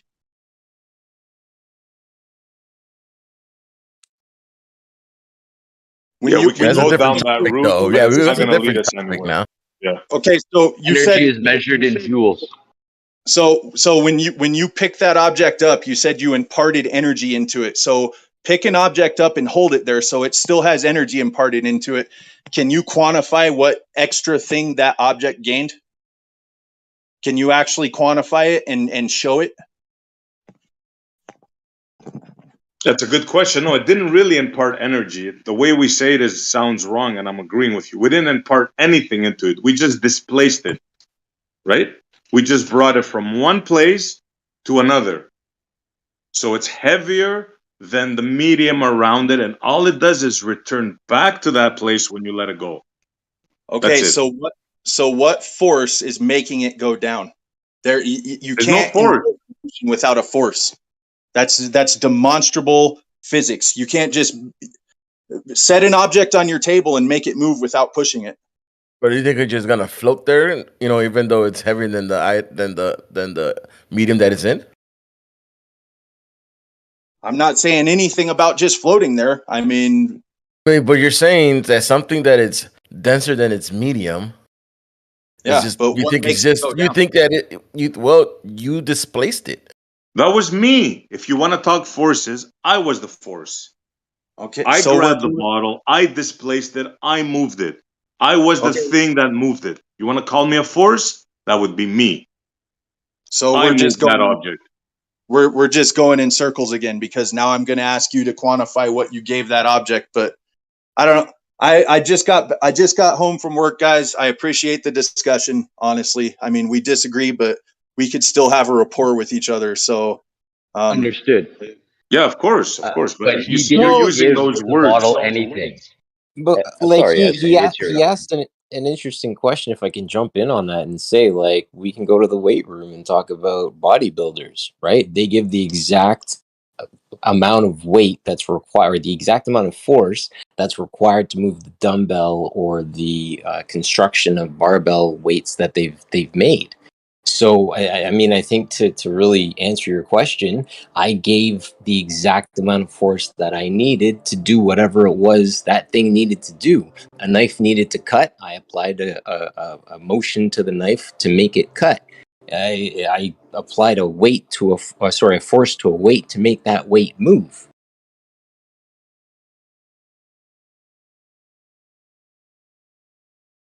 Yeah, so let me ask you, if that bottle that, what's his name, dropped from the second floor, how did it get there?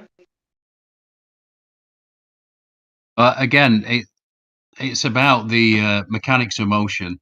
I understand what you're saying, but it's, to me anyway, it's about, if you're claiming acceleration, then to me that's an issue, because you can't just have the bottle, the gases, the water, all accelerating at different rates. We don't see that. That's not what we see when we test it in any all acceleration. It does the same thing. So to me, They it's an all go issue. down? Anyway. Well, there's They a all disconnect accelerate here. down. Hold on. Does it all go down? Well, look at it this way: if I force the bottle down, forcefully, that'll show acceleration, won't it? And we'll see the effects of that. The water will shoot to the top of the bottle, or out the top if you ain't got a lid on it. But let's say if I take now a helium balloon and go top of the mountain and then let it go, did it still go down? Well, we went through that, didn't we, with the car example? But did it go down though? Just no, right? Why did it go up? Well, like I said, if you go back to the car example, you put your foot down and the helium balloon goes forward. It goes with the acceleration, doesn't it? Why is that? Well, you tell me. Because the gas that was in the side of the car went backwards. So is the idea that it so kind of now like vortexes back, like it kind of like goes and hits the back of the van and then kind of vortexes forward and pushes it forward? Yeah, the air in the car goes back, moving the balloon forward. That's the explanation. Yeah. Yeah, but I'm saying, does the idea is that the air like goes back, bounces off the back of the car or whatever, the back door of the car on the inside, and then swooshes forward? No. The point is that it's showing the displacement. It's showing the effects of acceleration. I don't know if people are missing this on purpose. It's really, if I can understand it, you guys can. I know you can, because you know this. Physics is not my bag by a long way. It's pretty basic stuff. Yeah, we get the displacement. What's the issue? So what does that mean? So a car, because the balloon goes forward, that means the Earth is moving upward? What kind of argument you think that is, bro? Seriously, that's your proof? Balloon going forward and car means when you accelerate means Earth moving upwards. That's your argument.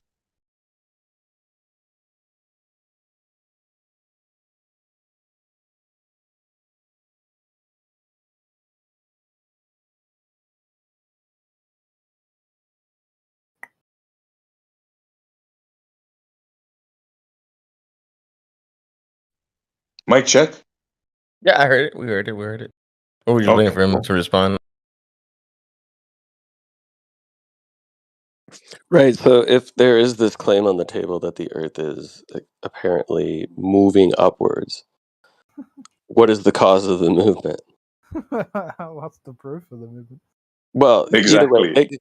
they can try to explain it, the way that they're trying to explain it, right? So you can you can replicate some of what we experience, right? Certainly the same principles with movement. Wouldn't it be backwards? Though we'll With be physical falling. movement. But The here's Earth the will be thing: falling. here's the thing: you're having to apply a force to anything to begin with in order to replicate it, right? So if you're talking about, well, I can get a container and I can accelerate that container forward, and that container is filled with water and gas, and we can create bubbles, and the bubbles will go in the opposite direction of the way in which it's moving, right? The water will move to the back of the container, meaning the back as in the opposite direction of where we accelerated it, right? But then the bubbles will move in the same directions we're accelerating it, right? You can, like the gentleman was saying, you can demonstrate this buoyant force in a specified vector if you apply a force to it. So where is the force being applied to the Earth? Good question, bro. Are Good you question. asking what's going on outside the reference frame, Napalm? Because I don't know. Sure. It'd be a little bit like me saying what's the stationary Earth attached to. Really silly question. There was a point Sure. that was But what raised you have to earlier. have an application of a force to begin with. There has to be an application of a force. Well, What's it's more applying just that seeing the force? Because effects, it needs isn't to be it? constant. It's more like just coming to a conclusion after a demonstration, after seeing the effects of what we witness. And some people, yeah, like I thought about this for months and months, and I was like, because I'd only just got used to the idea of the Earth being stationary, and so I was like, and by the way, I've still not come to no conclusion. I'm still not like, oh, it's definitely moving then. Right. Not at Well, I can all. give you. I appreciate the open and honest inquiry. That's all I'm looking for. Yeah, I can give you a crude example of how, like, the background movement, right? So like similar to an electrostatic force, right? Like you've heard the ability to change directionality due to electrostatic differentials, right? Oh yeah, you can like bend water with electrostatics. Have you seen that? When it all Yeah, when yeah, you yeah. that's really good. Yeah. Yeah, so you've seen that you can, between two Gaussian surfaces, you can change the differential, right? And you can cause things that are um, residing as they normally would on Earth with a differential like rise directly up, right? Or you can see things move side to side based on, just movement, pressure mediation between the different potentials. So if there is this flow like we seem to experience with as you increase from the surface, you do gain some voltage. And I know everybody says, oh, it's not useful, blah, blah. That's completely misses the point, right? But you have a discharge point of all this, what we call energy, into the ground. We do see that energy seeks ground. Like, this is known, right? This is why we ground everything, because we're allowing that energy to get to its natural flow, which would be towards the ground. So if you can think of, and I'm going to give you an example with water, but just think of the water as being the energy within this example. Don't take it too far. It's just going to be a way to visualize. So say you are residing on this very thin mesh grate, right? In the middle of a body of water that is moving. Let's say it's a box, a huge mesh grate box, whatever you want to call it. So the flow of the water is going to be towards one specific side of this grate, which would force you to feel a pressure or a force or slight downward force, which would give you the feeling of weight, and you'd have the ability to walk on one side of this big grate, right? The one specific side where the water is flowing towards, right? You can imagine this. Do you get me so far? Yeah, I think so. Because the water is flowing through the grate, or just think of like putting a grate in in a river, right? This big, huge grate where the river can still flow through it, but once you hit the grate, you're going to be kind of like pushed towards the grate. Does that make sense? Okay. So as you're kind of slightly being pushed towards this grate, you could stand up, you could walk on this grate, but if you tried to jump, you come right back down to that grate, right? Yeah, it's pretty good so far. Yeah. So this would give you some type of directionality. So think of it this way, that the energetic flow of the realm in which we reside in seems to be down towards the ground. Actually, I think there's a slight drift in one direction as well, but it's also downwards. So everything is residing based on that mediation of pressure, right? So you can put anything in this river flow, and it's all going to move with that flow at the same rate, right? If I have a tennis ball in my hand and I'm on this grate, or the tennis ball is residing on the grate, I can lift the tennis ball up, let it go, and it's going to want to go with the rate of the flow of the river. I just think we have an energetic flow in which everything that we are, which is energetic when you break it down to its base fundamentals, right? We can't get away from the fact that we are comprised of energy, however you wanted to define that. I think we all understand it, though it's very hard to define. And since we're all comprised of this energy, we flow within this energy all at the same rate. And the energy flows in a specific direction. Yeah, that's what Isaac Newton said. We'll read this real quick. This is someone actually reviewing Newton's work, but he is kind of like summarizing it. But he calls this intervening medium. All right, I'll read the one sentence before. He renounced standing attempts at accounting for this particular form of interaction between distant bodies by introducing a mechanism of propagation through an intervening medium. Medium.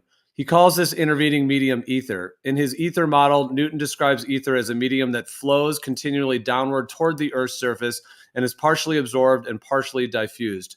This circulation of ether is what he associated the force of gravity with to help explain the action of gravity in a non-mechanical fashion. This theory described different ether densities, creating an ether density gradient. His theory also explains that ether was dense within objects and rare without them. As particles of denser ether interacted with the rare ether, they were attracted back to the dense ether, much like cooling vapors of water are attracted back to each other to form water. It wasn't completely confusing. That was perfect. Yeah, I like that. That's good. And by the way, Napalm, you're good with your analogies. I will say that. I try. Sometimes my analogies are kind of way off, but I think I'm pretty good with the analogies. The problem is some people always try to take them way too literal. But I just tried to give them as visuals, so thanks. I appreciate it. There was something that was said earlier. I'm not sure if it relates to what you were talking about, Andy, but maybe it might give you something to. And it's an error in appreciating the observation, I guess you could put it. So I think when SE was talking with the guy who had to go, it was as if there was an implication or a,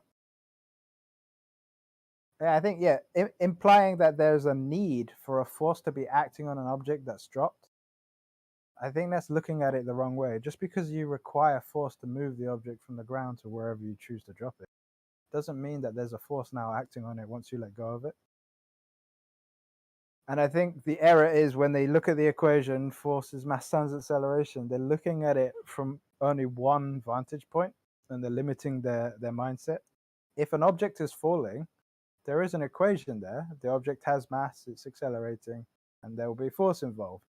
But it doesn't mean that the force needs to be acting on the object, but rather that as a result of the object falling, there is force. So I think if people can consider that in their heads, it might be easier to have this discussion. Because That's a good for point, whatever reason, Elijah. everyone, I almost look at it as like you have a force potential within that free fall, right? And then it's manifest when it comes into contact with the ground, right? Boom. Right, yeah, because if you get in the way, if there's a ball falling and then a bird gets in the way, the bird's going to get twatted. It might hurt, might not hurt, we'll see. But there is still a force there, but it doesn't mean that the force is acting on the ball, but rather as a result of the ball or whatever the object is falling, force is present.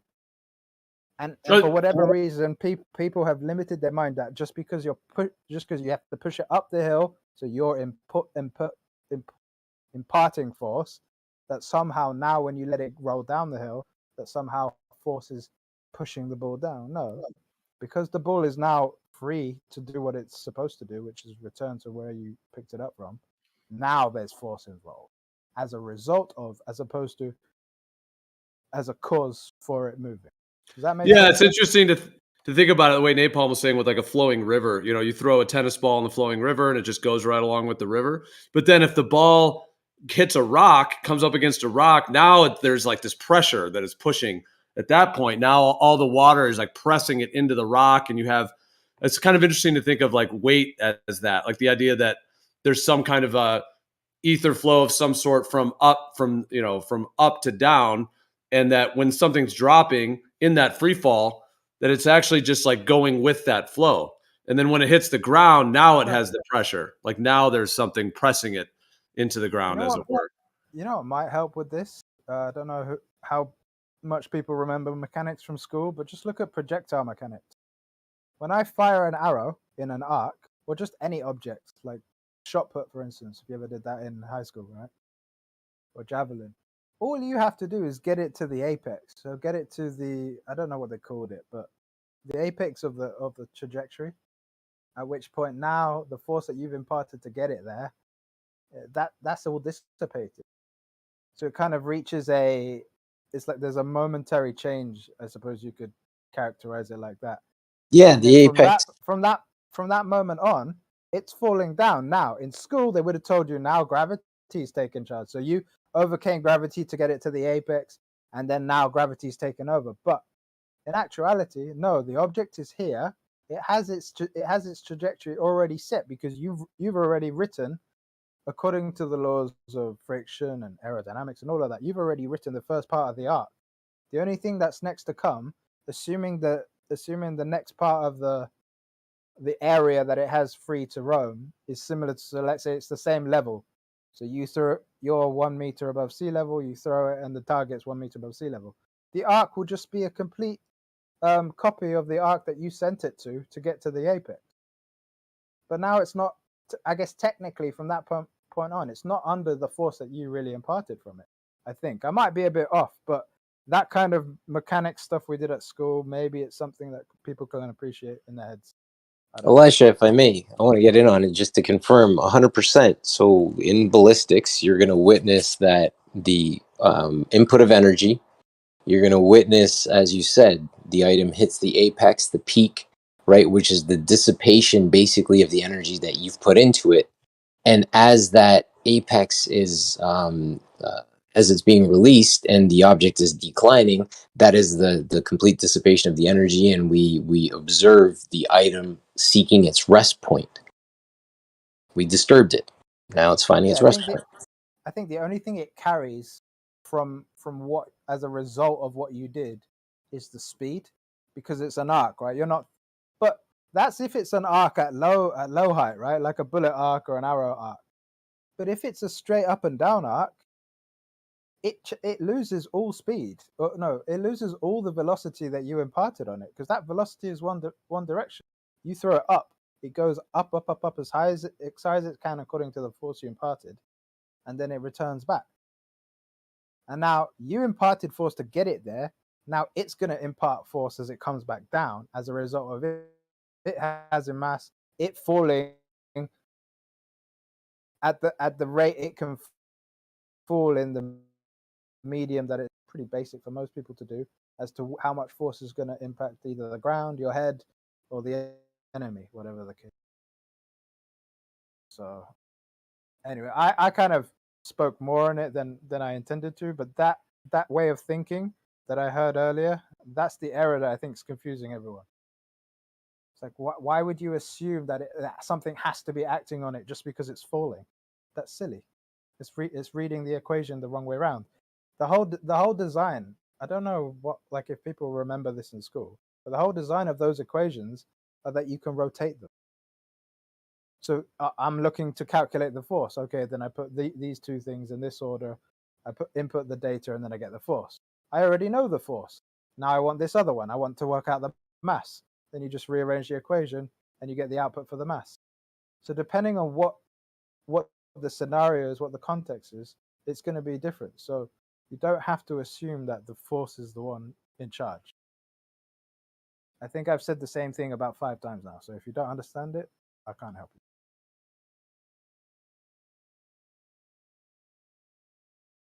Well, if I can ask a kind of a parallel question to that, or sidebar question to that, why don't high rise or high steel cranes show a pendulum recess or precession? Sorry. Would they, unless something's acting on them?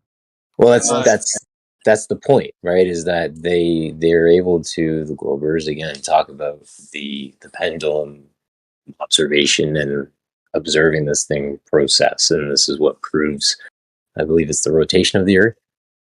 So, with respects to taking a high steel crane, why wouldn't a crane also show that procession? No forces are acting upon it. The claim is that when you have a pendulum, it should be showing precession. Why is that not the case? Elisha, your mic again. I really hope you can. I'll unmute you. I really hope you can fix this though, because it comes with a vengeance, and it's really loud. So I'm sorry, dude. So Kiwi, the crane. Are you talking about a crane that's just standing still? Yeah. Yeah. So the claim of the pendulum is that once you swing the pendulum, then you're creating a different. I don't even know how they call it, like a different inertial frame, right? That is not related to any other forces around it, kind of in the same way that a gyroscope works, right? So when you spin up a gyroscope, Elijah, your mic, dude. Right. So when you spin up that gyroscope, you're effectively creating this like specific plane in which any movement around it, it's going to remain rigid based on like any movement around it can be detected based on the rigidity in which you've created with that frame. Maybe that makes sense. Maybe not. Right? No, I appreciate it. And again, it's just to point out and illustrate that there is a requirement of an input of energy in order to observe this procession. Correct. So again, just like gravity, as Elisha was saying earlier, we have to input energy into something in order to observe their forces happen, which comes to the question, horse before the carriage, chicken or the egg? Yeah, I mean, my belief, and this is just me personally, right? Whatever. I believe that the energetic flow, like Gio was reading earlier about Newton's ideas behind this ether flow, I think that it's not just directionally straight down. I think it is at a twist, right? Even in the same claim that space-time has this geodesic path, right? That's not a straight line. I think it's actually, we're residing upon the planar surface, and there is this geometric twisting vortex, right?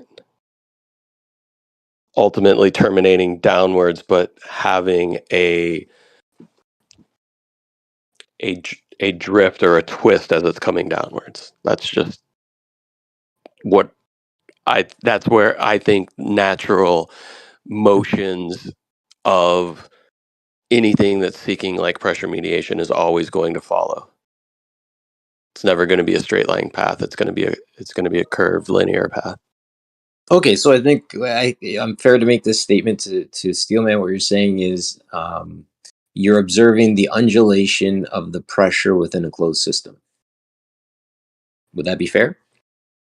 Undulation of pressure. It's yes, but it's like an energetic pressure mediation. So like the pendulum would be giving you the slight detail of the drift of this pressure or of this energetic flow as it's moving downwards. It's moving downwards in a curved linear motion, and that curved linear motion is the curve aspect is being picked up by the pendulum.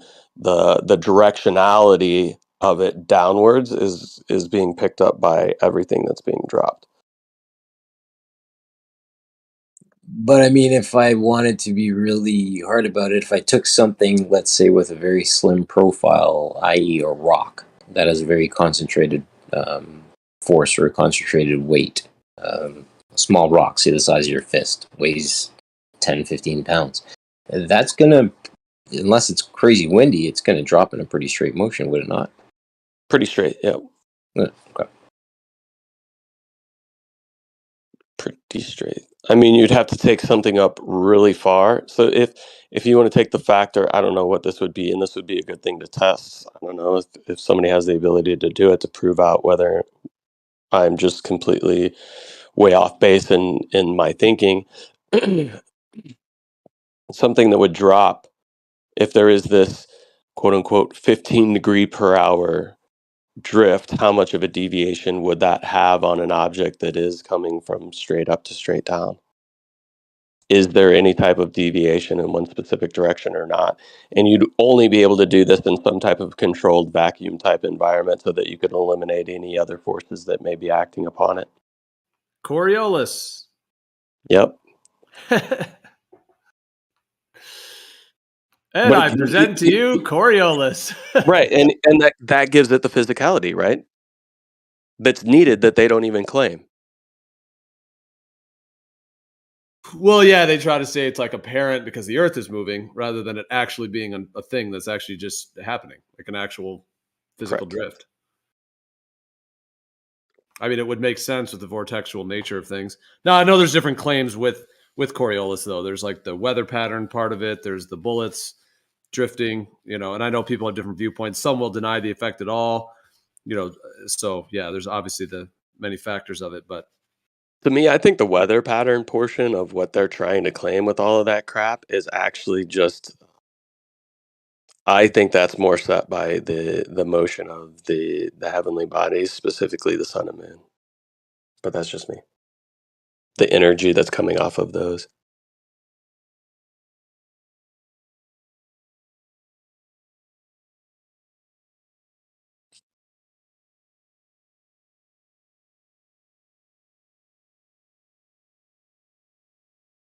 I think it's more just a correlation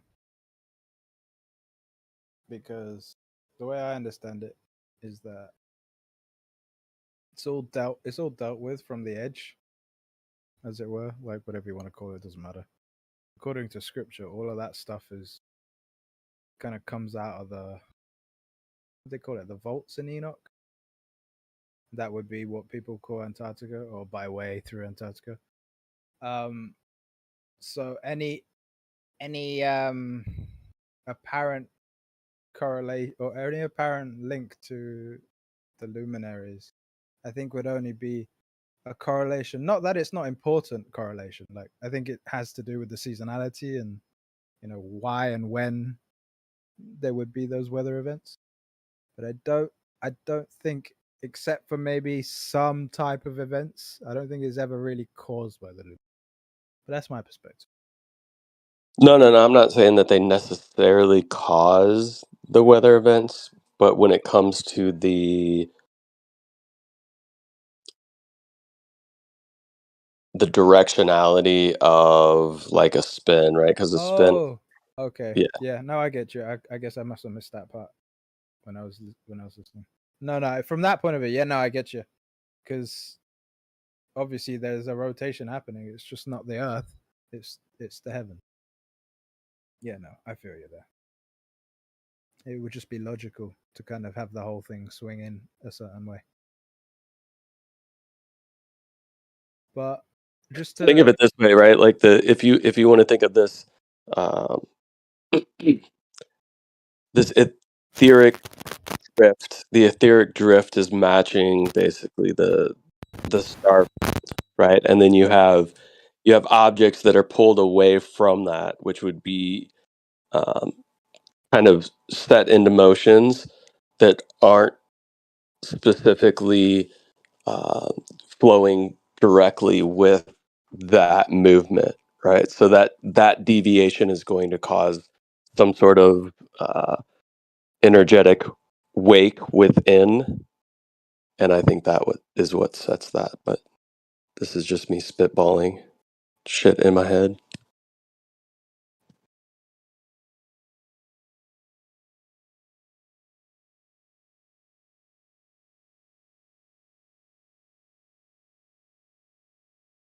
You know what I'm saying? Does that make sense? Kind of going back to where if you had like a slowly spinning like pond, right? The pond is slowly spinning counterclockwise, and you've got some everything is kind of flowing with it, but then you have a few energies or a few whatever that are not quite spinning at the same rate, some that might be spinning maybe a little bit faster, right? So that deviation between the flow of everything within the background causes slight wakes within the energetic field.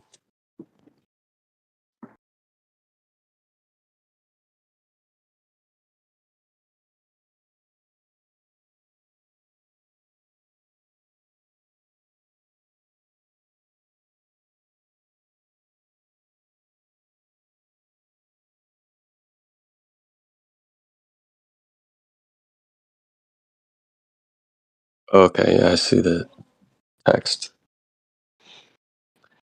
Yeah, I don't know. That's just my viewpoint of it. And I just find it interesting that, like, quote unquote, uh, hurricane season seems to follow the seasons, right? Which have a correlation to where these heavenly bodies are. So obviously there's some sort of correlation between the position of the heavenly bodies and these weather patterns, specifically like hurricanes and stuff like that.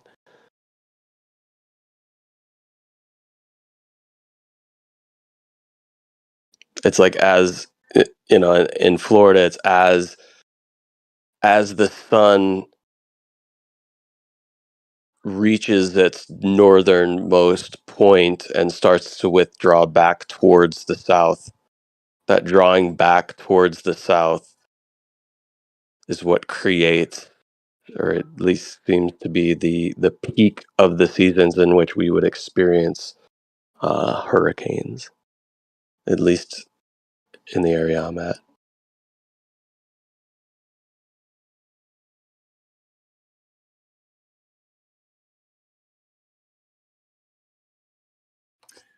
Yeah, I think about it like I'm just posting 2 images real quick. One of them is that little that the name of that is electric Coriolis. I don't know if just the guy that made the video called it that, or whether that name has some additional kind of meat, whether that came from elsewhere, but he named it the video that. But or yeah, it shows if you put a magnet underneath, you put these little specks of pepper in the water, and then it's got these electrodes, and then once you put those charged electrodes in there, then it creates the kind of dual vortex pattern.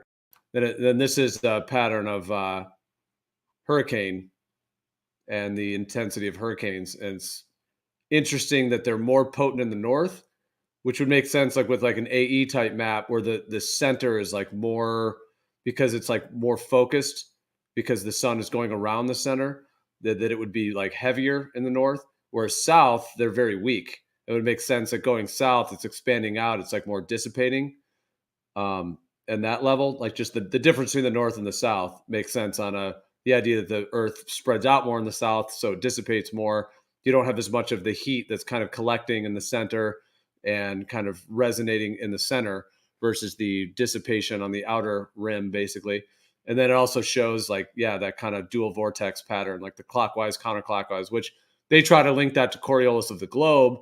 They try to say that the globe is causing that or whatever. But again, they're just reversing the spin of the Earth with the actual sidereal and the motion of the sun.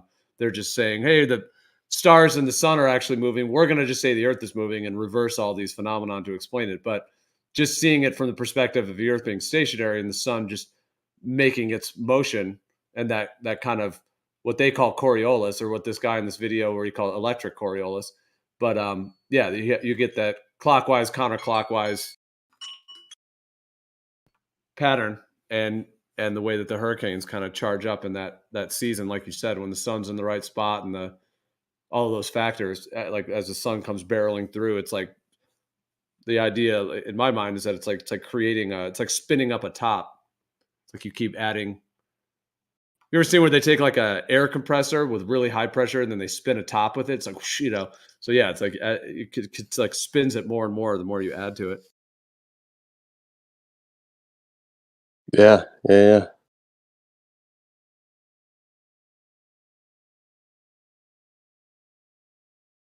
I mean, the thing is, it's like one side is just relating it to one specific motion, right? So why can't we just relate it to the other motion, right? It's perfect sense. It's just the opposite. Yeah, like even from that perspective.